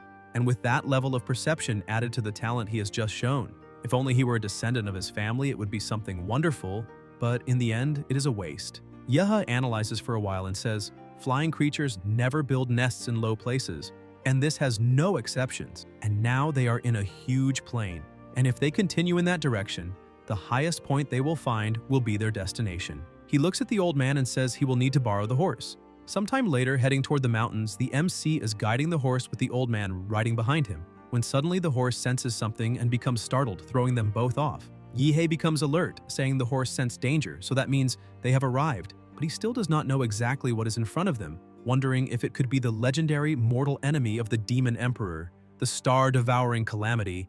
The monster attacks him with a massive energy blast. The old man stands up, saying the MC did find the right place, but in the end, he will just become another speck of dust swallowed by the monster's fury. The old man emphasizes that he is the master of that space, so he cannot die from the attacks, but the kid is far too young, and that test was never about killing the multi-headed white dragon. The true objective is to find the spiritual objects protected by the beasts of the snowy mountains, and offer them to the dragon to obtain its approval and receive the legacy. Of course, there is an exception. The blue-haired guy is one of them. After leveling up, he used brute force to kill the dragon and take the legacy by force, but that kid cannot possibly do that with his current cultivation. He must already have become... Suddenly, the old man falls silent, shocked to see that the MC is still alive, and even more shocked to notice there is something strange about his body. Yihe begins exuding his nuclear energy and laughs, saying that as soon as he entered that martial aura space, he could not access the power of any of his models because the compatibility was too low, but now that compatibility is rising little by little, and the power of the models is merging with his soul, allowing him to finally manifest that strength inside the space. And that is why the broken sword he was about to use is now useless. It's time to show his true power. He begins to transform, and the old man trembles, saying that it is impossible because the real monster in there is actually the kid. Yihe fuses with his beast and tells the dragon that now he will allow the power of the Demon Emperor's cells with 71% compatibility to fully devour the supergiant strength and reach the complete Demon Emperor transformation. However, this terrifying power has limits. When the supergiant strength and nuclear energy run out, that god and demon form will disappear, and at best he can maintain it for 2.5 minutes. But that is more than enough to eliminate that dragon. He grabs one of the dragon's heads and says it is time to see who is stronger, the demon emperor or the star-devouring calamity. The old man keeps watching the fight, saying it will be completely insane. The battle begins and the ground around them is completely destroyed, launching the old man into the air. The calamity tries to counterattack, but the MC does not stop suppressing it, saying they will recreate that legendary battle right there in the martial aura space. The calamity begins flying and the MC asks if it really thinks it can humiliate him just because he cannot fly. The environment begins changing, becoming hotter and hotter. He starts shouting for the calamity not to forget that he also has long-range attacks, and after gathering an absurd amount of nuclear energy, the two of them collide with their attacks. The explosion is so massive it causes a deafening sound. The nuclear energy grows denser and denser. While the MC says that this is not simply a battle of power, he uses his Demon Emperor meteor skill. The calamity tries to counterattack but is hit directly by the waves of radiation. The radiation is so strong that a large portion of the calamity's body is completely destroyed, leaving only 3 heads. The MC keeps advancing while holding 2 of the heads in his hands, and fires another nuclear blast, blowing up the remainder of the calamity's body and holding its heart in his hand. The amount of radiation and power radiating from the MC is so massive that it creates a pillar reaching from the ground to the sky. The old man, who is far from the battlefield, can still see that beam of light, saying it is unbelievable and wondering if he might be trapped in an illusion because he cannot understand how someone in monster form managed to massacre the multi-headed white dragon with such brute force. Suddenly, the old man is startled as the giant heart of the calamity drops right in front of him. The MC, now in human form, jumps onto it, saying it was so satisfying and that diving into the heart of a giant beast is invigorating. He tells the old man that after eliminating that dragon, he already figured out where the inheritance of that martial aura space is, so he will not trouble him any further. The old man says that will not happen, but the MC laughs, saying he already knew the old man would say that, so he will just take it by force. He plunges both arms into the beast's heart and begins feeling intense heat. Inside the heart, it feels like molten iron, and apparently his arm might melt too, until he finally finds it. As soon as he grabs it, he ends up falling with half his body inside the heart because the object is extremely heavy, but he still manages to pull it out, surprising the old man. The item begins enveloping the MC's body, and suddenly several spikes grow, piercing into his skin. An armor begins forming around him and the old man becomes increasingly terrified, thinking the MC's body and strength are far too weak to withstand the weight of the dragon armor and the blood it absorbs, because even that blue-haired martial artist forced the armor but only managed to obtain 90% of the inheritance. However, the MC begins adapting and becomes increasingly excited with the situation, and the old man realizes the boy is the first in more than 1,000 years to be fully recognized by the dragon armor. Yehe sits as if nothing happened and asks the old man if he really wants to know how he managed it, asking if he sees it. He simply put on the armor, and that was that. Wondering if it was supposed to be difficult, the old man becomes irritated but calms down, saying it is better to leave it at that. He removes his hat, saying that his ancestors recognize the MC and he will not be stingy with the heirless family. Perhaps passing the inheritance to someone more compatible is a blessing in disguise, and at least in the end the inheritance was not dishonored. Yehe looks at him and says he has the impression something is missing, asking if there is supposed to be a second volume. The old man becomes angry, telling him not to push it, calling him a thief, and asking if he is still eyeing his family's belongings. Yehe says the dragon armor that suppresses the abyss is an extremely dominant technique that focuses only on external power. It must be balanced with an internal strength technique of the same level so that the martial artist has equilibrium. Otherwise, the internal organs would not withstand the armor's pressure. The bones would be crushed and the flesh and blood drained by it. That is why these internal and external strengthening techniques, when united, form a complete body refinement method. It is a heavenly level martial technique, and he will not let such a rare opportunity slip by under any circumstances. 7 days later, lying on his bed, his phone begins ringing. He answers with a slightly trembling voice, asking if Joe is doing well and saying that these days he spent 80% of his time cultivating, even sleeping. The dragon armor contains a lot of information that must be absorbed slowly inside the martial aura space. Joe says that after he and Qingju were discharged, they were told to go to the University Activities Center to claim the mission rewards, and that the director in charge of student missions asked Joe to tell the MC that he must go directly to the director's office to receive his reward because it will be delivered personally. Yehe asks if he really needs to go to the director's office, wondering if the director wants another private conversation with him. In the center of the floating metropolis of Huadu University, Inside the Crimson Celestial Tower, a woman welcomes the MC saying she'd been waiting for him. She introduces herself as Nuwa and says the president is waiting upstairs, then asks him to follow her. Yihe says that's fine, but becomes a bit suspicious, thinking that although he cannot sense any martial aura from this woman, she certainly does not seem like an ordinary human and wonders whether she is even human at all. As the two go up in the elevator, he keeps observing her. Nuwa notices and asks if he is very curious about her body. The MC becomes surprised and a bit embarrassed, saying she misunderstood, that he is only interested in advanced technology. She begins unbuttoning her shirt, saying the two of them are different. Yihe becomes even more flustered, asking what she is talking about and telling her to wait because she misunderstood. And that is not what he meant. But when she opens her blouse, she reveals that she is a robot, saying that that mass-produced service model body has a very different structure from a human woman, though the head was made realistic to appear a bit more friendly. Yihe relaxes and says now he understands what she meant by different, and that she gave him quite a scare, but the university's technology really is impressive.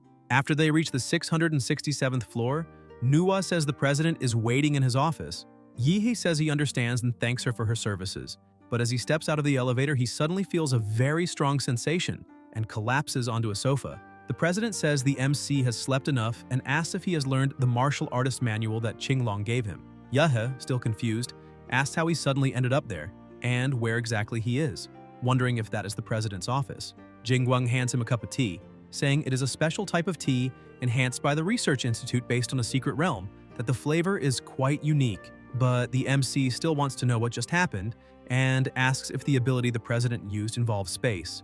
Jingguang says that indeed he can perform spatial transfers within a certain range. Yihe thinks he already suspected this. Otherwise, how could the president have saved Yanting, an ability so special it matches a divine skill like stopping time? The president sips his tea and tells the MC that his academic points and the access cards for Imperial University's resources have already been sent to him, and as the main contributor to the completion of a level 5 mission, he may choose 2 Earth-level martial techniques, as well as the chance to have a high-level customized weapon made. Yehe thinks that at the moment he needs neither weapons nor techniques, so he tells the president he would like access to the files on genetic locks, and also permission to view more information about Prometheus, emphasizing he has no ulterior motives.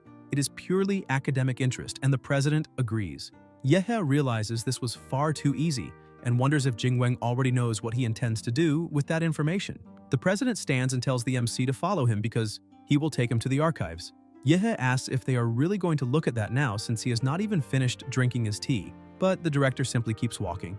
Sometime later, he opens a room and says the MC may finish his tea after seeing the archives. When Yehe looks inside, he becomes shocked, asking what the hell that thing is, and what creature's brain is that? Only half of it.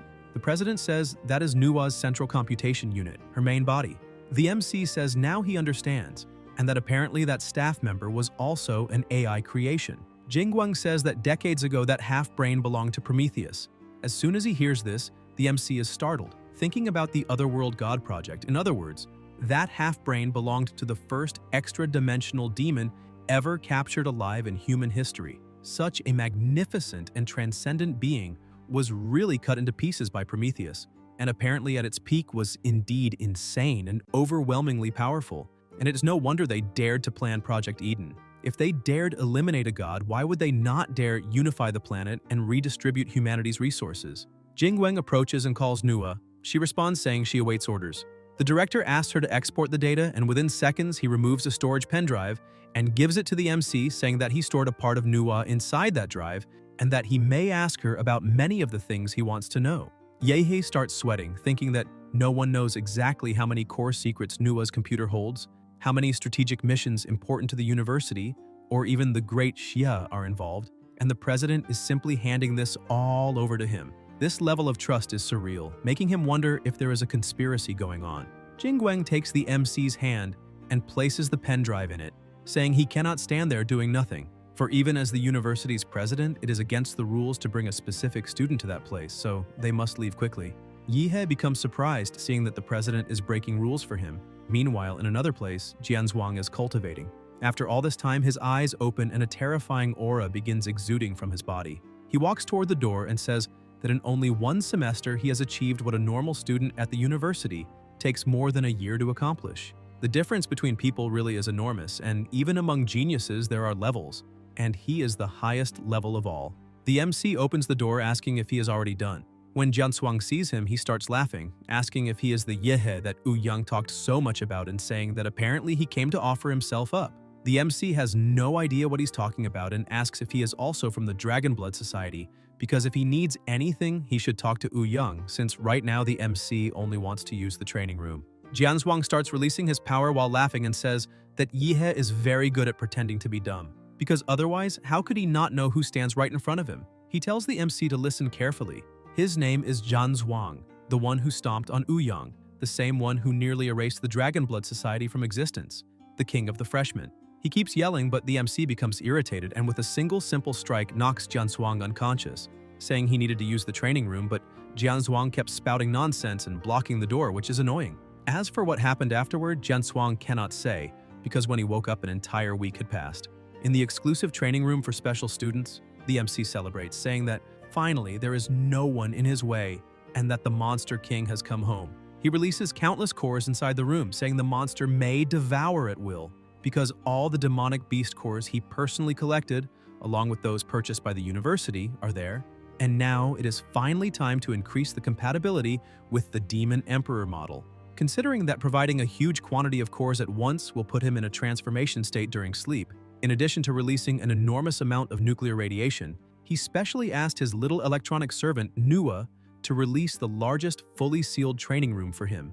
And ever since he obtained Nua, the university has become practically his home. Anything he wants to do, all he has to do is ask her to open the access, and that's that. No bureaucracy at all.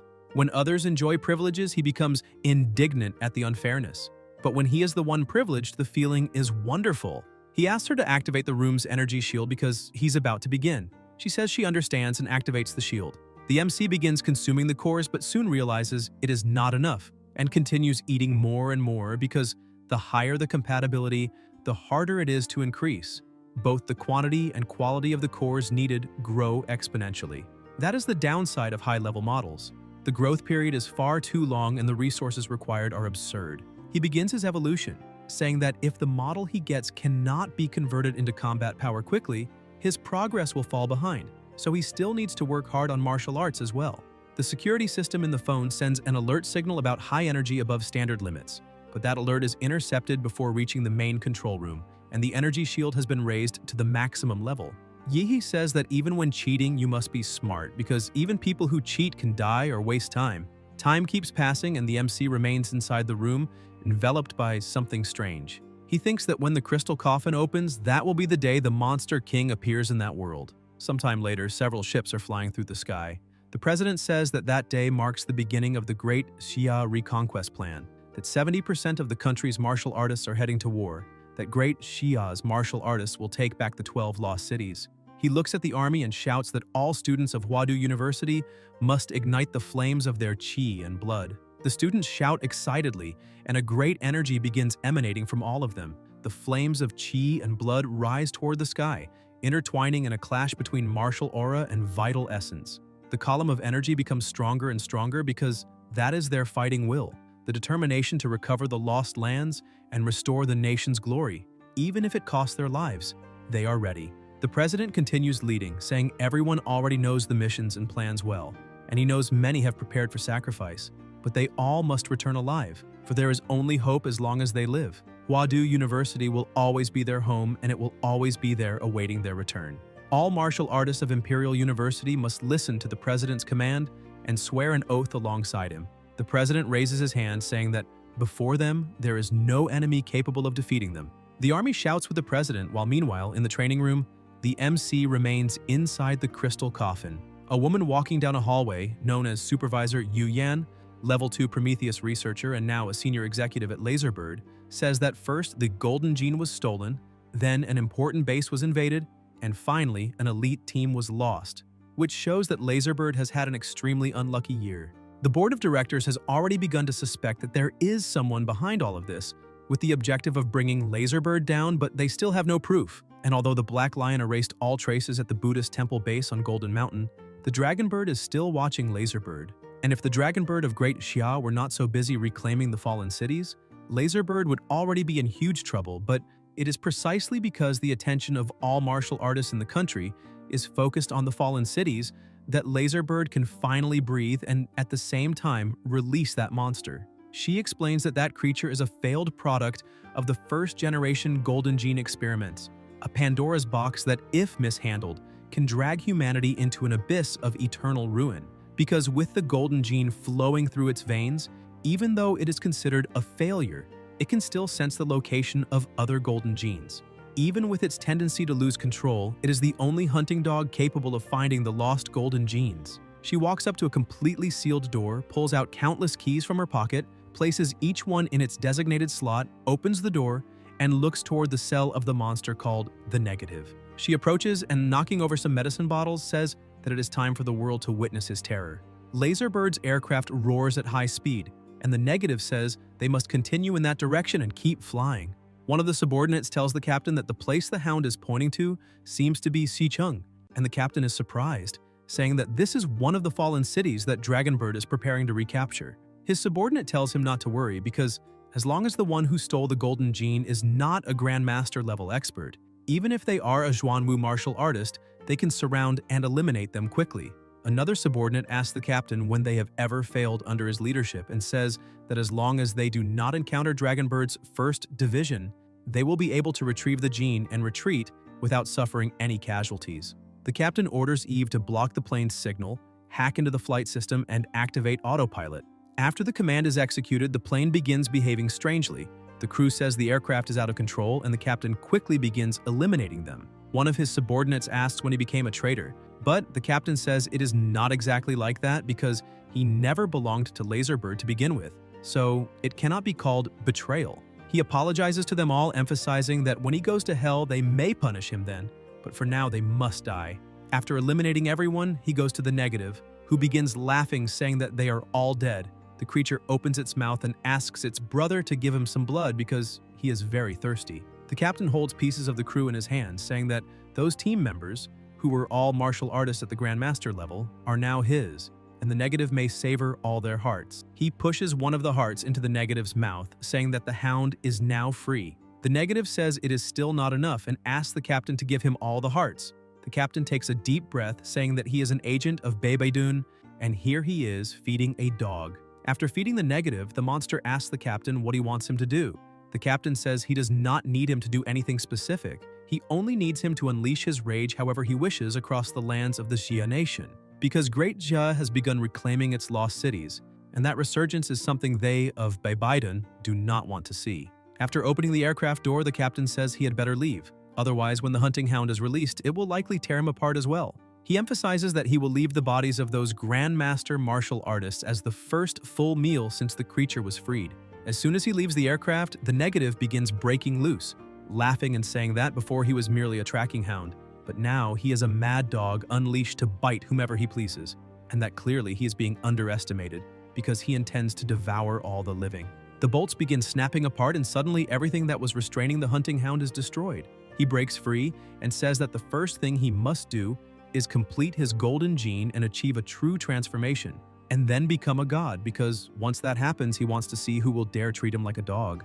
Meanwhile, in the city, chaos spread as officials ordered the immediate evacuation of that barrier zone, since the ship was about to begin a mass bombardment, a measure designed to lure the entire tide of beasts out of the city. With the surrounding forces weakened, the plan called for sending an assault team led by Grand Martial Masters, whose objective was to strike at the enemy's heart and decapitate the dominant beast. At that moment, a colossal monster appeared atop the ship and began attacking it, but it soon grew frightened, for the wild hound had already broken free and laughed in satisfaction, imagining that it would savor a different kind of meal. It attacked a monster and consumed it completely within moments, absorbing part of its power, since to it that creature was nothing more than an ecological reservoir rich in genes, capable of perfectly restoring its damaged body, turning that place into the greatest banquet in the world. The ship, gravely damaged, lost control and plummeted violently to the ground, drawing the attention of a small group that was fleeing, and noticed that one of the aircraft had been shot down, forcing them to consider rescuing possible survivors. The woman in the group asked the young man to remain calm, warning that the beast responsible for bringing down the aircraft could still be nearby, but he replied that she was a great martial master, and that, being still on the outskirts of the city, there would hardly be any demonic beast capable of facing her. Another member agreed, stating that if they could not even advance through the outskirts, then there would be no reason to think about reaching the city center. She eventually agreed but urged everyone to be cautious. As they approached, they noticed something devouring the monsters drawn by the impact, and the boy, terrified, asked whether all the demonic beasts had been defeated by that thing. The girl began to suspect it might be some mentally unstable martial artist lost in the chaos, but the monster then turned its gaze toward them, laughing as if prey had fallen into its trap and launched an attack. One of the members tried to counterattack with his martial technique, but when he severed one of the tentacles, it felt as though he were striking mud, and a mouth emerged from the appendage, swallowing the man within seconds. The others were left in shock, asking whether he had truly been devoured, and the woman, seized by fury at seeing a companion eliminated, charged with all her might against the monster, which responded by using exactly the same martial technique as the man who had just died. She recoiled upon recognizing the strike, unable to understand how that was possible, while screams from behind caught her attention, and when she looked, she realized that not only her allies but many other people were being slowly devoured, crying out for help. The shock paralyzed her movements, and the monster approached from behind, consuming her as well. Minutes later, the creature had already assumed the woman's form, remarking that even though she was older, her flesh was still tender, while sensing the presence of a golden gene elsewhere in the city. With this new appearance, it planned to infiltrate other teams of martial artists, and once everyone was at ease, begin devouring them one by one, savoring the expressions of despair, for it sensed many powerful life forms there, including grandmasters and sovereign beasts. Without wasting time, it pressed forward, for if it managed to devour genes of that level, no one in that world would ever treat it like a dog again, finally breaking its chains and ascending as a true demon. In another part of the city, a lord-level beast broke through from the rear, but a man charged forward mounted on his horse, ordering everyone not to panic, and destroyed the monster with a single attack. Faced with an endless tide of beasts like a tsunami, human firepower seemed like nothing more than a candle about to be extinguished amid the storm. This man was Chen Tianyu, director of the Grand Masters Academy of Huadu University and captain of the advanced team of the City Recovery Plan, who emphasized that it was only possible to disperse the ranks of the tide and focus on the sovereign's appearance, eliminating high-level beasts with swift and powerful martial arts. The advanced team, made up of 5 members from the university, bore this arduous mission. Dai Qiming, president of the student council and a member of the team, stated that there was nothing wrong with the chosen route, since it was the ideal path to the sovereign beast's nest, mapped by the Dragonbird rearguard team. Tianyu observed that the greater a martial artist's cultivation, the more powerful their spiritual vision became, capable even of revealing omens of death in dreams, and therefore Qiming needed to trust that intuition. He ordered everyone to stop and enter a state of alert, focusing on locating the sovereign, until, a few seconds later, he shouted that the monster had arrived. A colossal meteor fell before them, and a gigantic creature rose, declaring itself the king, and saying it had prepared a grand reception a little further ahead, questioning why they had stopped there. The captain confirmed the target, announcing that the city's sovereign beast was a golden-horned insect, and ordered all units to enter formation immediately. The group advanced without hesitation, but the sovereign laughed, calling the humans weak and ignorant for believing that cheap tricks would work against it. As it released its oppressive force, it was surprised to realize that one of the members had transformed their body into energy like a ghost, using the secret art water drop to pierce its defense and climb its arm, while Tianyu seized the opening to wound it, triggering the king's furious reaction. The domain expansion was activated, and the monster asked whether that really was a domain. It sensed a presence rushing toward it, and the captain unleashed a powerful attack in an attempt to end the fight. The king admitted that the human's cultivation system had its merits, but he was far from surrendering and, without a second thought, counterattacked, colliding the 2 blows and causing a massive explosion that destroyed everything around them. The advanced team wondered whether they had managed to take down the sovereign, but the elder pointed out that it would not be that easy, and that if they had managed to severely injure the beast, that alone would be enough to achieve their objective. The monster was still standing, but half of its body had been completely destroyed, and a voice began to echo from within, saying that humans were actually quite capable, and that an ordinary sovereign might not have withstood that spear strike.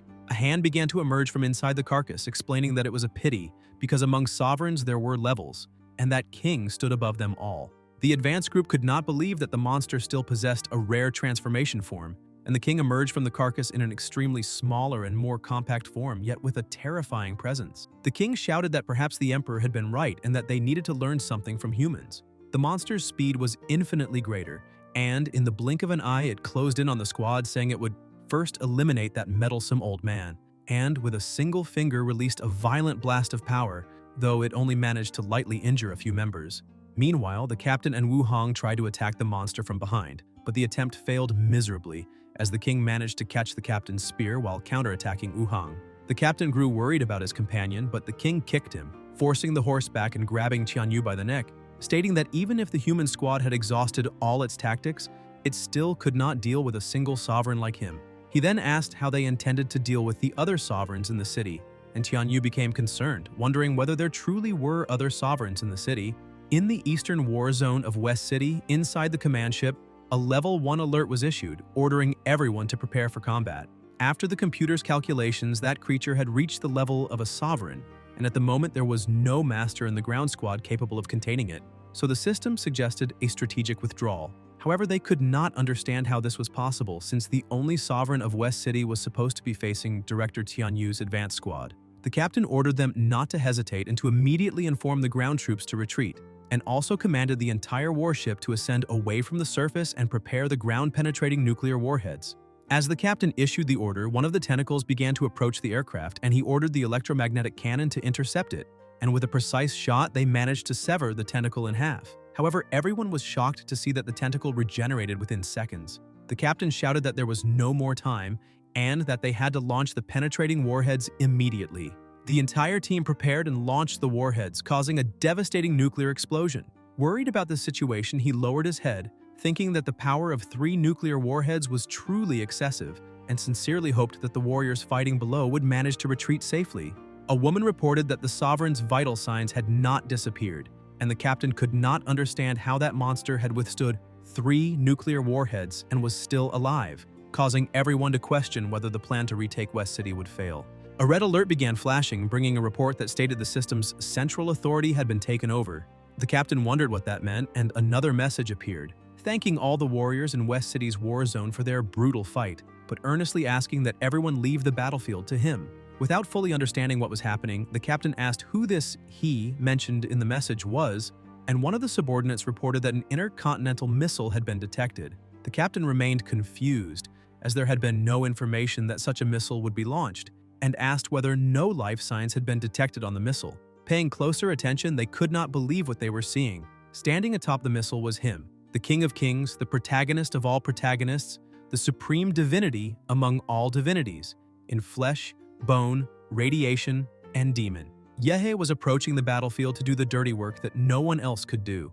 A few minutes earlier, a gigantic column of energy had split the sky, and all of that energy was coming from the protagonist's body. Nuwa congratulated him on his breakthrough and handed him a special nano-armor that Longke had prepared for him, and the armor began to cover his entire body as he asked how long ago the university's West Zone troops had departed. She replied that they had left 5 minutes ago, and he could not believe it was already that late. Desperate to try to save everyone, he asked them to prepare a supersonic fighter, but changed his mind upon realizing that even a fighter would be too slow to arrive in time. Therefore, he ordered the preparation of an intercontinental missile so that he could reach the destination within minutes. And this time, upon arriving in West City, he would have 2 objectives. The first was to find the Mad Doctor and recover the Golden Gene, and the second was to eliminate the Sovereign, obtain the Sovereign-level demonic core, and take the final step to complete the mutation. The compatibility of the Imperial model had already surpassed 90%, and aside from Lord-level demonic cores, all others were no longer of any use.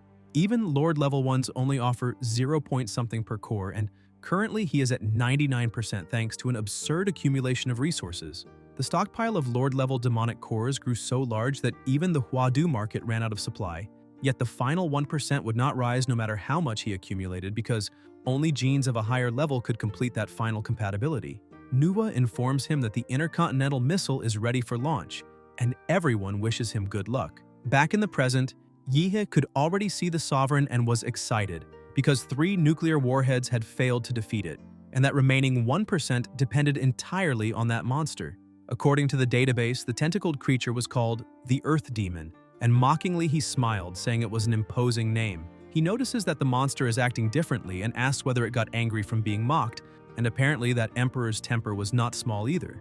Yehe begins forming a kind of ice on both arms and leaps off the missile, shaping it into something like a massive sword, advancing and slicing through all the tentacles in front of him.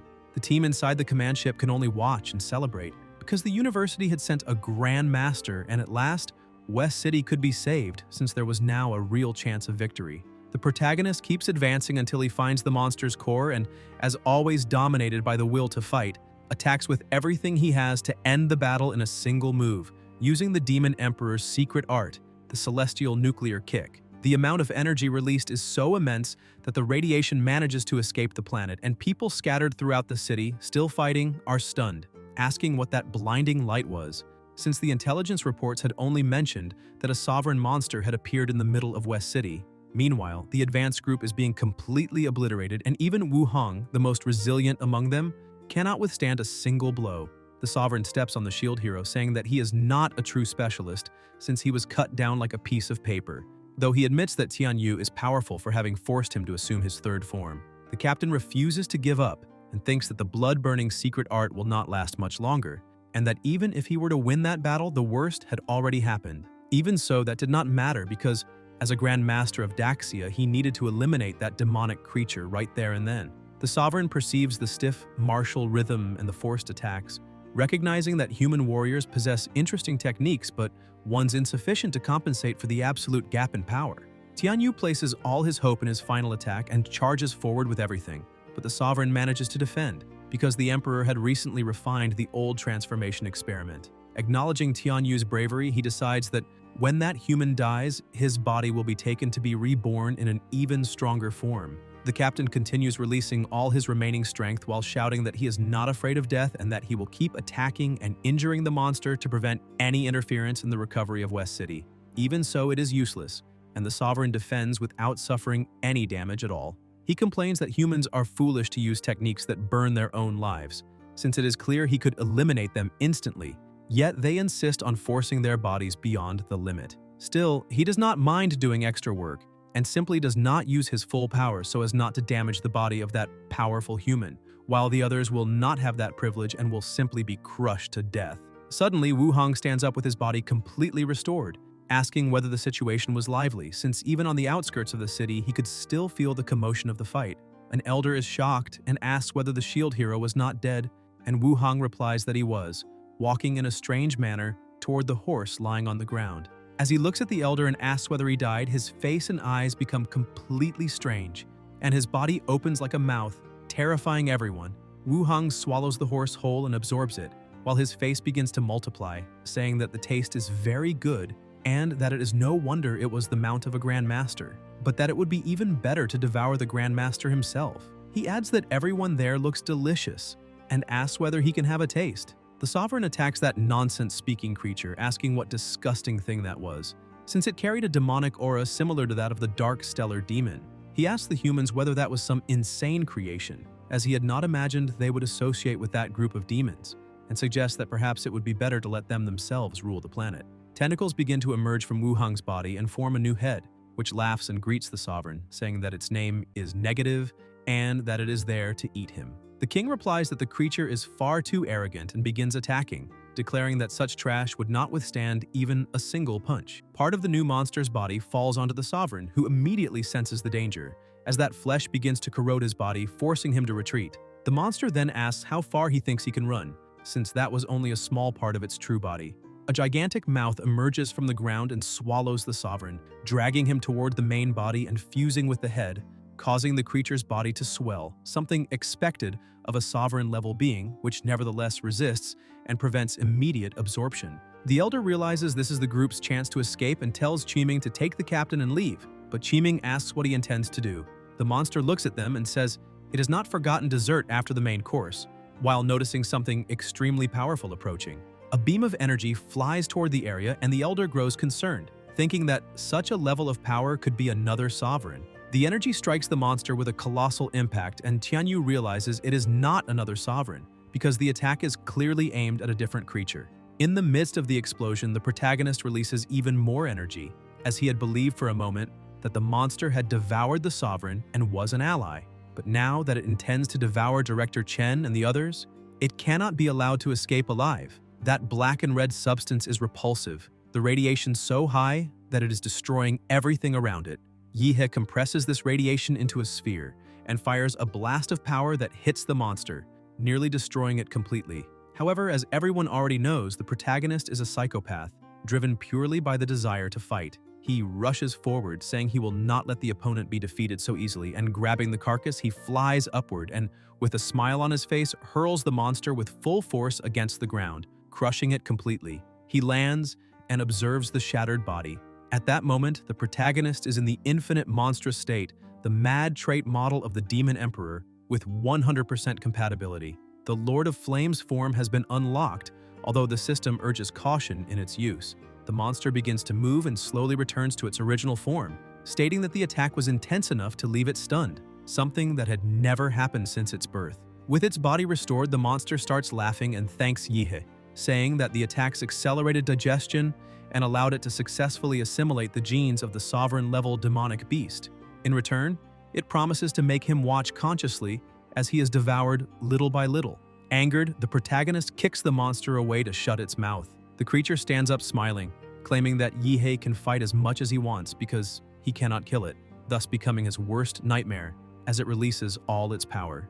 Yihei laughs as well, since it is the first time he has seen someone even more arrogant than himself, but considers that thought idiotic because the bigger the target, the easier it is to eliminate. He attacks again using the Imperial faction's secret art, Godzilla Qigong Wave, releasing such an absurd amount of power that it terrifies the advance group. Kemming wonders what kind of Grandmaster possesses such terrifying speed and power, while the Elder points out that beyond that, there is also that unknown blue energy. The battle reaches gigantic proportions, and the city stops worrying about monsters, as it now risks being destroyed by the protagonist himself. Even under devastating attacks, the monster remains standing, stating that it is useless, because it can divide infinitely with its biological potential fully activated. While nuclear attacks tear its body apart, they also accelerate cell division to the point of surpassing atomic energy diffusion. Yehe realizes the opponent is repulsive, but his maximum affinity with the Emperor grants him extreme perception of qi and blood, allowing him to notice that the monster is constantly adapting to nuclear energy. The creature announces its invincible evolution ability, saying that no matter how strong Yehe is, in the end he will be devoured because it senses within him an extremely powerful gene, far superior to the one it has just assimilated. Confused, the monster asks why it cannot compare to the man before it, even after devouring countless beings and refining its genetic lineage. Still, it believes it will manage to devour the protagonist. Its body grows absurdly, making buildings insignificant beside it. The advance group watches, realizing that not only the man is terrifying, but so is the opponent, and they are no longer so certain that this mysterious specialist can handle it alone. Yahei remains calm, considering the monster nothing more than a glutton. He activates the Abyss Dragon armor and requests the release of the single arm, delivering a punch capable of splitting the sea and completely destroying the enemy, opening a trail of annihilation. Unable to regenerate, the monster asks how Yihei's strength continues to increase, and the protagonist simply states that his power will always be greater. He activates the area explosion and everything begins to detonate, while Yihei emerges unscathed, brushing himself off and asking why the monster thought that level of strength was his limit. Indignant, the monster attacks with the Elbow of Death Acid, the Magmatic Iron Mountain, and the 5-discharge Lightning Whip.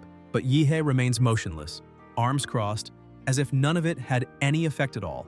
The gap in power makes the monster question what kind of beings Yihei must have devoured in the past, refusing to believe that someone could be more invincible than himself. Not even the ultrasonic roar has any effect. Yahe remains unscathed and asks whether that chaotic sequence of attacks is some kind of joke, throwing the monster's own words back at him and stating that the creature will never be able to eliminate him. After elevating his physical strength to another dimension, Zawarudo, the fusion between spirit and body, is also raised far beyond its original state, making all his attributes many times greater than normal. Thus, if the opponent's attacks can barely break Yihei's skin when he is in his normal state, imagining what happens after he amplifies his own attributes several times by entering Zawarudo mode becomes almost absurd. Mocking the situation, the protagonist says that, to be clear, even if he stood still and allowed the monster to attack him for an entire day, it would not be able to cause even a scratch to his defense.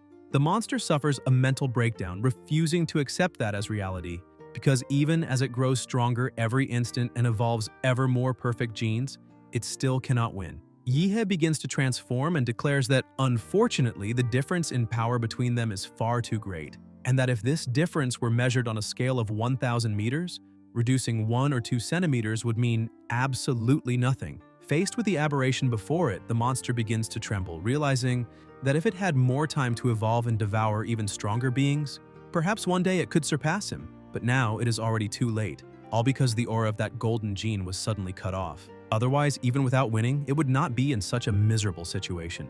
With no alternatives left, the monster admits that it cannot win and acknowledges that the protagonist is not inferior, since up to that point, it has found no way to kill him. On the other hand, it claims that Yihei also cannot kill it and proposes a deal. It suggests that both the city and the country become the protagonist's exclusive domain, guaranteeing that it will not invade even a single centimeter and will go elsewhere, such as the Northern Federation of Belton. In this way, the strategy would also align with human policies of balance of power between nations. In the end, the two could divide the Blue Star, with the monster ruling the northern continent of Brighton while Yihei would keep the eastern and west continents. It even suggests that if the protagonist could obtain some of the blood of the strong of that world, it could help him develop specific toxins for each of them, aiding in the elimination of all rivals. Yihei raises one finger, but the monster does not understand and asks what that means.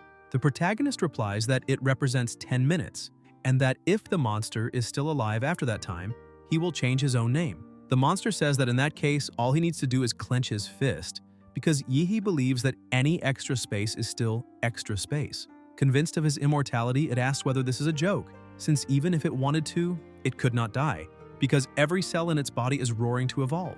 Yihei hugs it and says they will only know by trying, squeezing it even harder, and then flies upward while grinding the monster's body against the buildings. The monster laughs, stating that the protagonist cannot kill it, and that the attack is practically painless, until it realizes that Yihei keeps ascending, passing through the atmosphere and leaving the planet. Confused, the monster asks what he intends to do, and whether he will throw it away from the planet, saying that this would also be useless, since neither cosmic rays nor the absolute zero environment of space could kill it. It says it can continuously absorb radiation and evolve infinitely, promising that one day it will return to eliminate all inhabitants of the Blue Star. Yihei stops at an ideal distance, where no one can observe what is about to happen, and where there will be no destructive damage to the city. Moreover, that distance has already caused the monster to lose contact with its derivatives. Frightened, the monster asks how he knew that, and Yihei explains that the true body of Zero Negative is not as invincible as it boasts, because if it were, it would never have been captured and imprisoned by the laser bird in the past. He explains that although it is extremely difficult to kill, each regeneration consumes vital energy, and that after the recent battle, the monster has lost about 30% of that energy. Considering only the stored energy, it could rival that of 3 ordinary sovereigns. But the biggest problem is not the resurrections, but the derivatives that have detached from the main body. From the very beginning, parts of its body were crushed or shattered, and these parts do not lose vitality, only entering dormancy until the inverse body completely exhausts its vital energy, activating copies of consciousness stored within them, allowing an alternative resurrection. However, this ability is still imperfect and has a distance limit, something Yihei realized by sensing the connections through the vital magnetic field, deducing their frequency and range. In short, at that moment, the monster had only one life remaining. Zero Negative panics when he realizes he has been completely seen through and understands that he cannot die there, because if that happens, he will never see the light of day again. In desperation, he self-destructs and splits into thousands of pieces, his final move to try to survive, believing that if even a single fragment of body or blood reaches the ground, he will continue to live. Yihei transforms even further, questioning whether that is an instinctive fear of death, while the monster cannot believe that the protagonist has grown stronger yet again. Yihei explains that he does not need to capture fragment by fragment, because it is enough to crush them all with the palm of his hand. And now Zero Negative has nowhere left to flee. The monster asks what Yihei is planning to do. The protagonist rolls him up like a ball, and the monster asks whether he is really thinking of eating him, saying that only demonic beasts do that sort of thing. Yihei simply ignores him and throws him into his own mouth. As he falls inside the protagonist's body, Zero Negative claims that Yihei is being extremely presumptuous, and asks whether he truly is not afraid of suffering reverse devouring from the inside, saying that by doing this, the protagonist has snatched victory from the jaws of defeat. Yihei explains that swallowing the monster is only the first step of the extermination plan, and that the next step is to release the Lord of Flames. The protagonist's body ignites, releasing flames capable of burning anything they come into contact with. Zero Negative begins to be incinerated and screams, questioning how a creature capable of releasing stellar-level temperatures can exist, since within his entire genetic database, there are no extraordinary genes capable of adapting to a forbidden zone like the sun. He begs Yihe to stop, saying that otherwise he will be turned into a pill, repeating that he refuses to accept such a fate because he is a perfect creature and if he had only a little more time, none of this would have happened. His words cease when he is completely disintegrated and a massive explosion occurs, releasing a wave of energy that covers a vast area of the planet Earth. 10 minutes earlier, Qiming was communicating with the War Zone headquarters, identifying himself as a member of the advanced squad and reporting that he had successfully received the command message. The duty general informs him that the beast tide in the West City War Zone is being successfully suppressed and that headquarters has confirmed the annihilation of all sovereigns in the region. He asks Qiming to report on the situation on the other side of the city. Qiming realizes that the duty general already understands most of the scenario and acknowledges that, if not for that mysterious specialist, the plan to retake West City would likely have been extremely difficult to execute. Qiming then says that if the identity of that specialist is not confidential, he would like to know who he is because after everything is over, he wishes to visit him personally and express his eternal gratitude. The duty general replies that the protagonist is actually at the same university as him. Qiming is surprised and asks whether he is talking about Huadu University and whether that specialist is the principal or some specially appointed professor, since as student council president, he knows all the faculty and has never heard of anyone with such an intense and destructive blue radiance in battle. The duty general clarifies that the mysterious man is neither a professor nor a lecturer, but just an ordinary student. Qiming is even more shocked and asks which fourth-year martial artist it could be and how he had never heard of someone from the same generation who had advanced to the Grand Master level before him. Headquarters replies that the student is 3 cohorts younger. The explosion that occurred in space brightens the sky like a second sun.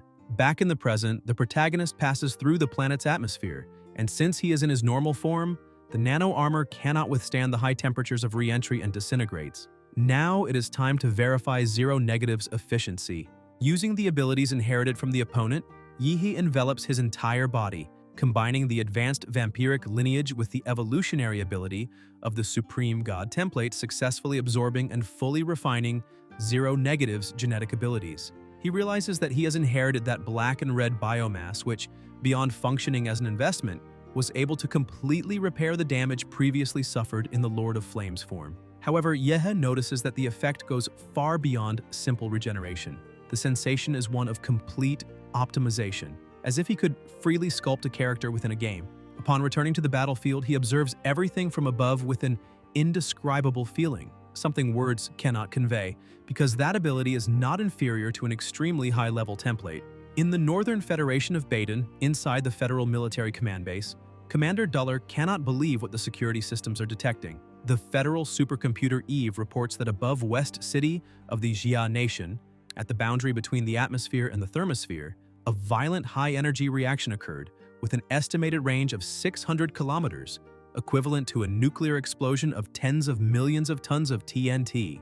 Duller cannot understand what is happening, since the Shia nation was carrying out a recovery plan, and questions the origin of that high-energy explosion. An operator reports that the computer detected vital activity at the center of the explosion, and the general reacts, saying that this is impossible because an explosion of that magnitude would reduce even a special-class Grandmaster to ashes within seconds. He orders the analyst to zoom in on the satellite image to see exactly what is happening. When the image is enlarged, the demon himself appears.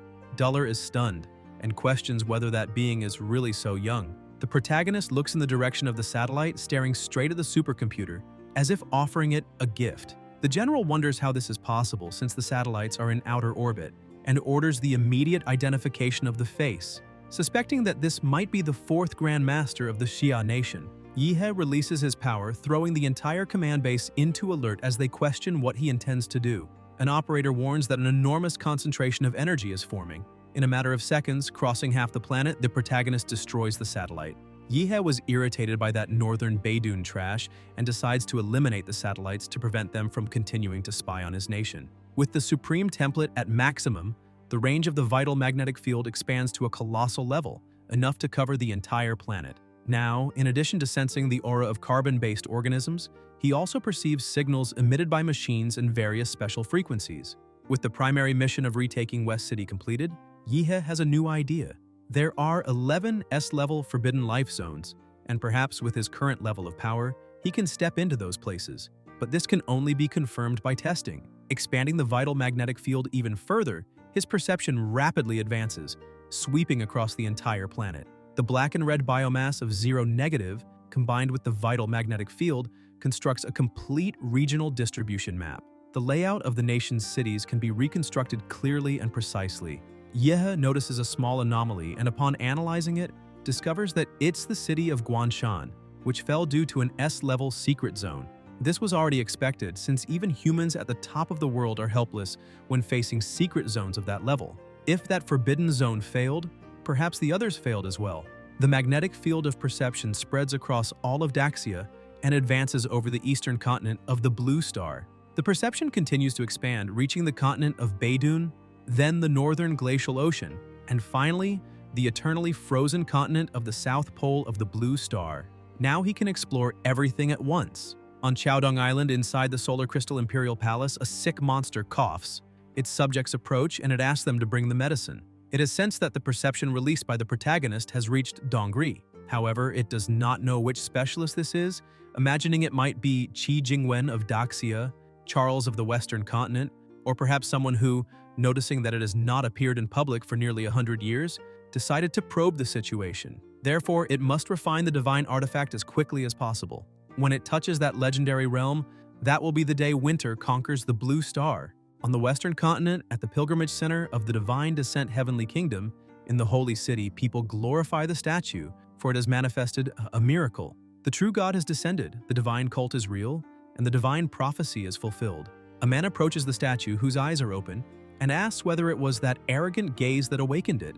That arrogant gaze was the magnetic field released by the protagonist. The man places something into the statue's eye, asks forgiveness for his failure as a servant, and begs it to continue resting. On the high seas of the continent, a captain wonders whether the gaze just now was Yihe's, because he did not imagine that in such a short time the protagonist would grow to this extent, something far too excessive. To him, this is the fault of that blue-haired man with the abnormal body. If he had not damaged his own vessel in the human world, his recovery would not have been delayed so much. Even so, once he manages to leave that place, he intends to seek out Yihe.